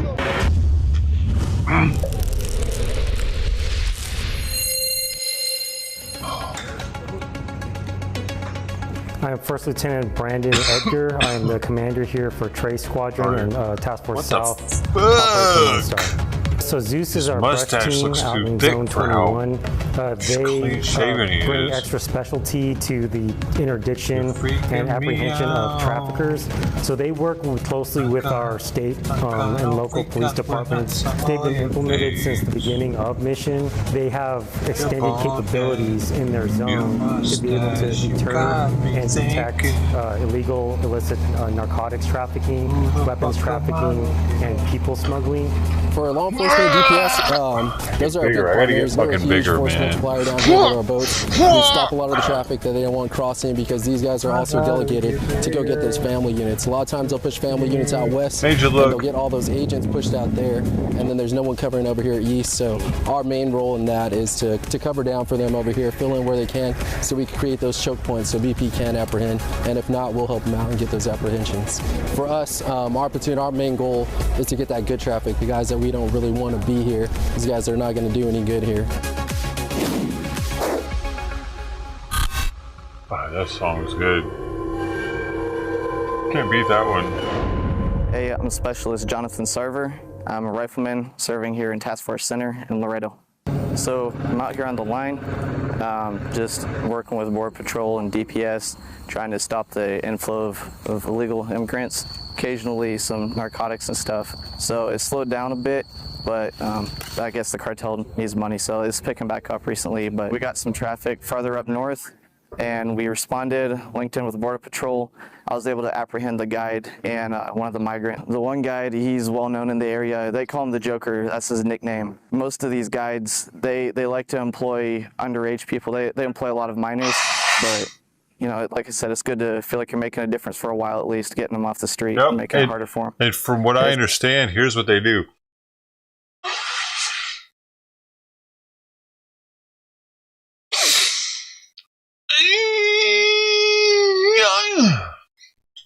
Once the migrants get of age, I mean, the people get of age that are the ones, the coyotes or whatever, they'll end up using that for drug trafficking because they know all the routes, they know the ins and outs, they know more. They've been in and out over and over because we let them go because they're minors. They have to go back home. Once they're adults, they don't get to go back home like that, especially if they get caught with the dope. But they know all the routes and shit, so they're the best for the job, and they paid a lot more for it. It's one of the few jobs I've had where work doesn't really feel like work, you know, and it's good to feel like you're making a difference and having a sense of purpose out here.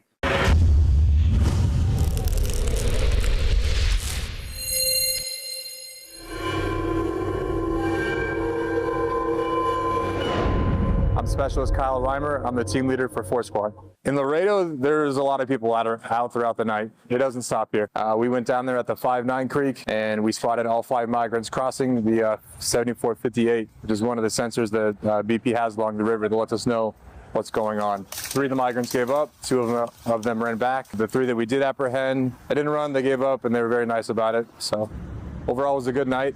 It's died down a lot. For the first 2 months, we really didn't have much traffic. It just started picking up recently again. It's getting a bit busier, which is nice, but they're a lot more concerned about crossing with the heavier... Do you hear what these fucking retarded people say?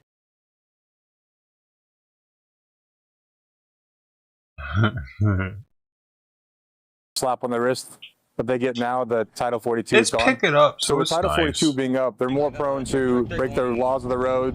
Still, he's driving on the shoulder on the southbound lane going northbound. We're going over 80 miles an hour. They'll run red lights, they'll swerve around people, they'll hit people if they need to get out of the way in order to get these migrants that pick up across. So the rules of the road, it doesn't matter for them.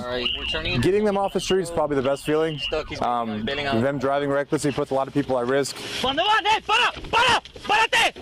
Oh, hell no. It's a bunch of them coming out. Guys have almost gotten hit. A fucking clown car. They're coming out of both sides of this thing. Oh my god. Feel safer. Yo. I didn't hear about that one.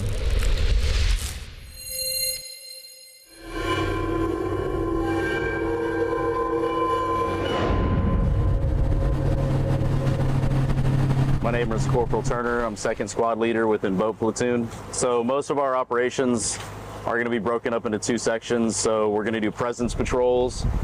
We move around via waterways, but we do dismount as well, listen and observe any sort of traffic coming across. They need to be unseen to everybody else. Having more soldiers trained up within boat platoon is definitely beneficial to the mission. Today was our first day here in Eagle Pass with 3 SRT teams. That'd be SRT 1, 2, and 3. And what we were able to do today is start putting in pickets at 3 sections of the Eagle Pass AO. So we started here at POE 2, started laying pickets and clearing ground to install concertina wire. Behind me I have a 5-strand, which is a little higher than standard, right on the bank. We also created a lot of visibility for Partner Forces DPS and the TMD to be able to have visibility, and these 3 teams will continue to work for the next 10 days to completely line the bank with C-wire, clear the bank so that there's visibility, and help secure this area. I'm super proud of them.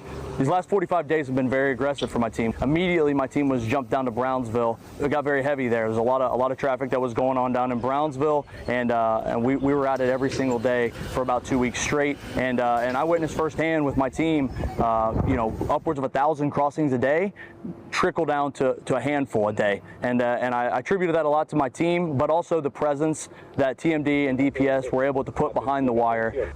I think the combination of those 2 things are critical for helping to stem the flow. It really helps out. It just bundles them, right? If they could do without that little weird thing that they do right there, that bing, I'd be happier. Since the expiration of Title 42, the state of Florida has agreed to aid Operation Lone Star by sending a large force of personnel and equipment to the southern border of Texas. The state plans on mobilizing 800 National Guard soldiers and 101 highway patrol troopers to strategic points along the border, as well as vehicles, equipment, aircraft, and drones. The additional troops will aid Operation Lone Star. Air. Did you see that? That was the name of the Million Space Air. I don't know if it's the name of the airport or what. Whatever. Drones. The additional troops will aid Operation Lone Star in securing the southern border from illegal immigration, human trafficking, and drug smuggling. Is it like in the town of Million or something? That's a trip, dude. I don't know. In the border city of Laredo, Texas, crime is one part in residents' everyday lives as a result of illegal immigration. Maria Alvarez is a homeowner in the city and one of many victims of reckless driving in her neighborhood. National Guard soldiers and state troopers were the first responders when a driver destroyed a part of her property last week. I have talked to the city council because this comes from my pocket. I have to fix the fence. It's like 3 times already. They don't respect, the school days. They don't respect when there's children around. It makes me mad. It makes me mad, but I'm like, what am I gonna do? The driver and his accomplice were arrested by the Department of Public Safety. And then probably let them go into our country as unaccompanied minors that now have foster parents. Yeah, you know you like it. You know you want it. You know you need it. The Texas National Guard has recently undergone one of its largest mobilizations along the southern border since the beginning of Operation Lone Star in 2020. You did it, dude. You the did prevention, it. Deterrence, and interdiction exercises, voters. or PDIs, you are fucking the voters. in the National Guard's I've never voted. to stop the Whoever flow of voted did immigration this. into the United States. So as I'm sure everybody has seen on the news, El Paso has had mass migration events in the recent past. So what we're doing here is we're rehearsing our ability to put our soldiers at the point of need to turn back migrants who are attempting to cross into the United States illegally. And this is a demonstration of that ability. It's our ability to put a large number of soldiers in one place. We have had instances where migrants have thrown rocks, where migrants have rioted and tried to force their way through our C-wire. Shit, they're lucky, dude. If they were in Israel and they threw a rock at an IDF soldier in West Bank, you're dead now, kid. A multitude of criminals, so folks with drugs. That's how that works. load-up drivers, some of them being armed, some of them posing a threat to our law enforcement partners. Because our law enforcement partners do a great job, but they're also spread very thin, and I believe our presence here helps them out a lot. It gives them manpower, gives them resources that they wouldn't otherwise have. Drone teams were deployed to gain a tactical edge. Oh, look at this little drone helipad. They come with those, or is that military issue? Are designed with powerful infrared cameras to easily locate individuals and groups, even at night and under trees and brush. They're looking at themselves. Come on, man. Show us some real shit. The ground force commander for the Texas Tactical Border Force and Operation Lone Star. Look, guys, it works. That's us. Wave at it. We rehearse this regularly to make sure we can get all of our soldiers where we need them to be. Little drone in the point of need as quickly as possible. So this formation here is prepared to respond to any large crowds or dangerous situations. Wait, what's a corporal in the army? The primary purpose of this is to deter and interdict unauthorized entry into the state of Texas. It's a lieutenant. Elements of soldiers and airmen are forming up at strategic, high-traffic points from Brownsville to El Paso to deter any and all illegal crossings of the Rio Grande River. During the first week of the exercise, hundreds of people attempted to cross the border only to be met with the barrier of guardsmen and concertina wire.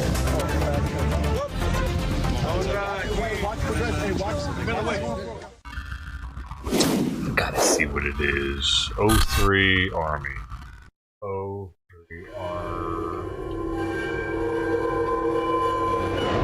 I'm a scout, 19 Captain, Delta. dude. So basically, we do reconnaissance. Captain in the Navy is like pretty much the eyes and ears of the Army. So on the brush teams, we're mainly helping out and supporting DPS and apprehending migrants coming across the border. Most of the time, it'll consist of like criminal trespassing, foot chases, pursuits, and it's pretty interesting stuff. Something new happens every day. So yesterday, we responded to a vehicle pursuit. Usually the vehicle that we're going after will bail or crash into a fence or a tree or something, and then the occupants will bail out, and then we'll just chase after them on foot. But pretty much they got the driver, and they took him to Webb County Jail. I love the National Guard. I've had a lot of fun here, a lot of good opportunities, and I've been having a blast. If I had to since memorize October 2021. Yeah, I want to try to stay here for however long this mission keeps going. As far as like missions go, like I get to do more of my job. Or not. Definitely had to know than I ever got to do in active. It's really fun. Like I get to learn a lot of new things, and I think we had to learn like I said earlier, like every time we come out here and do something, whatever comes up, like something new always happens, and it's you pretty much get like an adrenaline rush. So it's pretty interesting stuff. I love it. It doesn't matter though, because all you had to really remember was the emblems, you know what I'm saying? You knew what rank they were by their emblem. I'm Sergeant Arjona. You just didn't know it was I'm with Echo Company here. Possibly. I've been out here for 5 months. My daily level, duties are to patrol the fence line and make sure I assist any neighboring units. Like I could look at anybody and know their level. Deterring migrants. Generally, we do have that dude's pretty high. He's like an E6, I believe. Across or stopping at the fence line. So for the time I'm here, it has been pretty consistent. They fluctuate depending on the time of the year. So I got here in summer, generally more crossings can be seen. Now that it's winter, the water's a little bit colder, kind of stops some of them coming, but overall it's E5, that's the E5 for the Army, okay.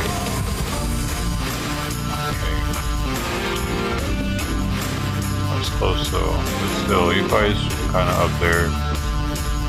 Put in some time. It's probably been in over 10, 12 years. It depends on the rating though. Staff Sergeant Miranda Gustavo, and I am the platoon sergeant in SRC company. SRC, we're a surveillance and reconnaissance company. We conduct brush and riverine operations. Hold up, what's this guy? He's an E6. E6. A surveillance and reconnaissance company. We conduct brush and riverine operations. We work anywhere from zones 1 all the way through zone 20, and we go wherever there's higher activities involving traffic. Sergeant. I'm Sergeant Dobie, squad leader for Charlie Company, Task Force East 30141. We're here at Los Alamos in Zone 4. The strategic advantage for here, you have the bend in the river. Over here on the Rio, they can see all the way down there. As you can see, we have a crow that has thermal capabilities. And we can see all the way down past the bridge where they like to cross as well, including this island, which is... You see that? Like, you can see the back bumper. I think you might even be able to read this plate. I'm not sure. See all the way down past the bridge where they like to cross as well, including this island, which is a vital point where they'll stack up, as well as the Rio has an offshoot right here into this creek, and they'll send rafts down this creek, so we have a perfect vantage point of the creek, whether they want to go this way or if they want to go more eastbound. We got on shift at 2100, and shortly after, maybe about an hour after we got on shift, the DOD scope truck called out a raft crossing into Cavasso, so SRC responded. We set up on the north levee and waited for the group to make their way north, and we apprehended all 5 subjects. Most of the people that join SRC are highly motivated individuals. They want to be more active, more mobile, more hands-on, and here at SRC we provide that for you. We give you the training, we give you the tools you need to be successful. This is like a thing to get people to want to join. Partners, DPS, they're glad we're out here. I do believe we are making a difference. Texas, bro. Texas for Texas. Operation Lone Star. Yeah. I'm Captain Chris Daniel, SRT-1 OIC. As the OIC, I kind of manage the team. I get the orders that come down from the J3 on where we need to place C-wire, do road improvements, any engineer work. My primary area is the valley, so I do from Frontone down to Brownsville. However, we are supplemented across the border as needed. But right now, we're focused here in Brownsville. We have the team. We've been putting in, as you can see, a bunch of wire here on the bank of the river to try to slow down some of the crossings that are happening here. So this is the ACB, or the anti-climb barrier. It's a 8-foot by 12-foot gates, fences that we're able to string together here. We're going to reinforce it with C-wire on it as well to make it even more anti-climb. So this is going to be a little more beneficial for us. What we've been seeing here in Brownsville, which I think is actually unique to this area, is there's a heavy amount of cutting. We have bad actors that are coming over, opening up the wire, allowing traffic to move through, even as we lay more wire in. With this ACB reinforced with the C-wire, it's going to slow that down a little bit. They're going to have to do a lot more cutting to get through the ACB. They obviously can't manipulate it by pushing it down or putting clothes on it, and then climbing it would be a very hard task for them to complete. So what we're trying to do is create a barrier that's going to allow Task Force South, DPS, and whoever else is down here, some of the drone teams, to be able to hopefully intercept those bad actors, stop them from being able to manipulate these barriers and move traffic through. So we have it up here up top, and you can see it's double layered with the C-wire on the bottom, but the guys are working on placing more C-wire on the anti-climb barrier effort just to reinforce that barrier as well. That's probably torn down by now.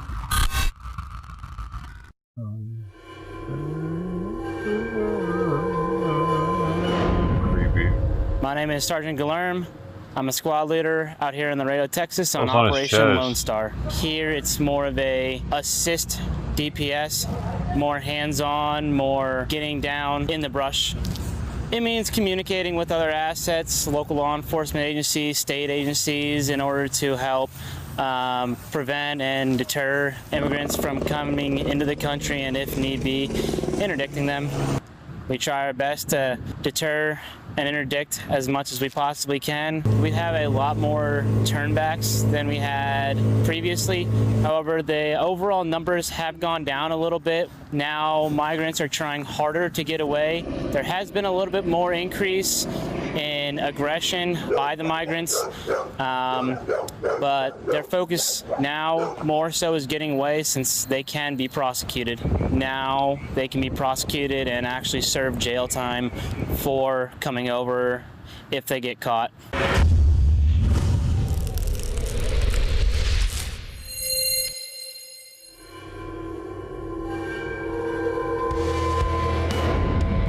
Tonight we were focusing on terrain denial, like a $20,000 helmet, and assisting in maintaining border security. My role in Operation Lone Star mainly consists of providing pre-hospital medical care, oftentimes to the migrants or to the soldiers. I have to consistently be on my feet. I think just about everyone here needs to. Maintaining security, maintaining safety among ourselves, among the migrants, and among the local populace, and also being prepared to provide medical care in some pretty rough places. Being that situations can change rapidly, it is very important I maintain my skills as a medic and preparedness for potential situations which medical care may be necessary. I feel that being here, I'm able to utilize my skills and training as a medic, and I'm also able to help provide for the security of the state and our nation.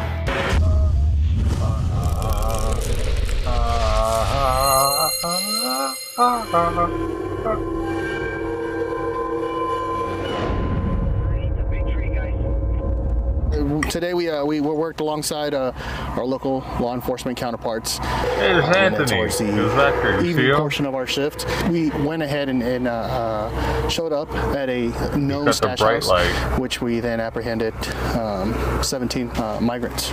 It was a very small house. Like I said, 17 of them were in the house. The house was very filthy. Living conditions were very poor. There was no running water. Matter of fact, they had about a 55-gallon drum in the shower that they were using as toilet water. They weren't the only people that have stayed at that home at one point or another. The local called in to Crime Stoppers, and they're choosing to live like that. They act like us putting them in a cage is so bad. It was incredibly important. We wouldn't have known that they were there had the local not given us a phone call.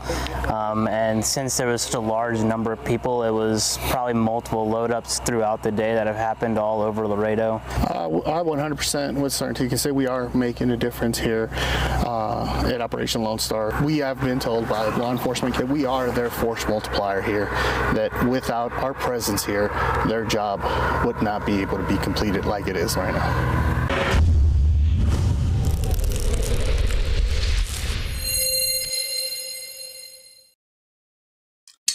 Hey, everything except for that weird ring thing it does, I'm cool with. Okay. Saw this already. This is where Anthony was on his GOP today. Where's it muted? Oh, it's muted. In case you missed it. Commentary. If the staff can please play the second video. They're passed out, y'all. These little kids. She thinks she's hot or something, doesn't she? ¿Usted solo con ¿Y la mamá? ¿La mamá qué? Christy, come here. Every single city's a border town. So, remember I told you guys that they're going to say that? Yep. ¿Qué le pasó a la mamá? Me abandonó, los dejamos, pues separamos. ¿Te abandonó? Sí, soy ¿Y te dejó a los dos niños? Sí. Okay. ¿Y cuántos años tienen los niños? Él tiene 4 y ella 3. 4 and 3 years old. And his wife abandoned him. That's Anthony. And she left him the 2 kids. Going back to a statement that Mr. Brewer that was fucking Anthony Aguero. The Trump administration watching him caused in intentional there. trauma commentary. If the staff can please play the second video. That's pretty true, man. What is this? Oh, we didn't watch this yet. Let's go overseas now to the newest signs that the war between Israel and Hamas is widening. Pakistan is the latest country to get caught up in all this violence, blaming Iran for a, quote, unprovoked attack on its territory. Chris Livesay has more from Israel, where Iran's activities are drawing close attention. Houthi militants celebrating, even dancing, aboard the cargo ship they seized off the coast of Yemen in the Red Sea. Oh, they got moves. Disrupting global trade and upending global stability. For months, the armed militants have been attacking merchant ships, and the U.S. military there to protect them in what they claim is opposition to the war in Gaza and America's support of Israel. They're also known proxies of Iran. Last week, U.S. Navy SEALs raided a vessel headed for the Houthis in Yemen. Inside, they found advanced weaponry from Iran. 2 Navy SEALs fell overboard and remain missing. In an alarming turn, hostilities are now boiling over into the greater Middle East, with Iran launching attacks in Iraq, Syria, and Pakistan in the last 2 days. Dizzying flashpoints that risk spiraling even further out of control. Sparked by the Hamas massacre on October 7th and Israel's devastating counteroffensive in Gaza. My house was bombed and I fled here without bringing anything with me, not even money, says Yusuf Abu Ishaq. We need food, bread, and blankets. Oh, we had the money though? And more is now on the way. Right. A deal has just been brokered between Israel and Hamas to deliver additional aid to Palestinians in exchange for medicine to Israeli hostages. More than 130 remain in Hamas captivity. Now, it was Qatar that helped broker that deal, the same country who late last year helped broker a ceasefire between Israel and Hamas that also led to the release of some Israeli hostages in exchange for Palestinian prisoners. The hope is that there will now be more of the same before this regional conflict risks exploding into something much bigger throughout the Middle East. By terrorists. Chris Lipsey in Tel Aviv, thank you. I bet they're pulled overboard by the people of the that were in the boat, man. Like they knew they were going down anyway, so they took them with them and just held on to them and drowned them. Probably. Although they were Allah Akbar and all the way down, all grateful that they were killing the American deceased Navy SEAL, probably. As well. So many stuff. Be right back. It's a great accomplishment, probably, for them.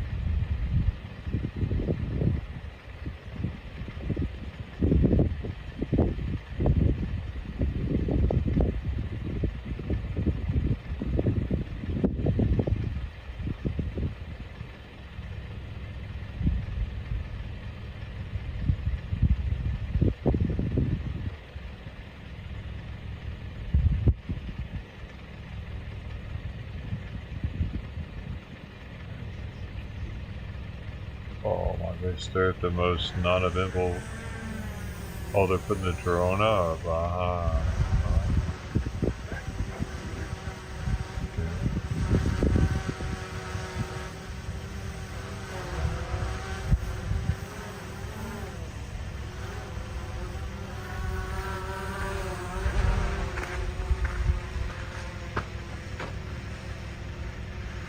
The wall's pretty much finished here. All they gotta do is just add an extension there. Shouldn't be too hard to fix, but they haven't closed it up for a reason.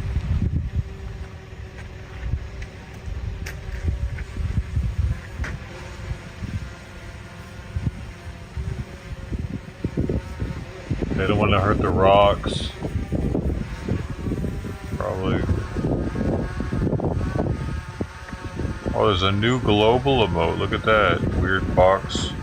Yeah, or it has the drone up. Star mode. I gotta go to and trade in my other phone for another iPhone. That way I could have. My Android does not work with the DJI drone for whatever reason. Yeah.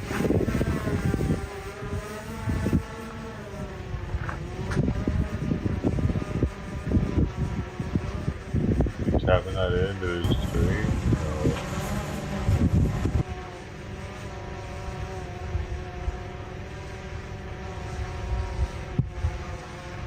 Can be a lot more.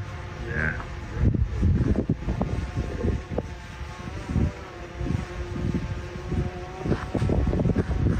Okay.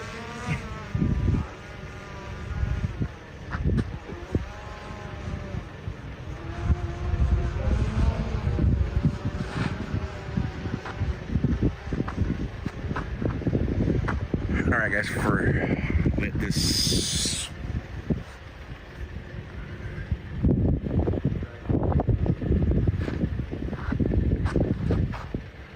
we'll wait for the satellite strength to go up a little bit, and then we'll walk again down there.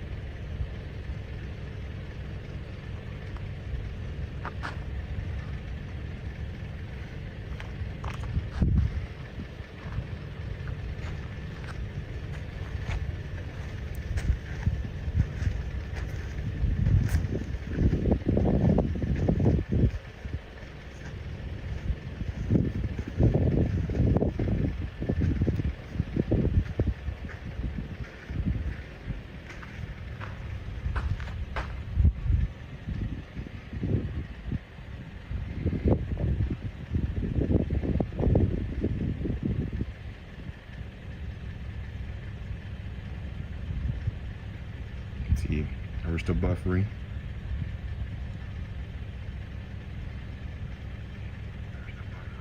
No, we're not buffering no more. All right, I'm gonna walk you guys over down here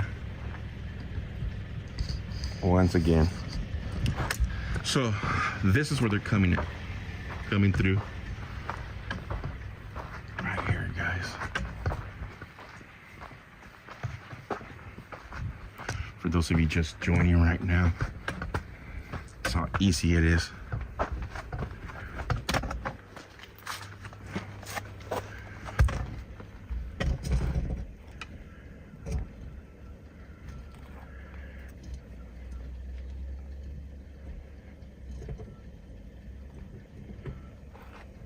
Well, he can't fit through there, can he? Is he in Mexico now?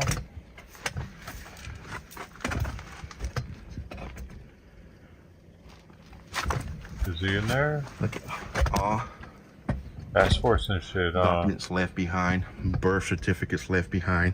Huh. Oh, why would they do that? Don't they do that? They walk up here.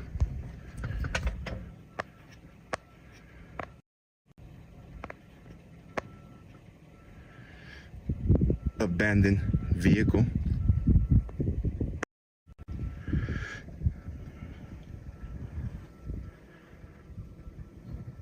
One more second. Look. How easy it is. Wow. Up here. Racer wire here. Come right in, and I'm gonna walk on myself into the other side. Easy, thanks, man. There we go.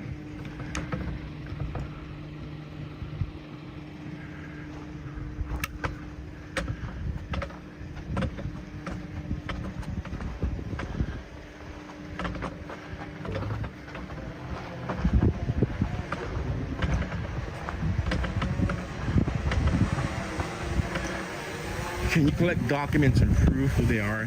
They don't care, guys. They know those documents are out here. If they really wanted those documents, they would come out here themselves and collect them. The abandoned vehicles in Mexico.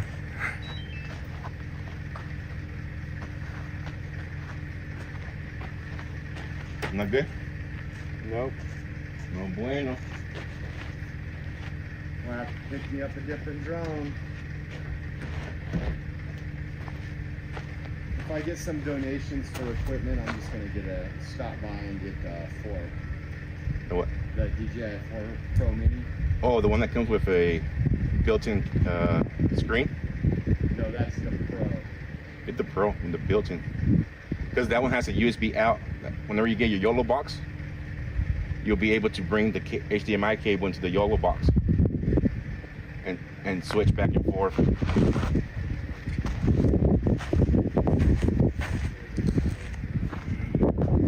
All right, guys. Vehicle. It's a very old part. You want to start heading back while other people are at? Yeah. Hey, don't make excuses, okay?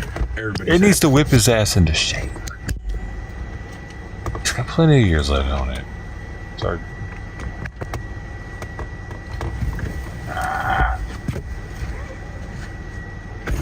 If I get some donuts, guys, I'm gonna go by the store and get you guys a treat.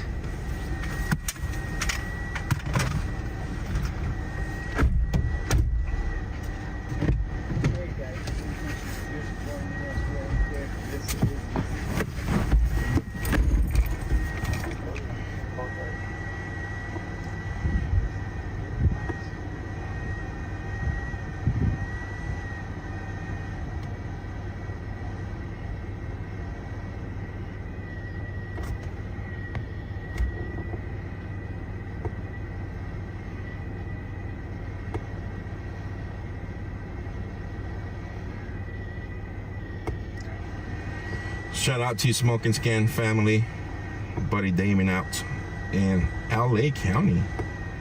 OC alley.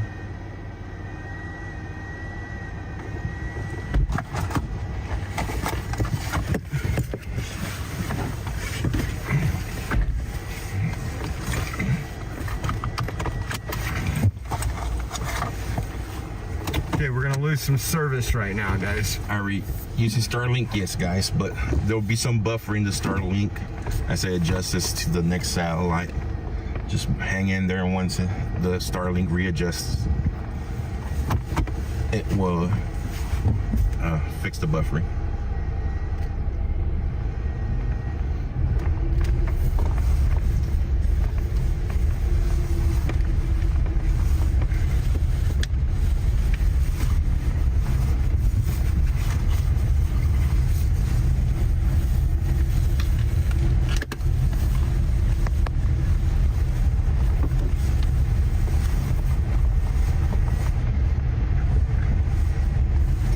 Liking the Starlink, I'm loving it, guys. There's no cell service out here whatsoever, and if there is, it's very low. We would have never been able to live stream for you guys without the Starlink.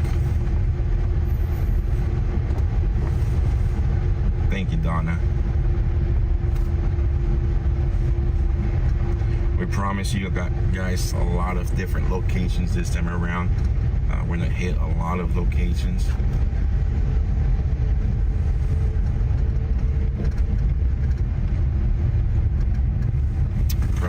Airports to bus stations to NGO processing centers to Border Patrol processing centers to locations where they're coming through the wall, bringing you guys all around border coverage.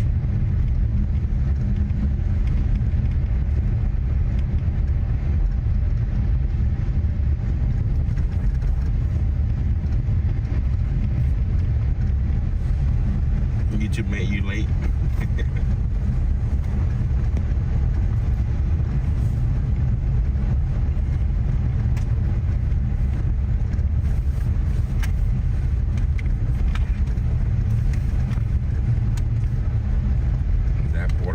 Flight? Yeah. I'm gonna come arrest you for documenting. Alright. He's just out here.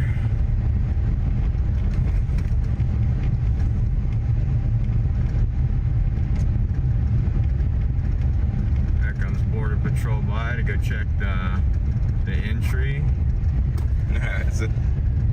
We actually met some really cool Border Patrol agents, so we won't tell you the story now while we're here, but when we leave, we will. Yeah. Waving us down. Thumbs ups. Oh, he's moving. Yeah. We might have some action coming here shortly here. The way they're driving.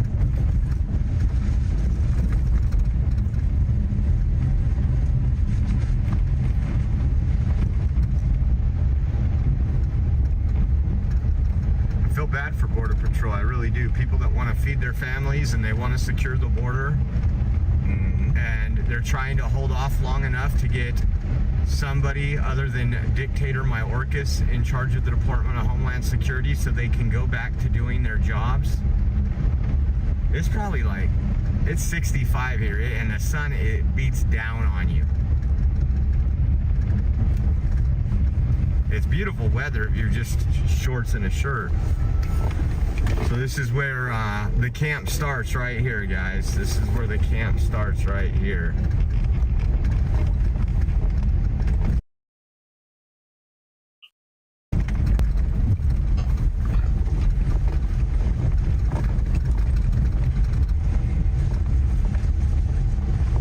The readjust satellite, guys, so it might buffer.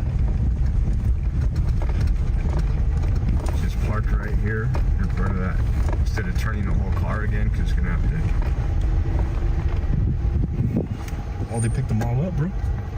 Oh, they all got picked up, guys. Let's go to the front. See if they're walking up there. See if they're I'm gonna drive up to the side of the road, guys. We're gonna lose a lot of service, guys, so.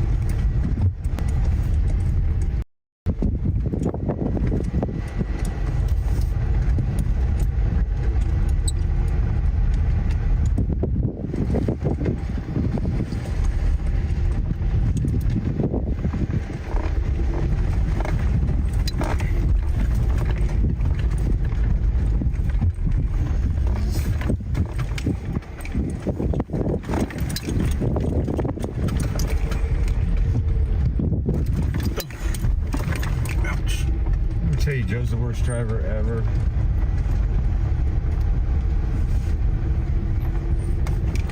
It's gonna cut the live streams.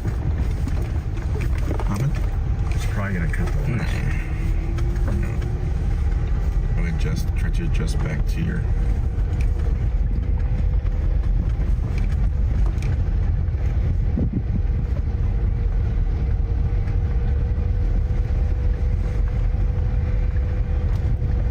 There you go.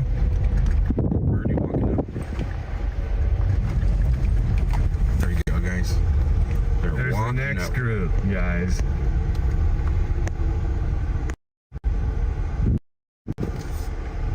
They're walking out to the road here where they'll bring some transport vans. These are all the ones from China. Golfing Guns, be safe, watching from Smoke and Scan. Golfing Guns, thank you so much. Appreciate it. I hope you're doing well, brother. We're out here showing you guys what's going on. Your new neighbors.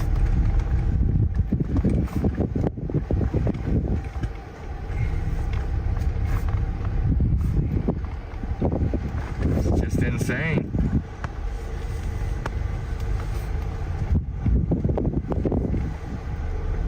Thank you for the anonymous gifts and go, guys.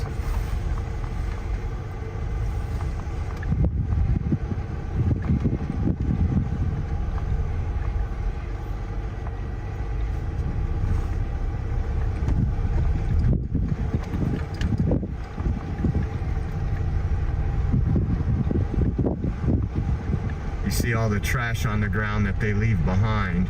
Yeah, guys, the other equipment for mobile, a lot better for mobile. Wow, they're gonna let them walk out of here? No, they're just gonna wait right here. No, they're walking. They're leaving. They're looking at where to go. That's what the problem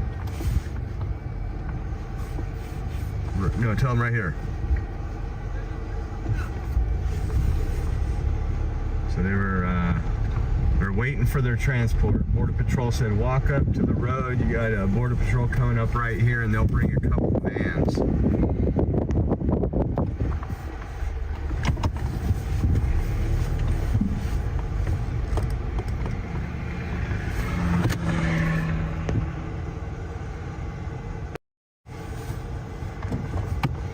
Bunch from China, guys.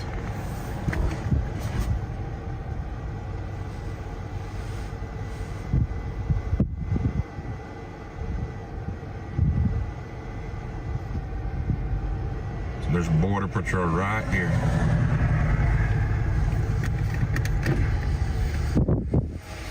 Border Patrol. You can see he's on his phone right there up front. And again, these folks are coming from China. These are not true asylum claims, but yet Department of Homeland Security will give them a court date 7 to 10 years out where they're remain in the United States on parole.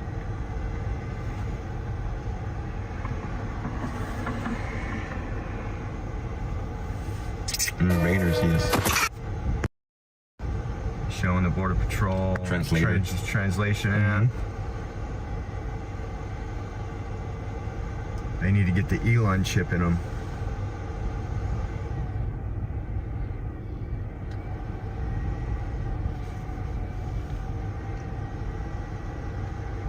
Send them back. Sending them back the other way. There's another Border Patrol right here. Yes, it is. Yeah.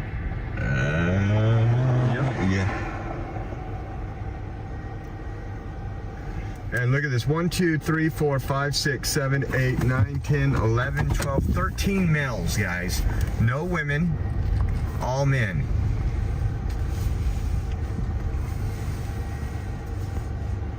Military age. So he's going to send them back to the area where the camp is because they don't have any transport here right now. Where they're going, they just got sent back to the area, guys. The area where the camp's at.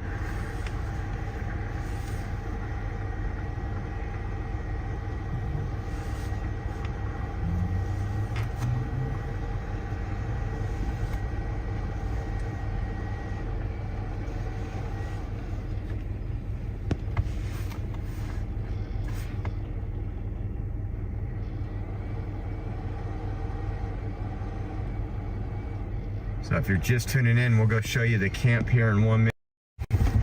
And Joe will find every rock he can. They think you're like Hunter Biden now, searching for the rock. Did you hear Hunter Biden had cocaine powder on his nose? His gun case from like a couple years ago. I thought on his nose.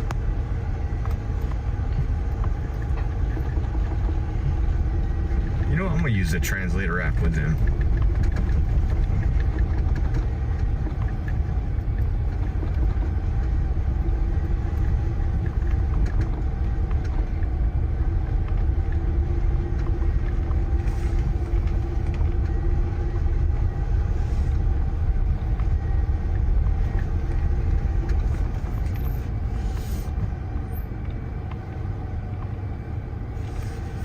But remember, guys, the border is secure, but we have...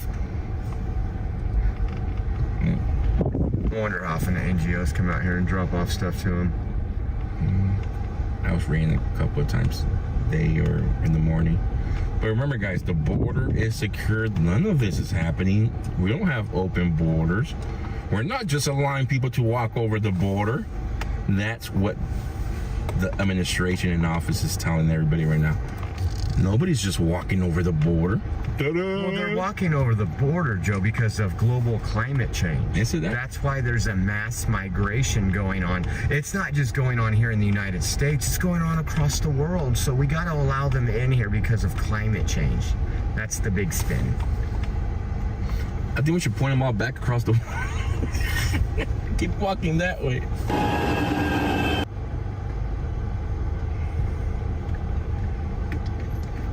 Give him a map to Tijuana. Yeah, give him a map. Sorry guys, there's a glare on the window, which is...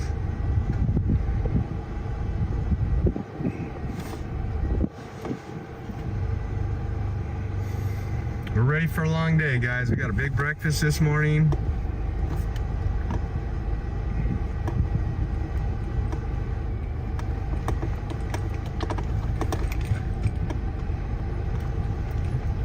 Guy's falling behind here. Yeah, pick up the pace.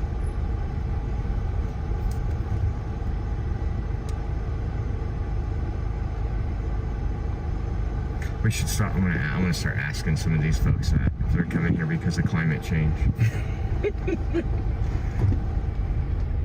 Well, there's been plenty of opportunities to pin coke on Hunter Biden, White House, when he did the blow outside of the 4th of July.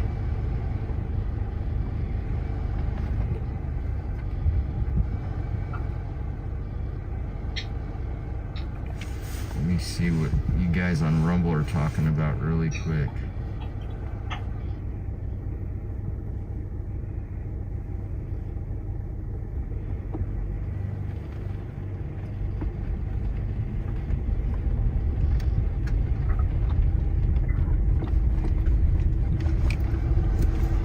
Guys on Rumble.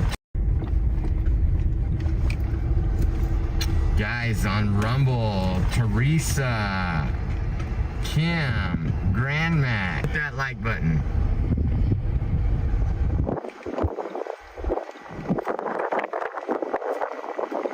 Here's where it readjusts the satellite on this one.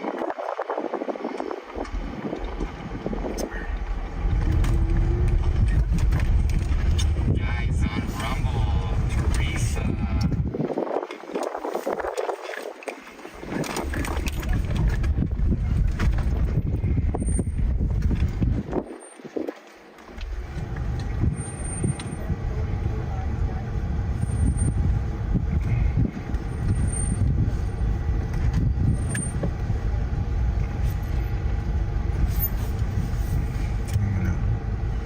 Face that way.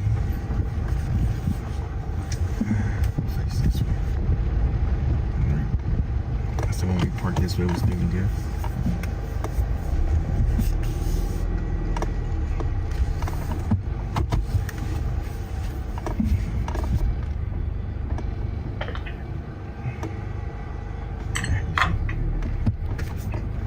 Something time.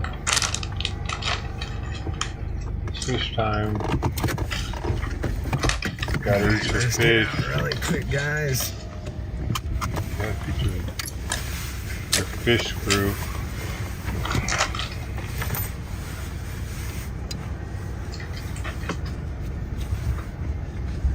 Hey, Jack.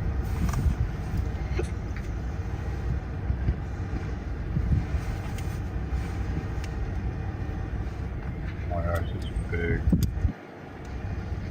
It's a big one. One second, guys. Gotta get all the mega oil. And Buffy, thank you so much for that. And Michael, thank you so much for that.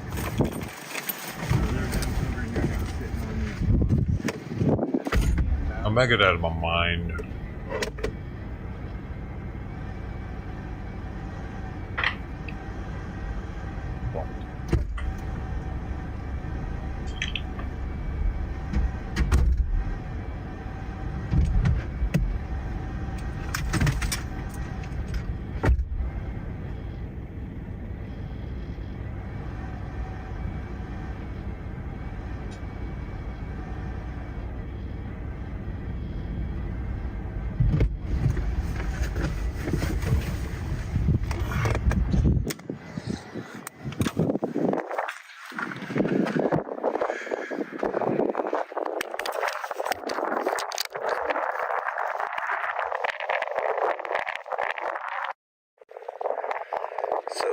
This is the camp, guys, for those of you just joined right That sounds way better. now. We're in Jacumba, Hot Springs, California. We're still in California, day 3 of coverage. They have made a camp out here. Or they leave tents behind for the next groups to come by. Inside of tents. They have to be here overnight. As they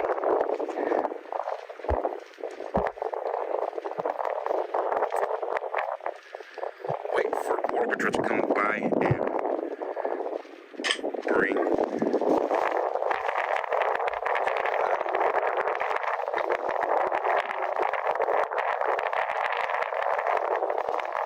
vans to transport them, guys. One second, guys. Let me get transferred out. We got some. Let's go some stuff.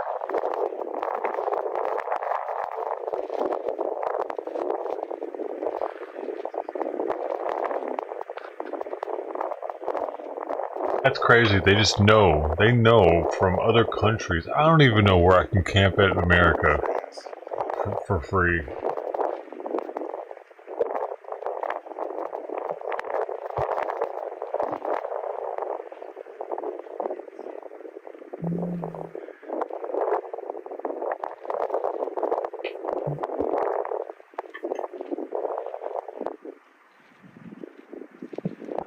A bunch of homeless people should just start living out there.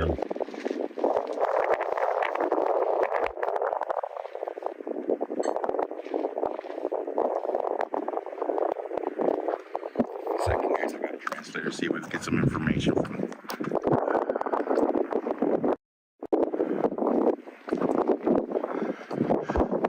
Hopefully.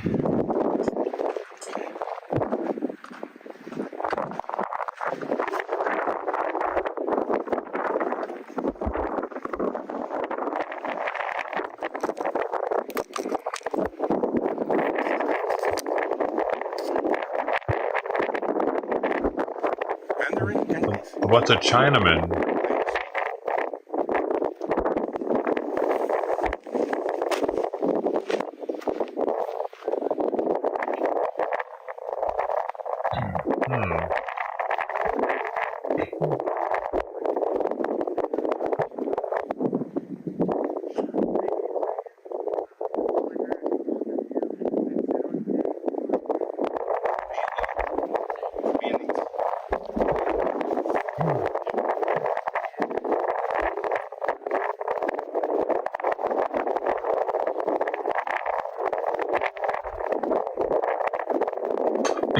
Man, Joe's too sexy for that shirt.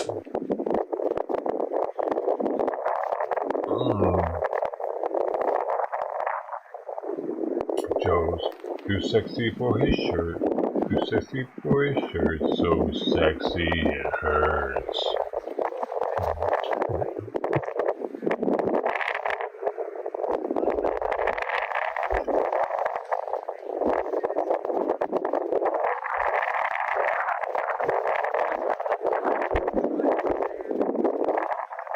Nice jackets, nice shoes, nice backpack, nice everything. Haircuts.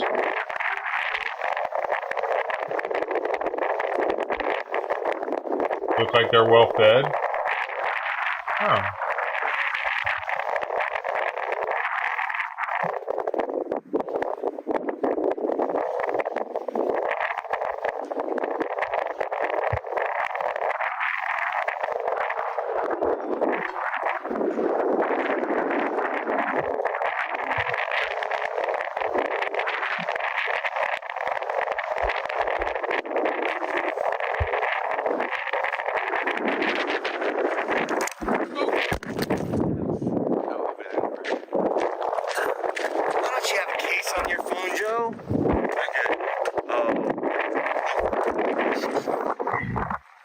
You got some nicks. Stop right. Hold on, guys. Down, nicks. Probably is Nicolas Cage. So they're from Vietnam. They took them 65 days to get here. Vietnam? This two are from Vietnam. Oh, hell no. 65.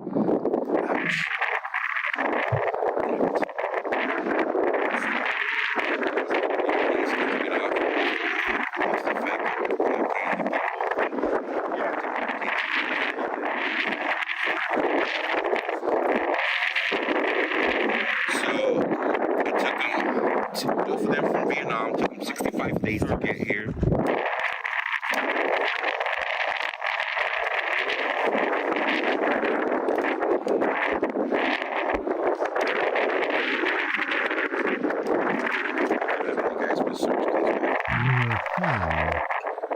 Nips? Did you get some nips? Nip nip. Gotta get a little nip nip. That's code word for nipples. Alright. Yeah, guys, I have a mic I have to install later on. But you guys can hear me now.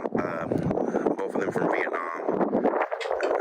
They came, it took them 65 days to get here. I asked them how much money the cartels charged them. They didn't want to say. They said they want to. Come on, Teddy! Come on, Teddy! In Mexico, I'm not going to let them walk by themselves for that many days. So nobody wants to give out the information on how much they're being charged. It's not like you can search it up, get yourself a map on how to get here. There's guides. These guys themselves as agencies, travel agencies. Is that what you meant, Ted? Let me ask this guy. Joe has nips. China? China? Vietnam? Where? You guys don't know where you guys from?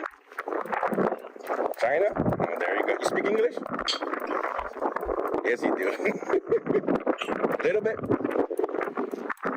Cantonese? Mandarin? You don't speak English? You don't speak English? How many days it took you to get here? I know you speak English, you just answered back. How many days to get here?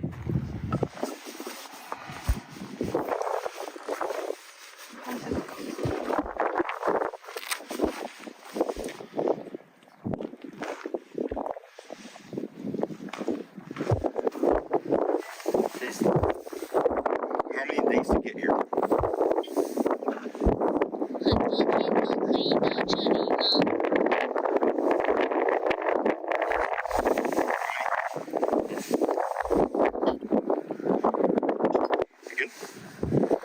How many days did you travel to get here?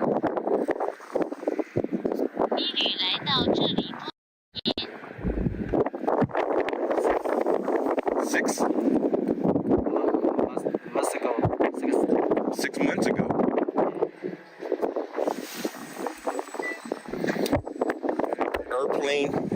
boat, train? How did you get here?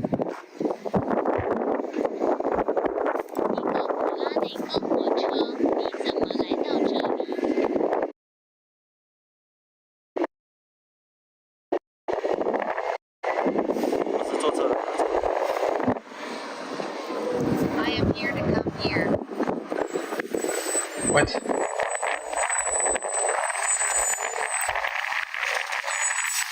Dude doesn't understand English at all. That's fucking weird. Why? I have to let this happen. Thank you, dude.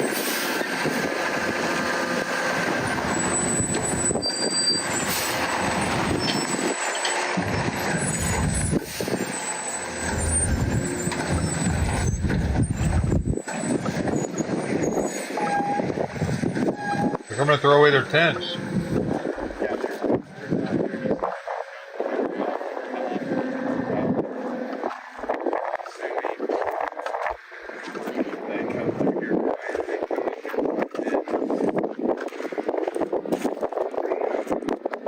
But what about the babies?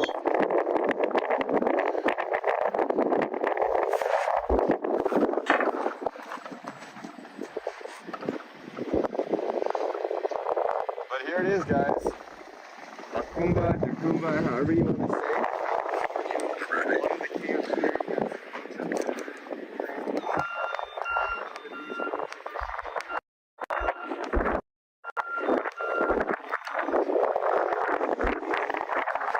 Who's paying for all this? Can you guys guess who's paying for all this? Mayorkas. Mayorkas is doing it out of his paycheck.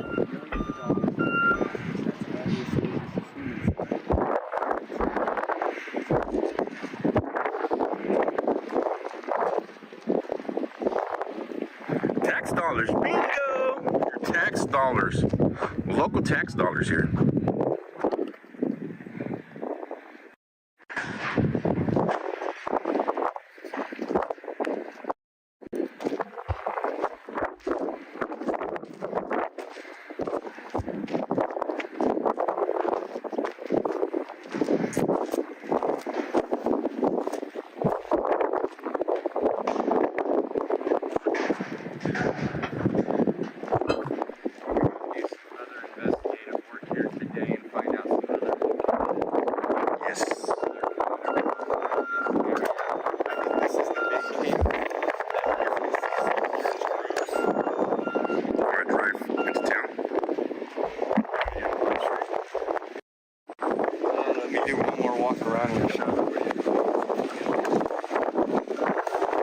Right now, guys, we're going to cut off. We're going to go to some other areas before going live again.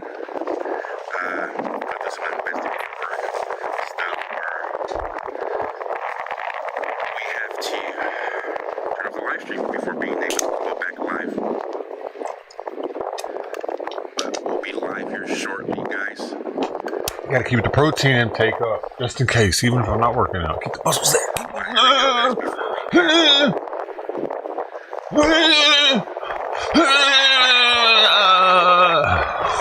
Good workout.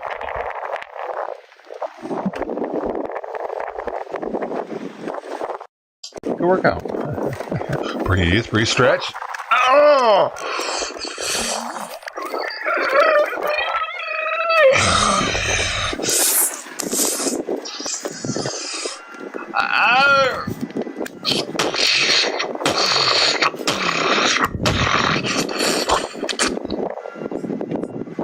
Good workout, good stretch. Keep up the good work, everybody. So, that's what we're gonna do right now, guys. We're gonna cut off. We can't stay live right now. There's for obvious reasons. Some investigating work. We'll be live here shortly. Go live again. Make sure your notifications.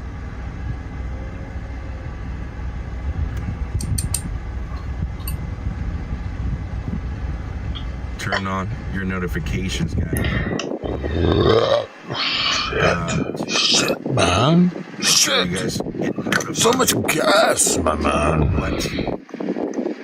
When we go live. The amount of gas you have is unheard of. Family. We'll see you all here shortly. I can't believe how you're able to do that. You're the gassiest gentleman I've ever met. Dude, I could definitely do some sort of voiceover work. Throughout this whole trip, we have I can sound like a million different people. To cover the border convoy afterwards. It's my throat shape. We have to pay. You see what I mean?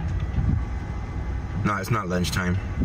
We had lunch. No, we had breakfast a while ago, so we should be good. It might have something to do with the fish too, though. I'm not discounting their use case. We'll be on. We'll be back shortly. Could Guys. be Until then, y'all stay safe, be blessed. We'll catch you in a little bit. More involved. More exhausted. More.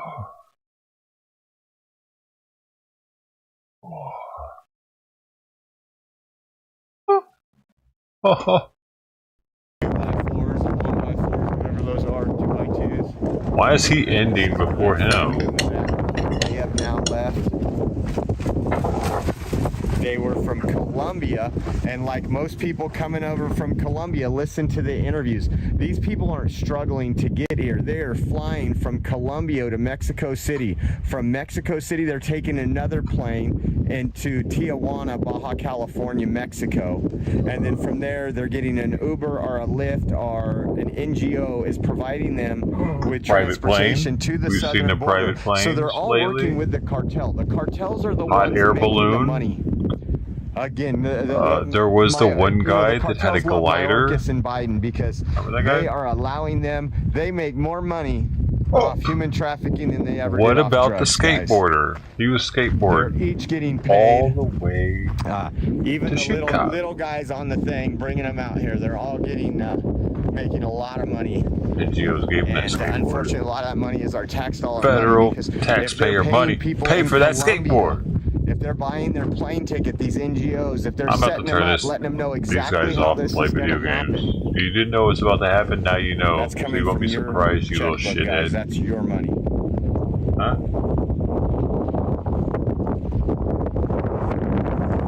Is there a problem with that?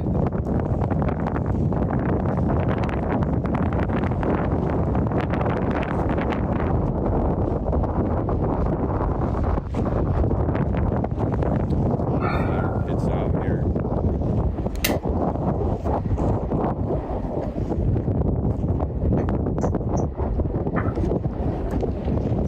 It's amazing that any government would. I mean, there's hardly any governments that would allow foreigners to illegally enter their country, set up camp. That is an invasion. That is an invasion. So, stay tuned. We will be back here shortly. We're going to go check out some other spots in the area. We got a long journey ahead of us. God bless you all. Thank you. If you want to give, go to givesingo.com/Oreo2024. Thank you, guys. Oreo 2024, is he running for something now? Okay.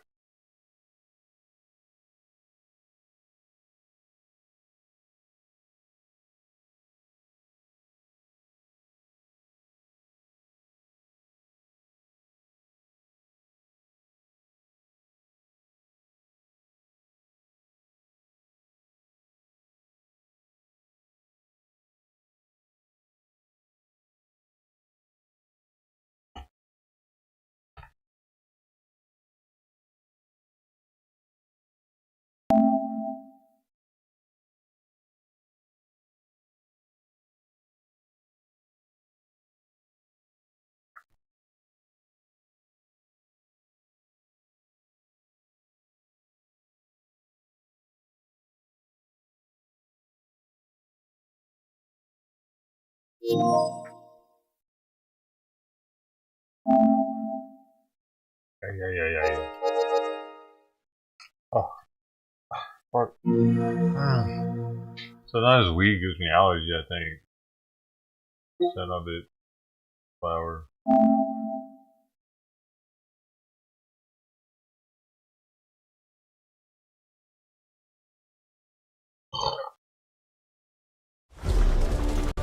But now I'm ready. I don't think I was ready before that burp though. There's an update tonight at midnight, so tomorrow the game will have new shit available. A new season and everything starts tomorrow. Rondo's gonna be super different. Gonna have all kinds of extra stuff on it that's not currently there. EMP zone. There's gonna be a new colored smoke grenade. It can be contraband somehow. You know, the old contraband system where they con you into spending money.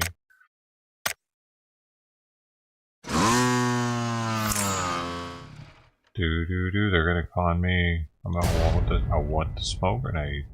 Just give it to me the first spin, please. Can you imagine? Just give it to me. Just give me this. Give me this. Sometimes I gotta take a shit, and sometimes I gotta ask for the smoke. Same time.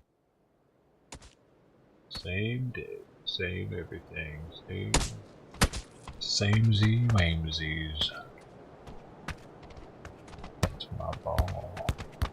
There are many balls like it, but this one is mine. Good. Oh, oof. Good kick.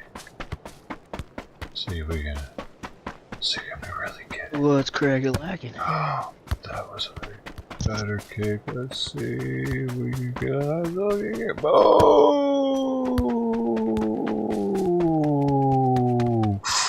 look at that. Oh. Just look at it. Perfect placement. Perfect. Oh. Oh, you got it through. I got it through there. Is the car? No, I thought it was drivable for a second. Okay, get to the red sign in time. I'm running out of time. Oh, come on.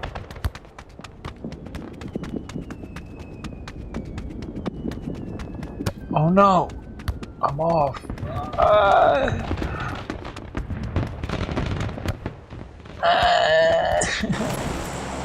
Just not good enough, man.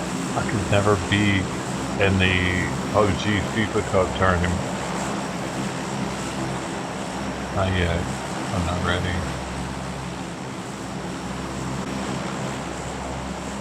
I'll get ready. I'll be sure to practice. I'll be sure to do everything I have to do. Be the best soccer player in PUBG.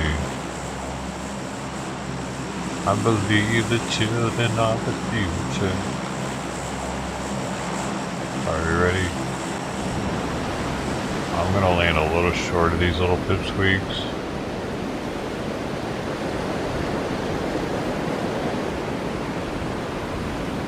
Right there. Probably around here. Yeah.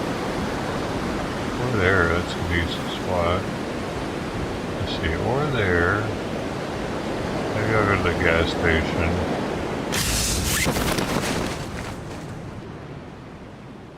They're going to the gas station. Shit. This fucker you're doing right next to me, dude. They're not coming over here. What do we ever want to sell? That whole squad probably gonna land with him.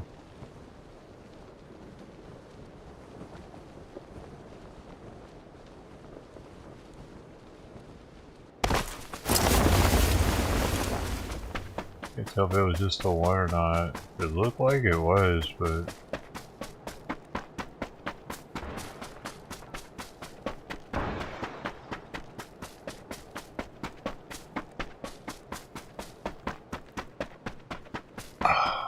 go figure, they marked some shit that was too far, and now we're at this thing, all of us, with hardly any fucking loot. Dumbasses. I'm going to this fucking over here. Wasting time with these people.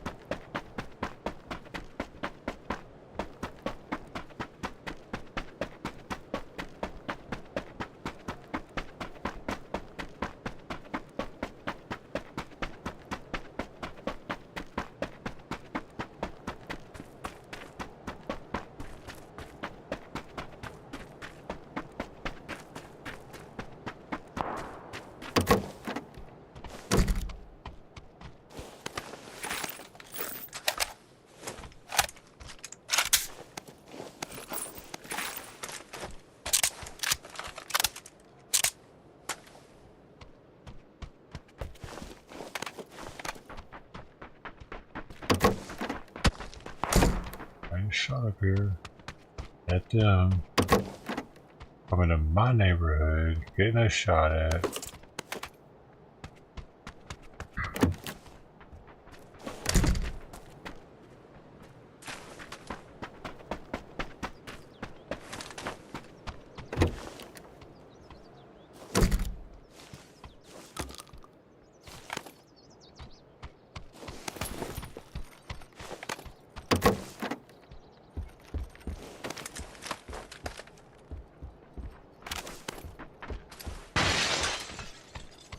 Why is he coming to my house? Or maybe he's next door.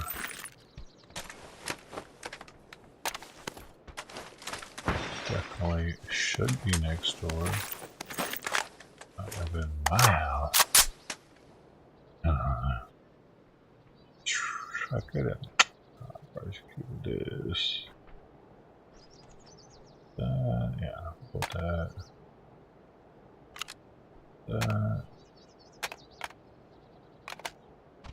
I don't need that stuff anymore, man.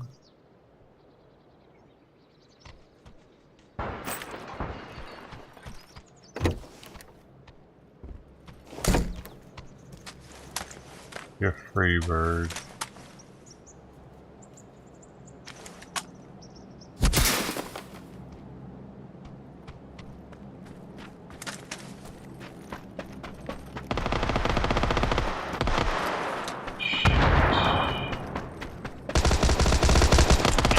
That's not good.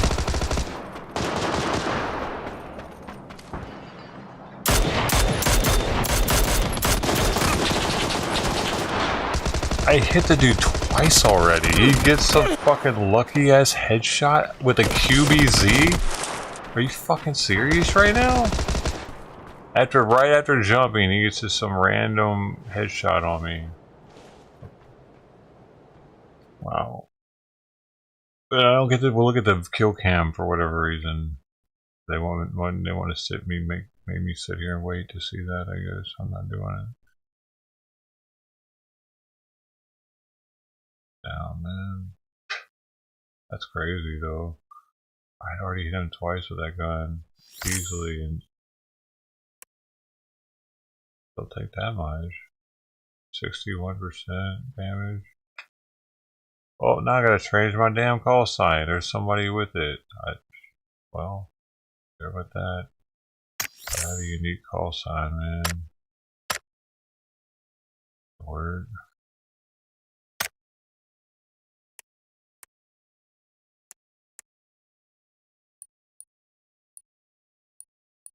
That's the one I haven't seen hardly any of now. This one, I guess.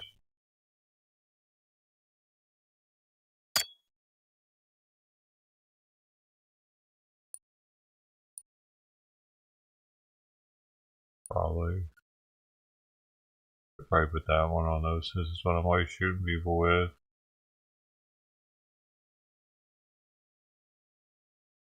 Huh. It's kind of weird too. Sell that one. Yo.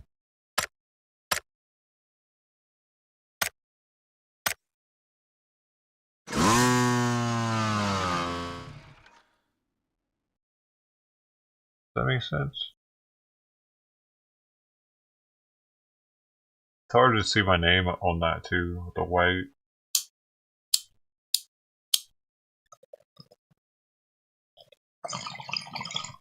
That other one.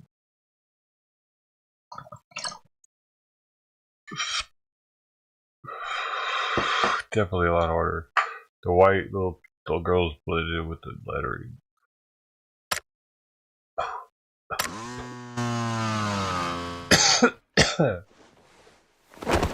Now it's a little easier to read.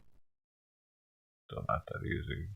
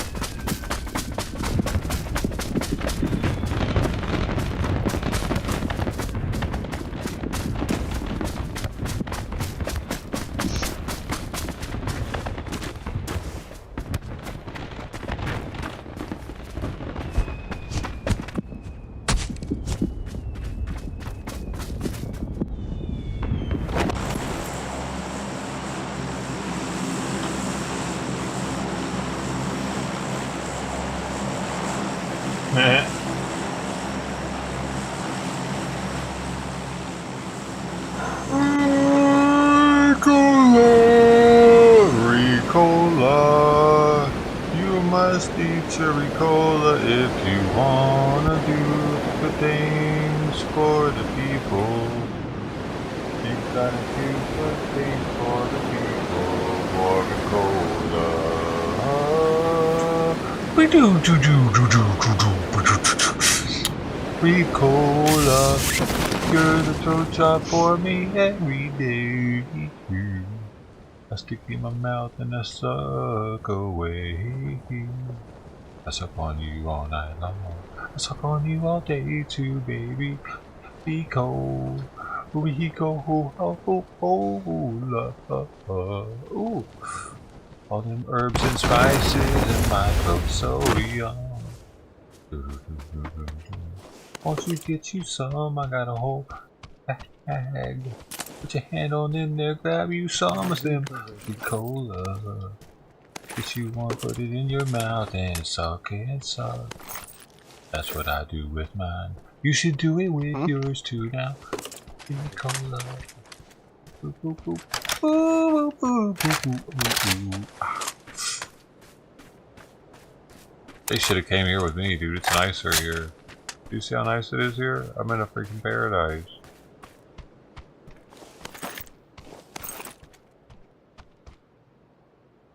Jeez. that. Nah. Over here now.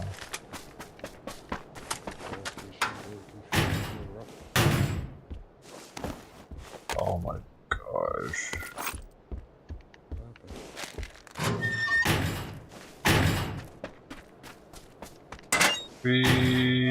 Cola. There's a bike here.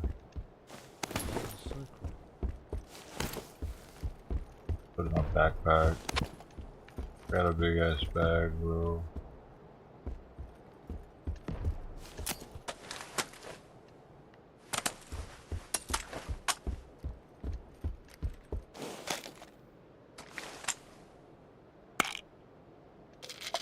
Oh.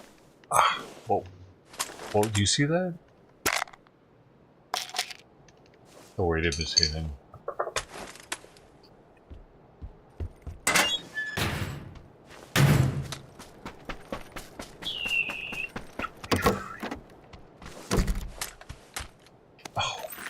Good pickup. Put the pan on your ass, put the pan on your ass, put the thing on the put the thing on the thing, put the thing on the thing, put the thing in my pocket. Put the things in my pocket. Oh. Things in my pocket, things in my pocket. I don't really need any more of those, so I'm not tripping.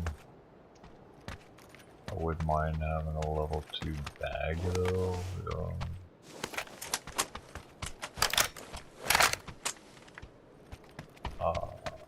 That, so I need to get this freaking bike out of my pocket.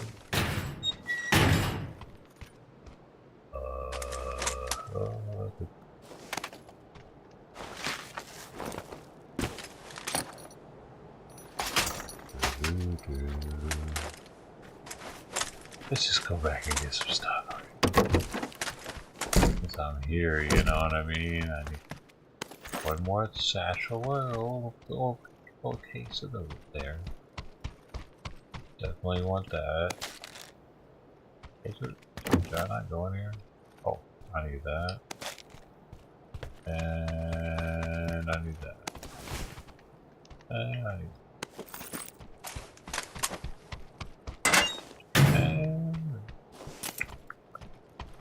so I'm full now though.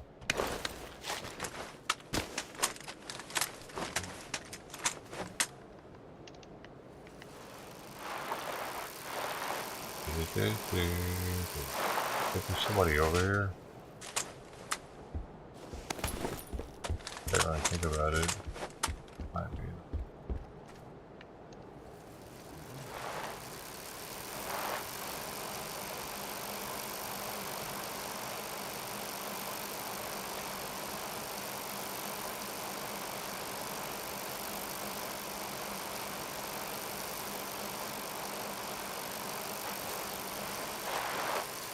Boy, they really went some distance, didn't they? Oh, some teams really make it. Well, we're all spread out. Holy shit, we're literally all in different places. All 4 of us are in completely different places. Within a decent area of one another, but I mean, we could be way more spread out than we are, but I'm kind of in the middle of all of us with green. We're both kind of in the middle equally. Got yellow on the bottom, orange over on the right, which we all got to get to anyway, is orange. Just trying to avoid any trouble. I don't want no trouble. I don't want no trouble. Ooh! Let's get that though. I'll put this in my pocket.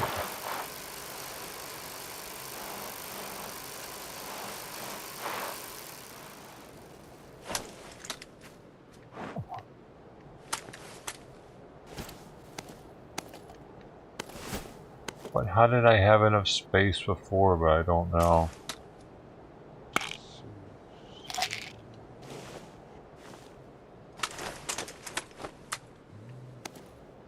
What do you mean out of space, dude? Oh, but that's my bike, bro. Oh, oh.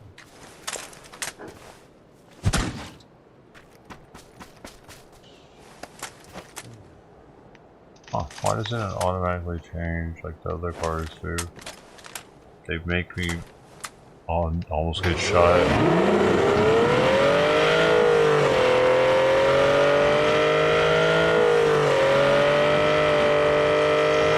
Oh, they're dying. One of them is.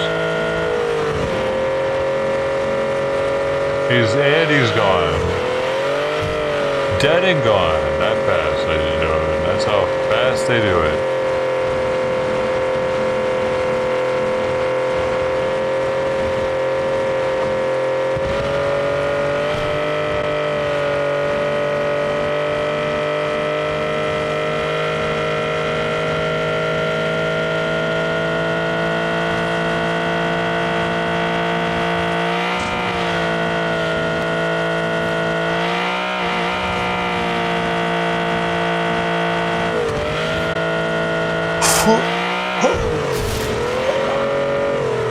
Oh shit!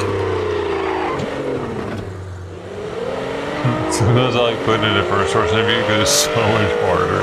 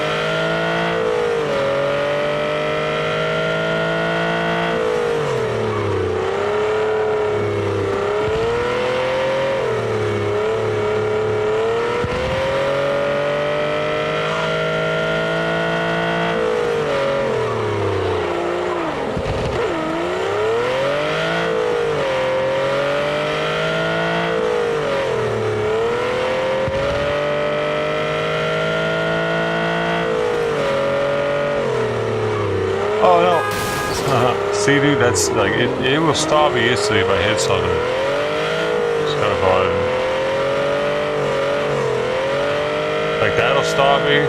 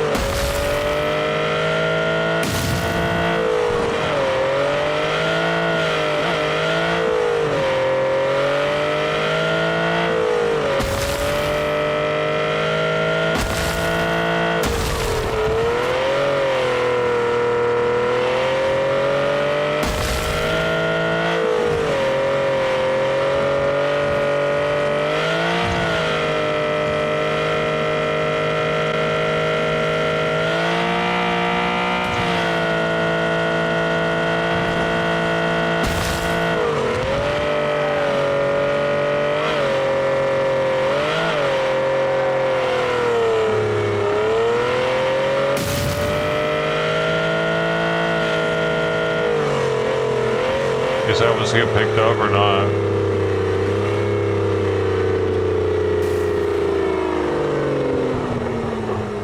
Oh, Yellow's still alive.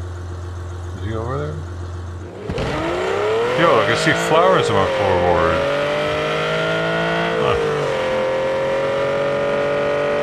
Huh. What's wrong with my steering? I need to get in alignment.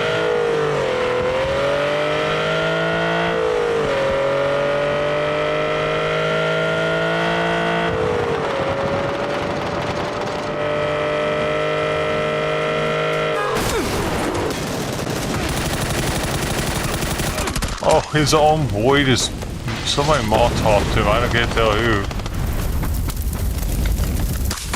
Oh, you would take it out on me if you Molotov your own fucking teammate. Wait, were those bots? Why are we watching them now? Oh, now my teammate starts saying something. He starts moaning. He took his dick out of his dog's ass, didn't he? He was like,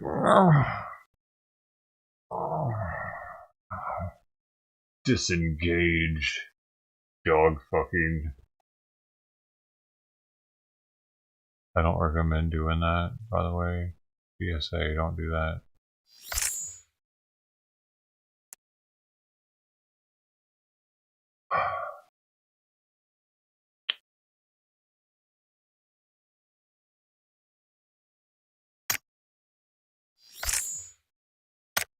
Don't play with your dog like that. Not cool. Not kosher according to Muhammad.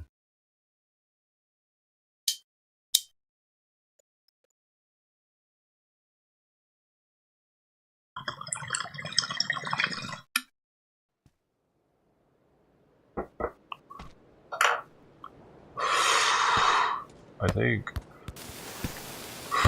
I'm pretty sure that's what it says in the Muslim book.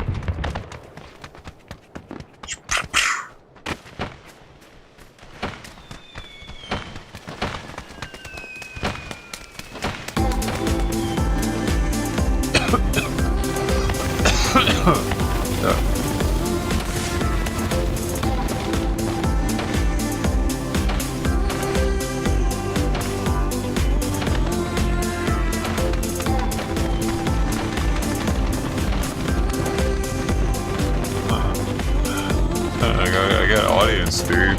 This is weird.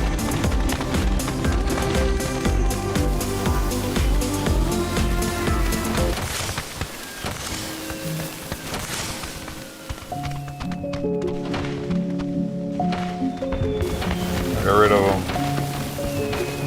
Everybody hates the piano music.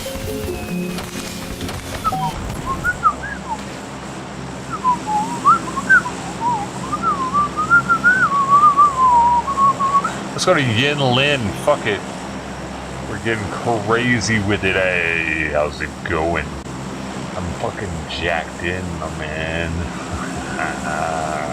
Yeah, first hour on. First hour on, always the sharpest. Gotta cock in to the lock in. Got me? Get it, son. You getting it? Catching my drift? Sniff it. Some of that. Alright. Let's go. Let's fucking go. Are you ready? You're breathing. Get oxygen in. Gotta hyperventilate a little bit. I think I'm ready. I think I'm ready. I know I'm ready. I'm ready to 7 series. Are you with us? Oh my fucking god, this. Don't forget to hyperventilate. Alright, going. I'm going.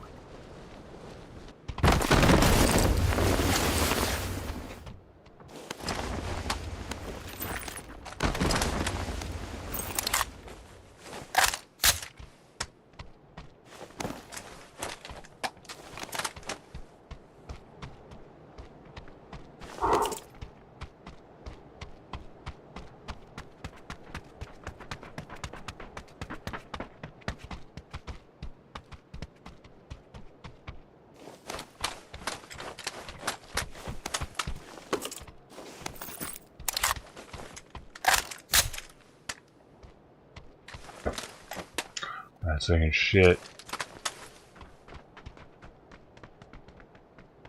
That lower, yeah. Shit, alright.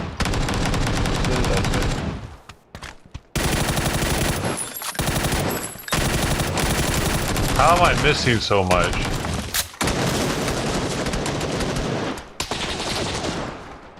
What? I was hitting that dude though, but just not enough. Okay, at least I can see how much damage I did on him. I was hitting him, I think, like 2 or 3 bullets. I didn't hit the first guy at all, I don't think. Sorry, this guy. He was at 100%.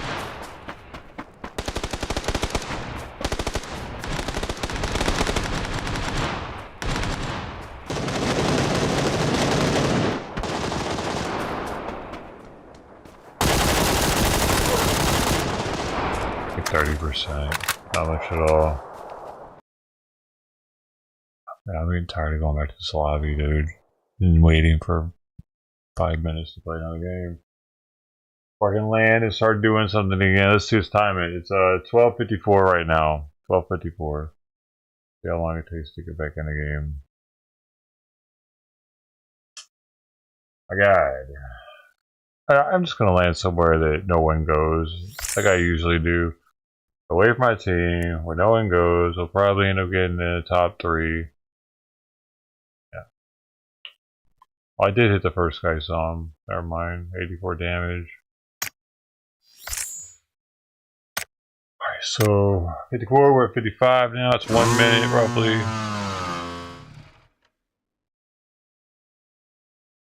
How long does it take?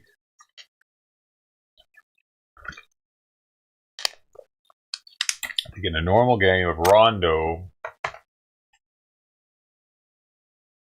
which what I've been noticing, these Rondo games have a lot of bots in them, dude. Compared to the other one that was just doing the random.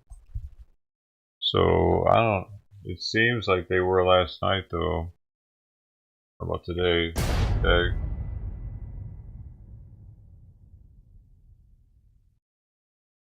Let's see, matches on the match that happened 4 minutes ago.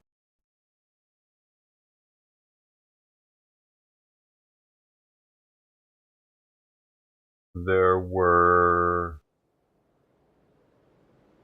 Oh wow, there were only 6% bots actually. So this morning might be a little different.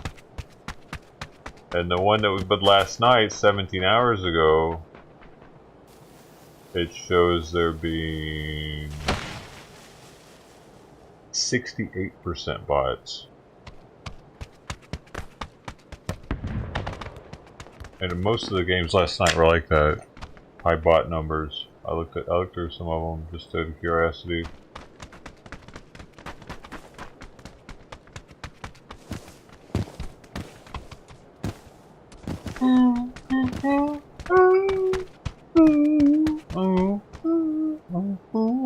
I gotta wait for the games to be over for it to give me that information though, because it gives so much other information with that. Like they have to wait till the game's over to give everything in a little neat little package. I wonder if dude, it'd be nice to know that beforehand though. That'd be pretty cool. Like right when the game starts to know it's like 90% bots, so they just know you can just push everything like a mad lad, like an absolute mad lad.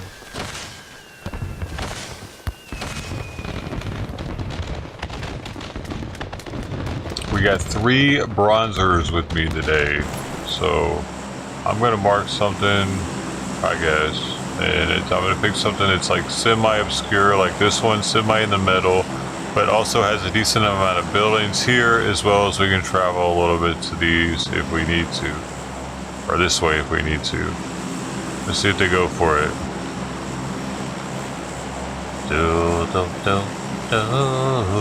What song is that, dude? It's been going through my head today. No one's following me also, by the way. Blue, one dude's following blue, one dude's following yellow, and they want to go to the other direction, right? I'm not going that way. I'm the highest ranking person here. So, both this number 2 and number 3 guy were following people, so I'm going to look at that in a minute to see why they might have done that. I don't really give a shit though. Get one up.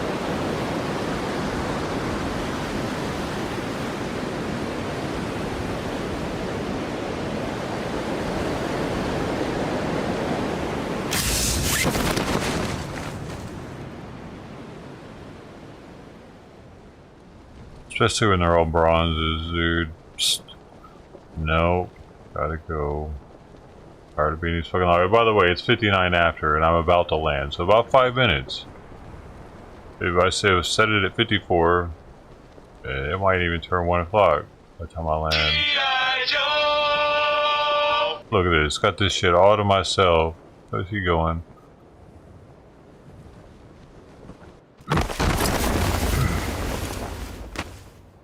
Well, 59. Say I'd say that's probably 5 minutes.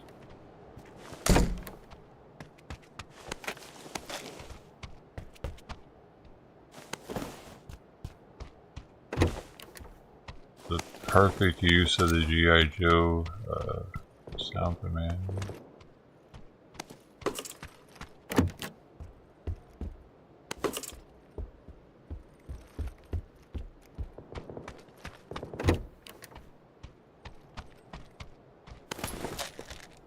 I sound like gun.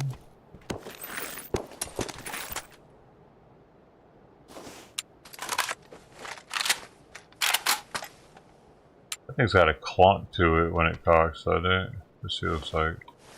Not pretty too. This is fairly new in the gun repertoire. It's on the progressive, but it's still kind of pretty with that purple tip and how it's got the color gradient going from green to that purple. It's kind of pretty. Got the dragon on there, symbolizing the year of the dragon, also, which is what is now. I got it on the year of the dragon, but I'll eventually probably get a progressive for this gun. Right now, it's the one. It's the best one I got now for this gun. Actually, best looking one.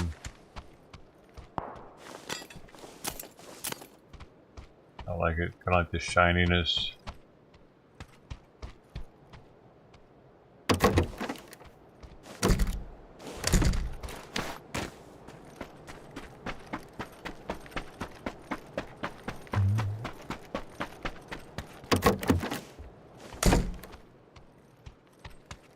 Bruh.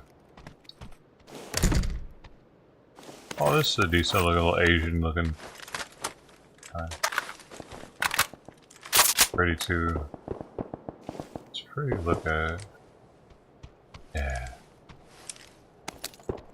I look at our guns in this game a lot. Put that on there? I think I might switch out this for this though. Right now, I got this for a long and this for a short. Now I can do that, but I need to switch these out. Wait, oh, I thought that was a red dot. Need a red dot, bro. Okay, short range, very short range. Fun to use. Let's. There it is. So I'm gonna switch this up for this. Oh, he's dying. Someone's dying.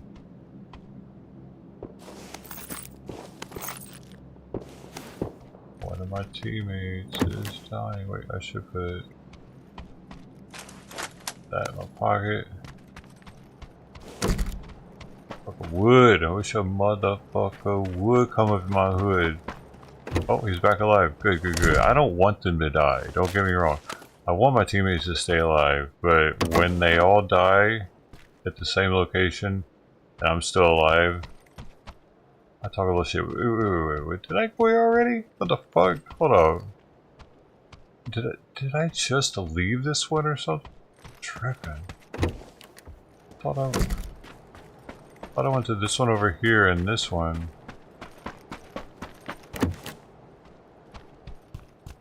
Either I might be tripping, there might be somebody there.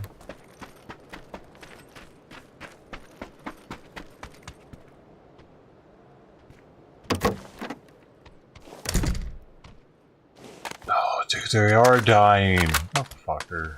Great. Well, it's gonna be me and Blue. Where'd Blue go? Somewhere else? I don't see Blue. Oh, no. Blue's about to die too. Just me then. They could have came here. They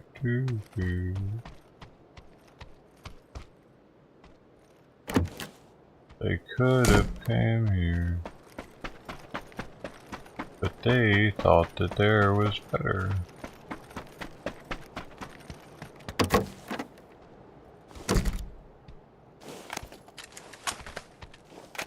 For some reason, they thought there was better.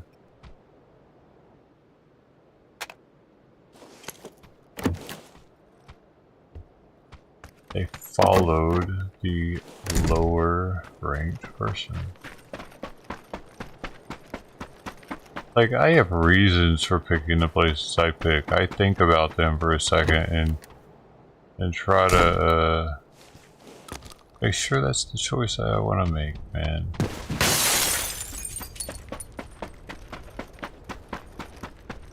They just picked something because I think it's going to be busy, I think.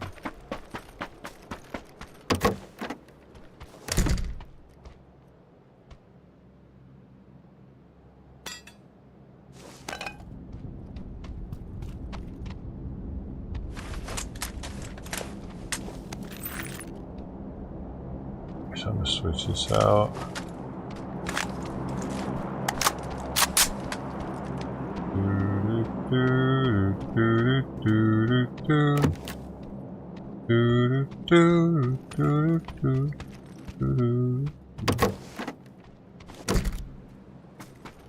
$15? Oh, it's chilly there, huh?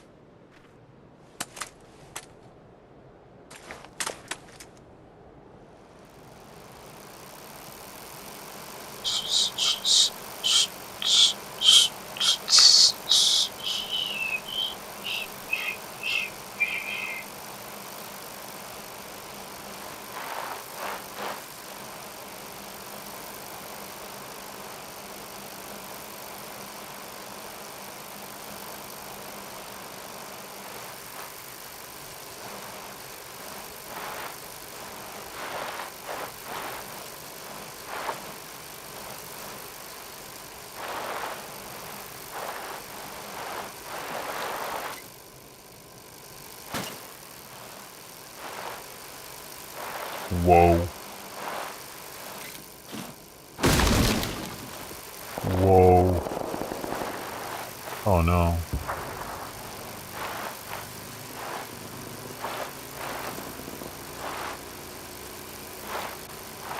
Oh, I can't shoot the shotgun while I'm riding the bike. Bummer.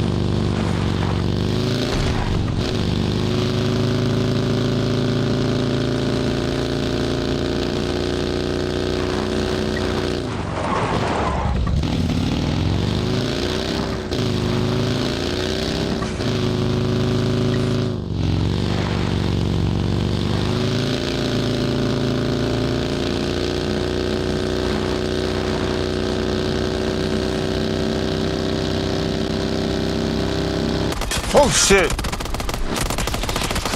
Ah!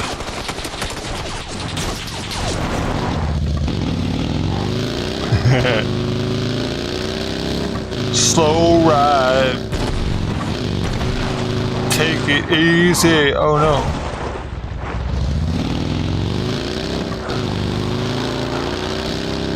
Whoa, whoa, whoa, whoa, whoa, whoa. This fire!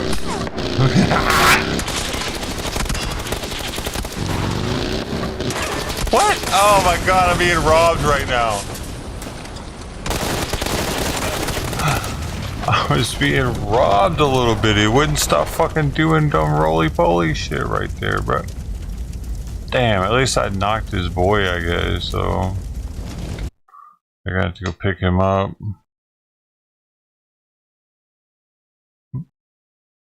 Hopefully he gets to see it. But he slam it into his boy. Come on, come on. Oh. Or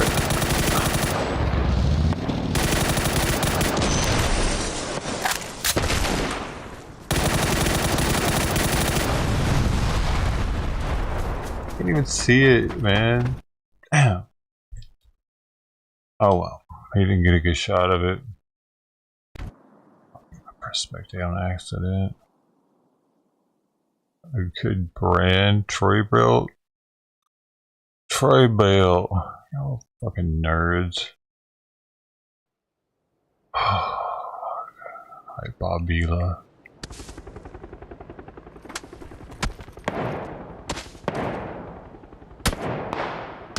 Oh, that hurt. Damn, son, you got hit in the forehead.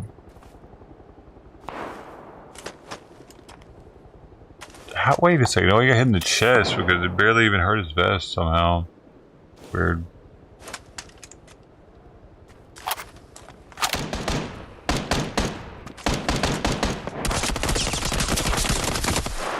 Oh, you're so dead. You're so dead, hot dog boy.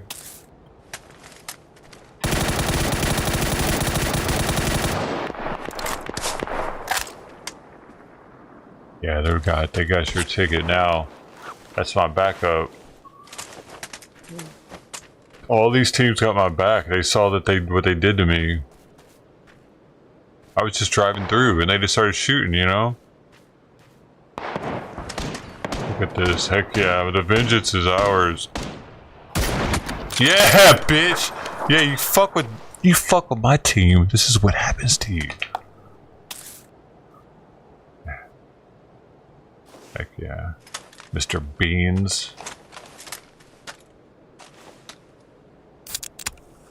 Is your latex outfit. Droopy butt. With your droopy butt latex out. That one looks like a hot dog. I need to change my level 3. Oh, get hit. Get hit. No, no, no, no. No, no, no, no, no, no, no, no, no, no, don't hurt him. Damn! Where's his backup at over there? There it is. That's the other team. All working together. Yes! Yes! No, no, no! Don't hurt him. That's my best sniper over there. We got these people. We're gonna get these people.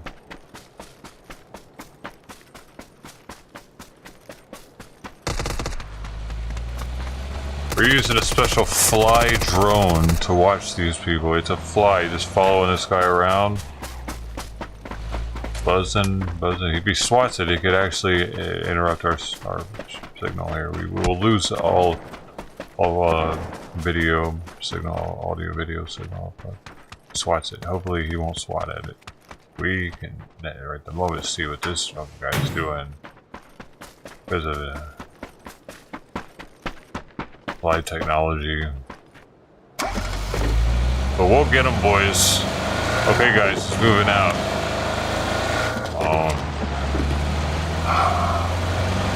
We know where he's at.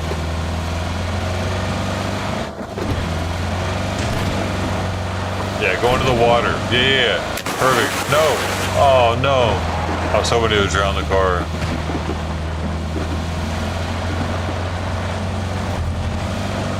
Damn it.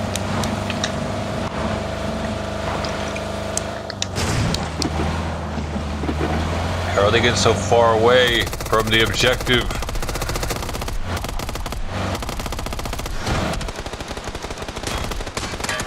Yes, yes, yes.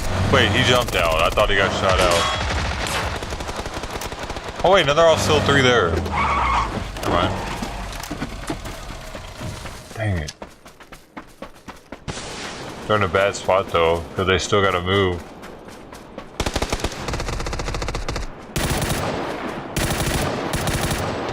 Oh.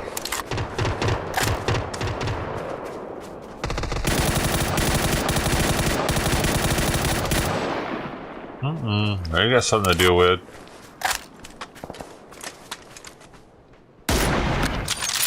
He's probably just spotted him. Other guy's healing.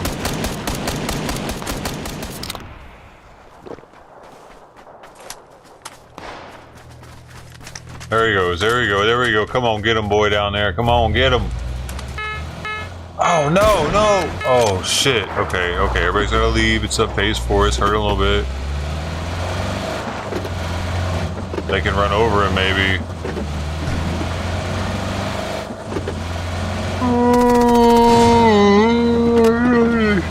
Run over him. I don't want a name. Okay.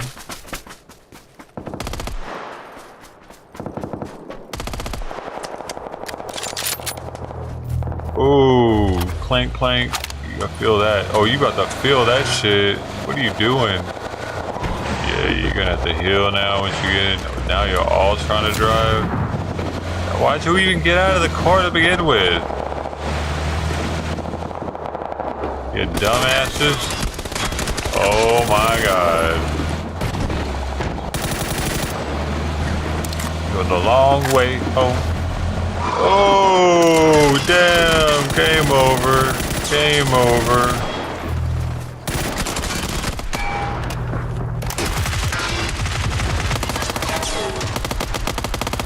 That was close. I almost got my boy over there. Come on, guy in the garage. Get these fuckers. You can do it.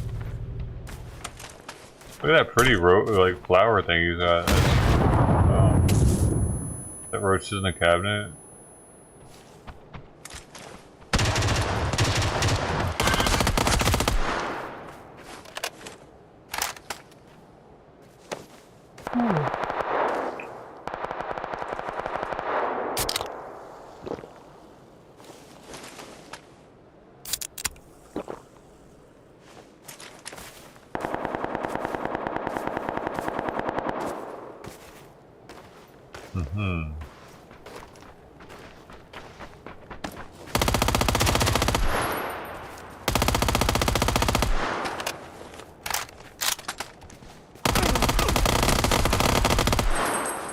Yeah, man, that submachine gun seemed a little OP.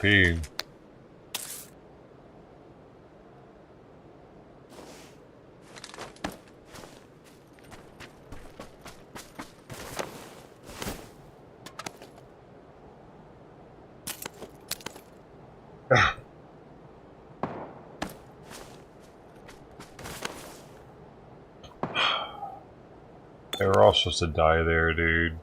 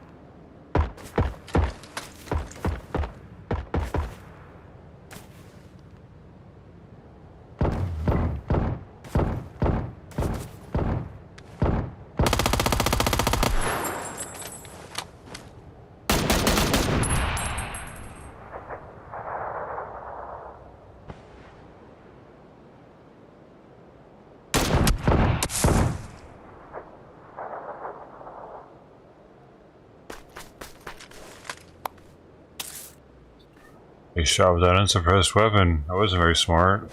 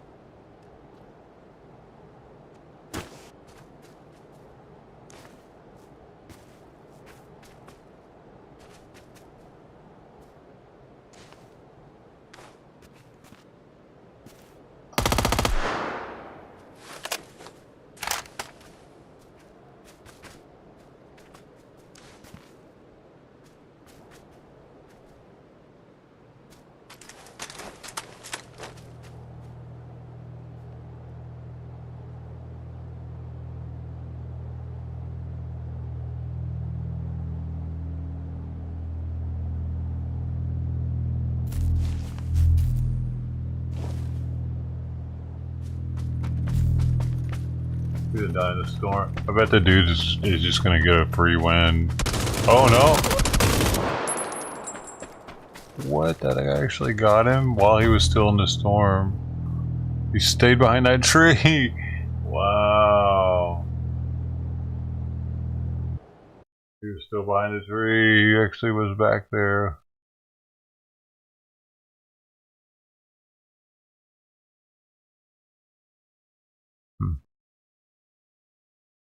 Did you hear about all the Tesla supercharging stations that were out of commission in Chicago? Because it was too cold?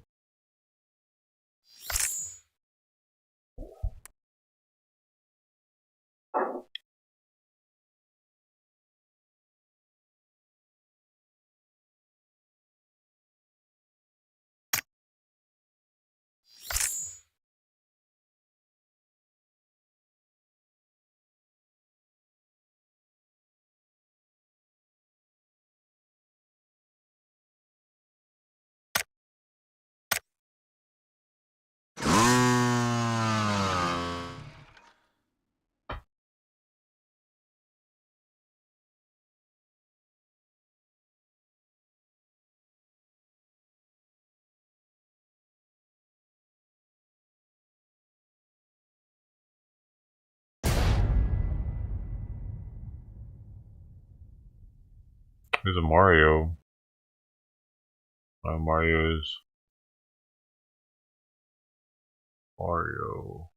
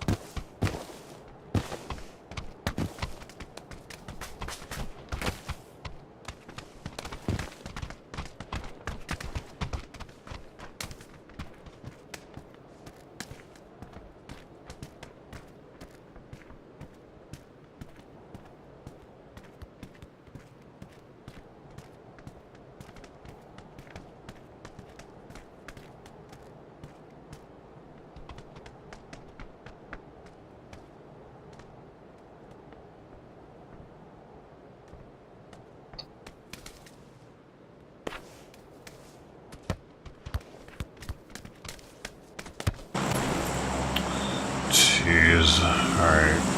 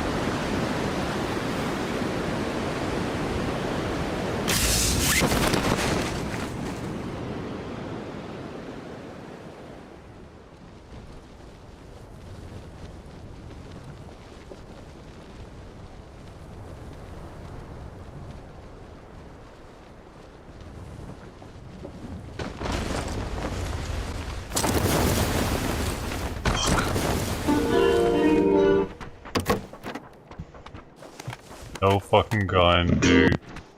No fucking gun.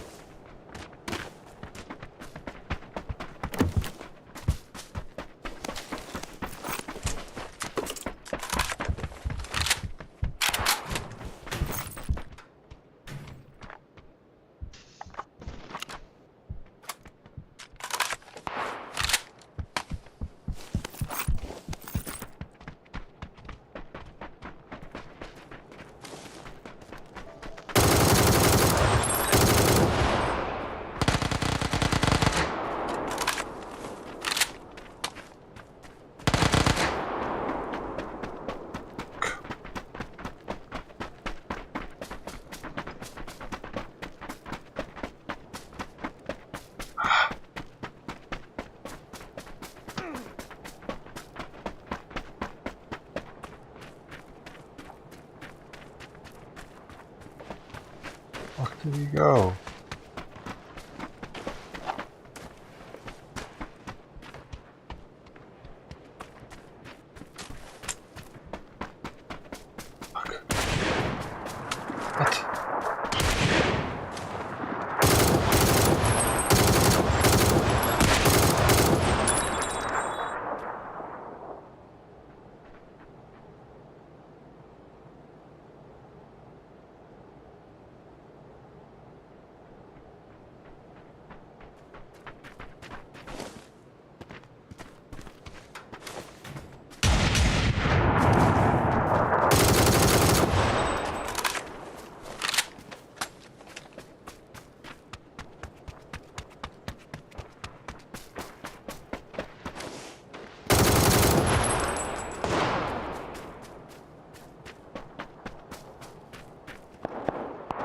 Oh no.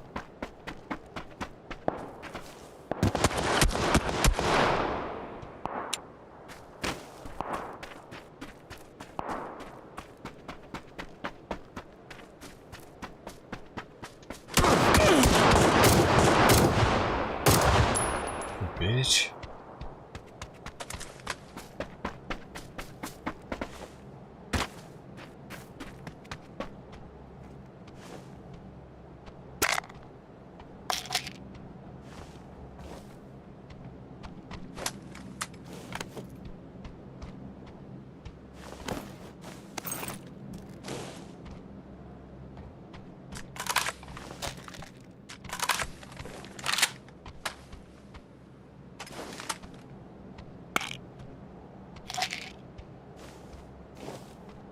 Where'd this guy go?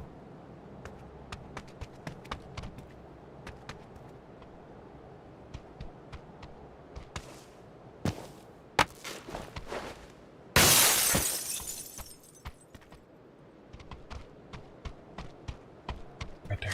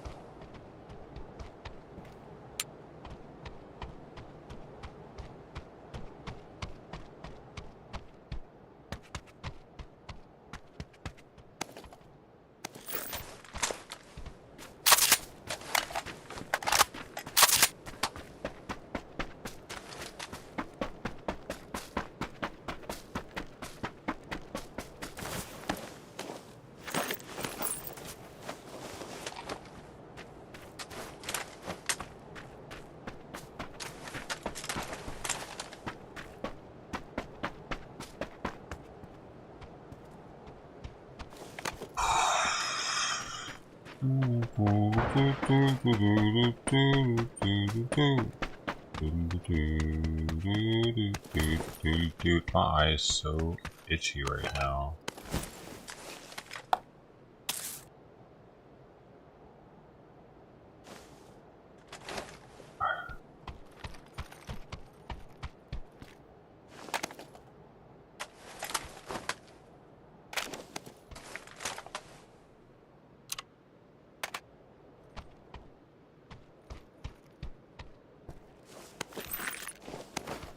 Alright, let's go.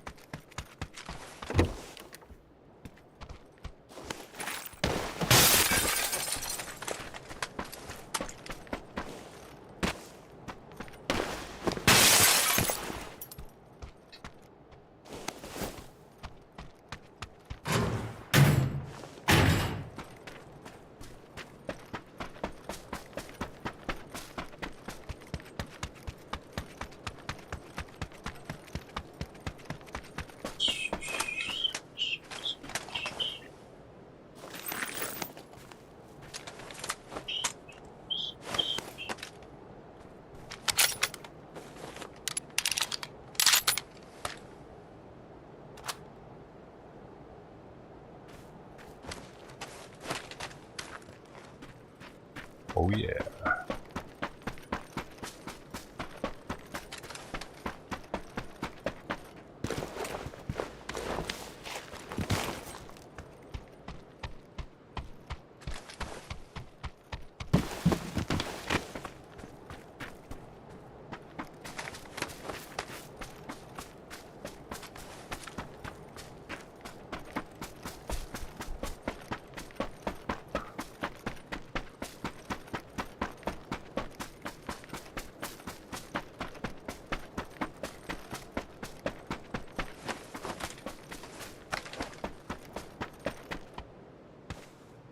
Yep.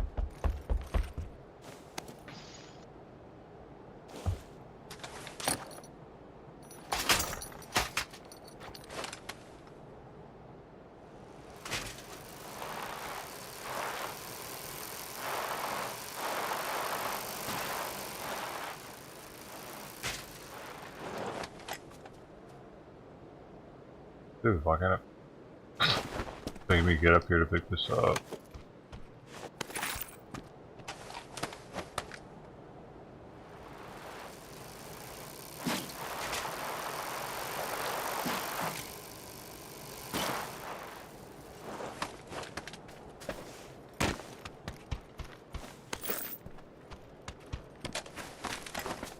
Wait, I only got. Hold on, I need more bullets for this.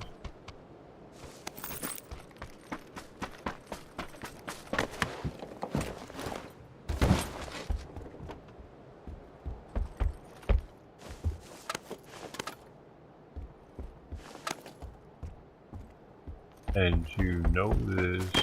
Oh, we can get the motorcycle too, though.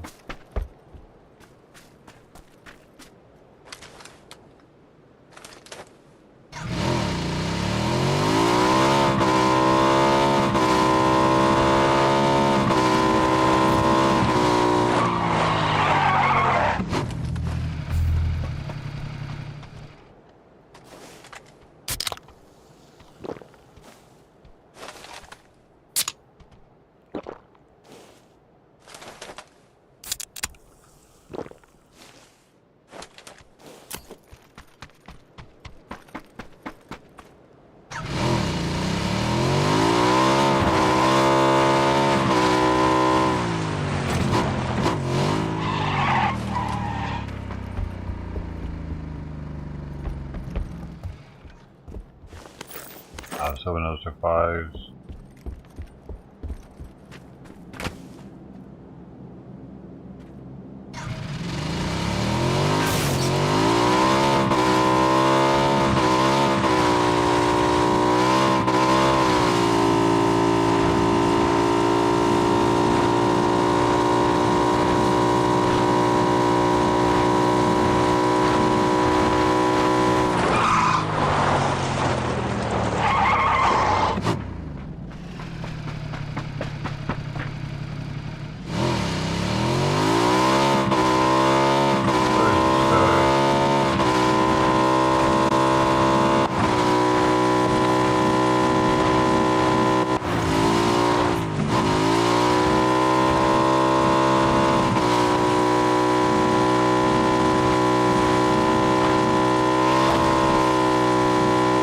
Oh shit.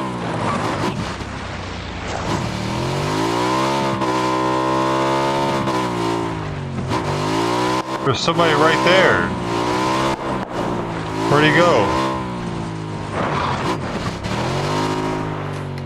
Did I hit him? Was this him?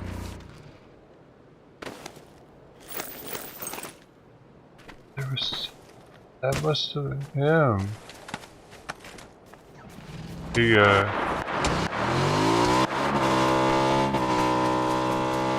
This dude just stole my fucking motorcycle, dude.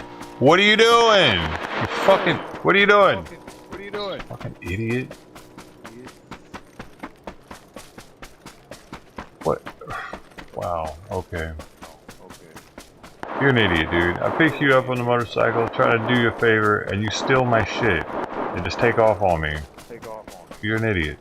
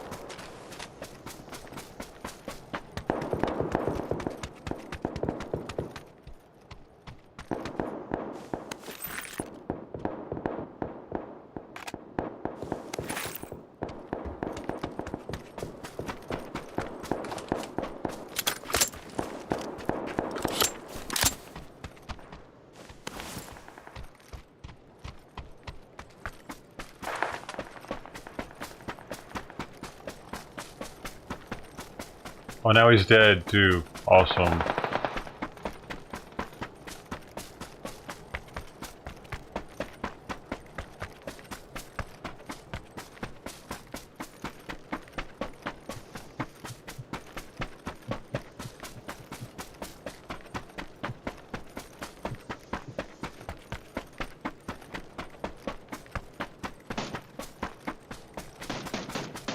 I thought he was gonna go pick up Blue, like he was actually gonna go do something.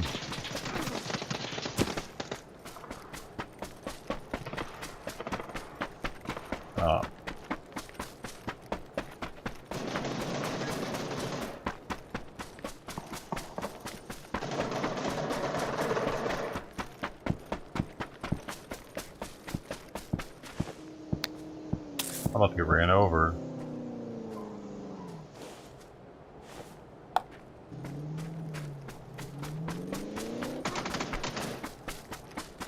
That's on his audio.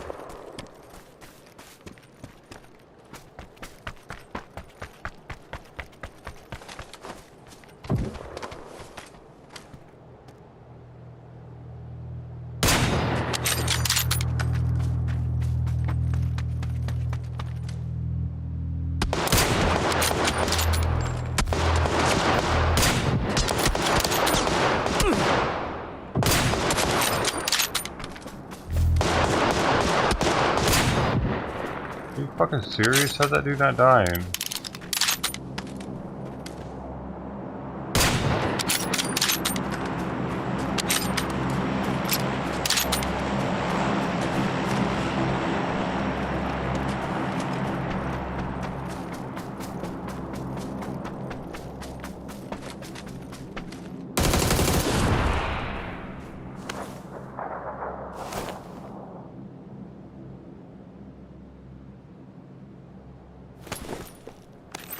Oh shit.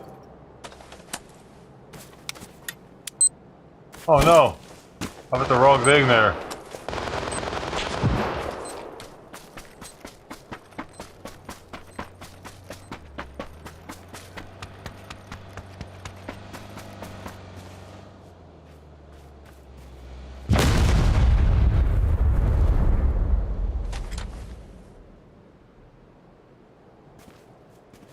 think it blew all the loot everywhere.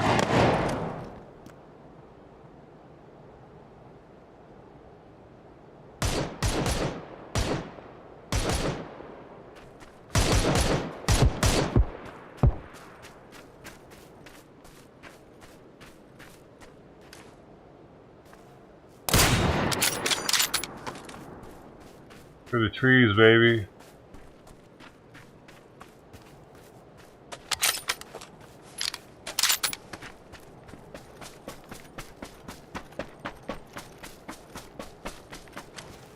Oh, baby, baby. As he took off the motorcycle, I'm still alive, though. I'm still kicking. That was his last words. Oh.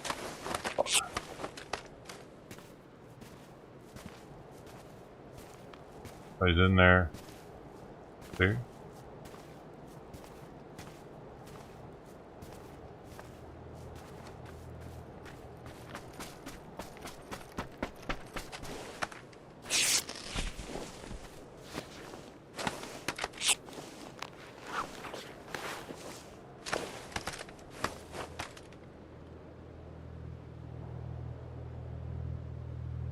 Oh, 12 people left.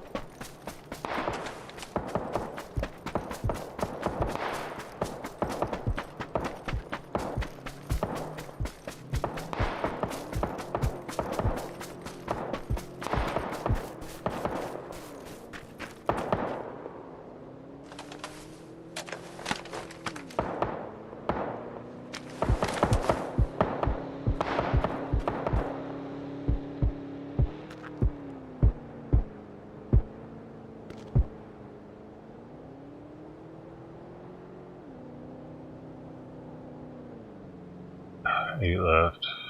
8 left. Oh shit, I gotta go this way.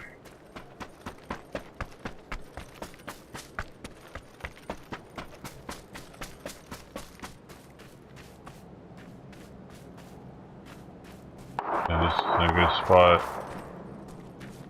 I could use one of those barrier things now. Oh my god.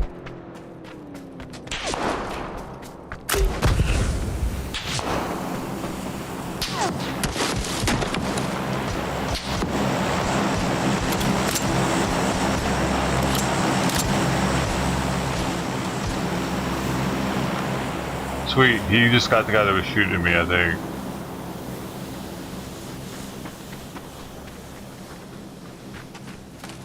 I need to reposition down there.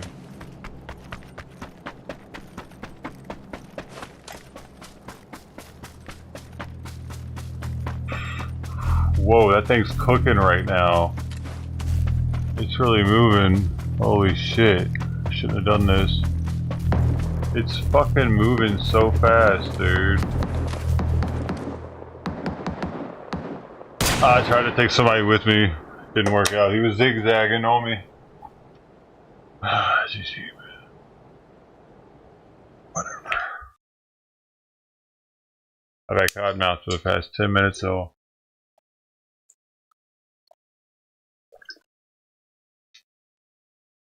Ever since that dude pissed me off and took my motorcycle.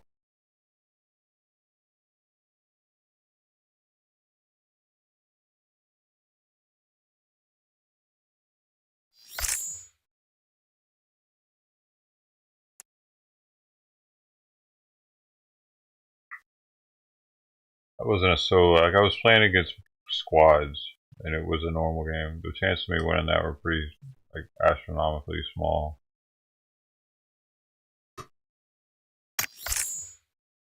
Not really chirping, dude. But I think that's it for me. I'm tired of playing. I'm tired of being on here. I'm tired of the lights. I'm tired of the camera. I'm tired of the action. Thanks everybody for hanging out. I hope you have a good day. Enjoy Tuesday, Wednesday. Enjoy Wednesday. Alright. I know. Hit up maybe they're at the border again now. You can go check them out at the border. Looking at a fence. Illegal people. Heck yeah. Alright then.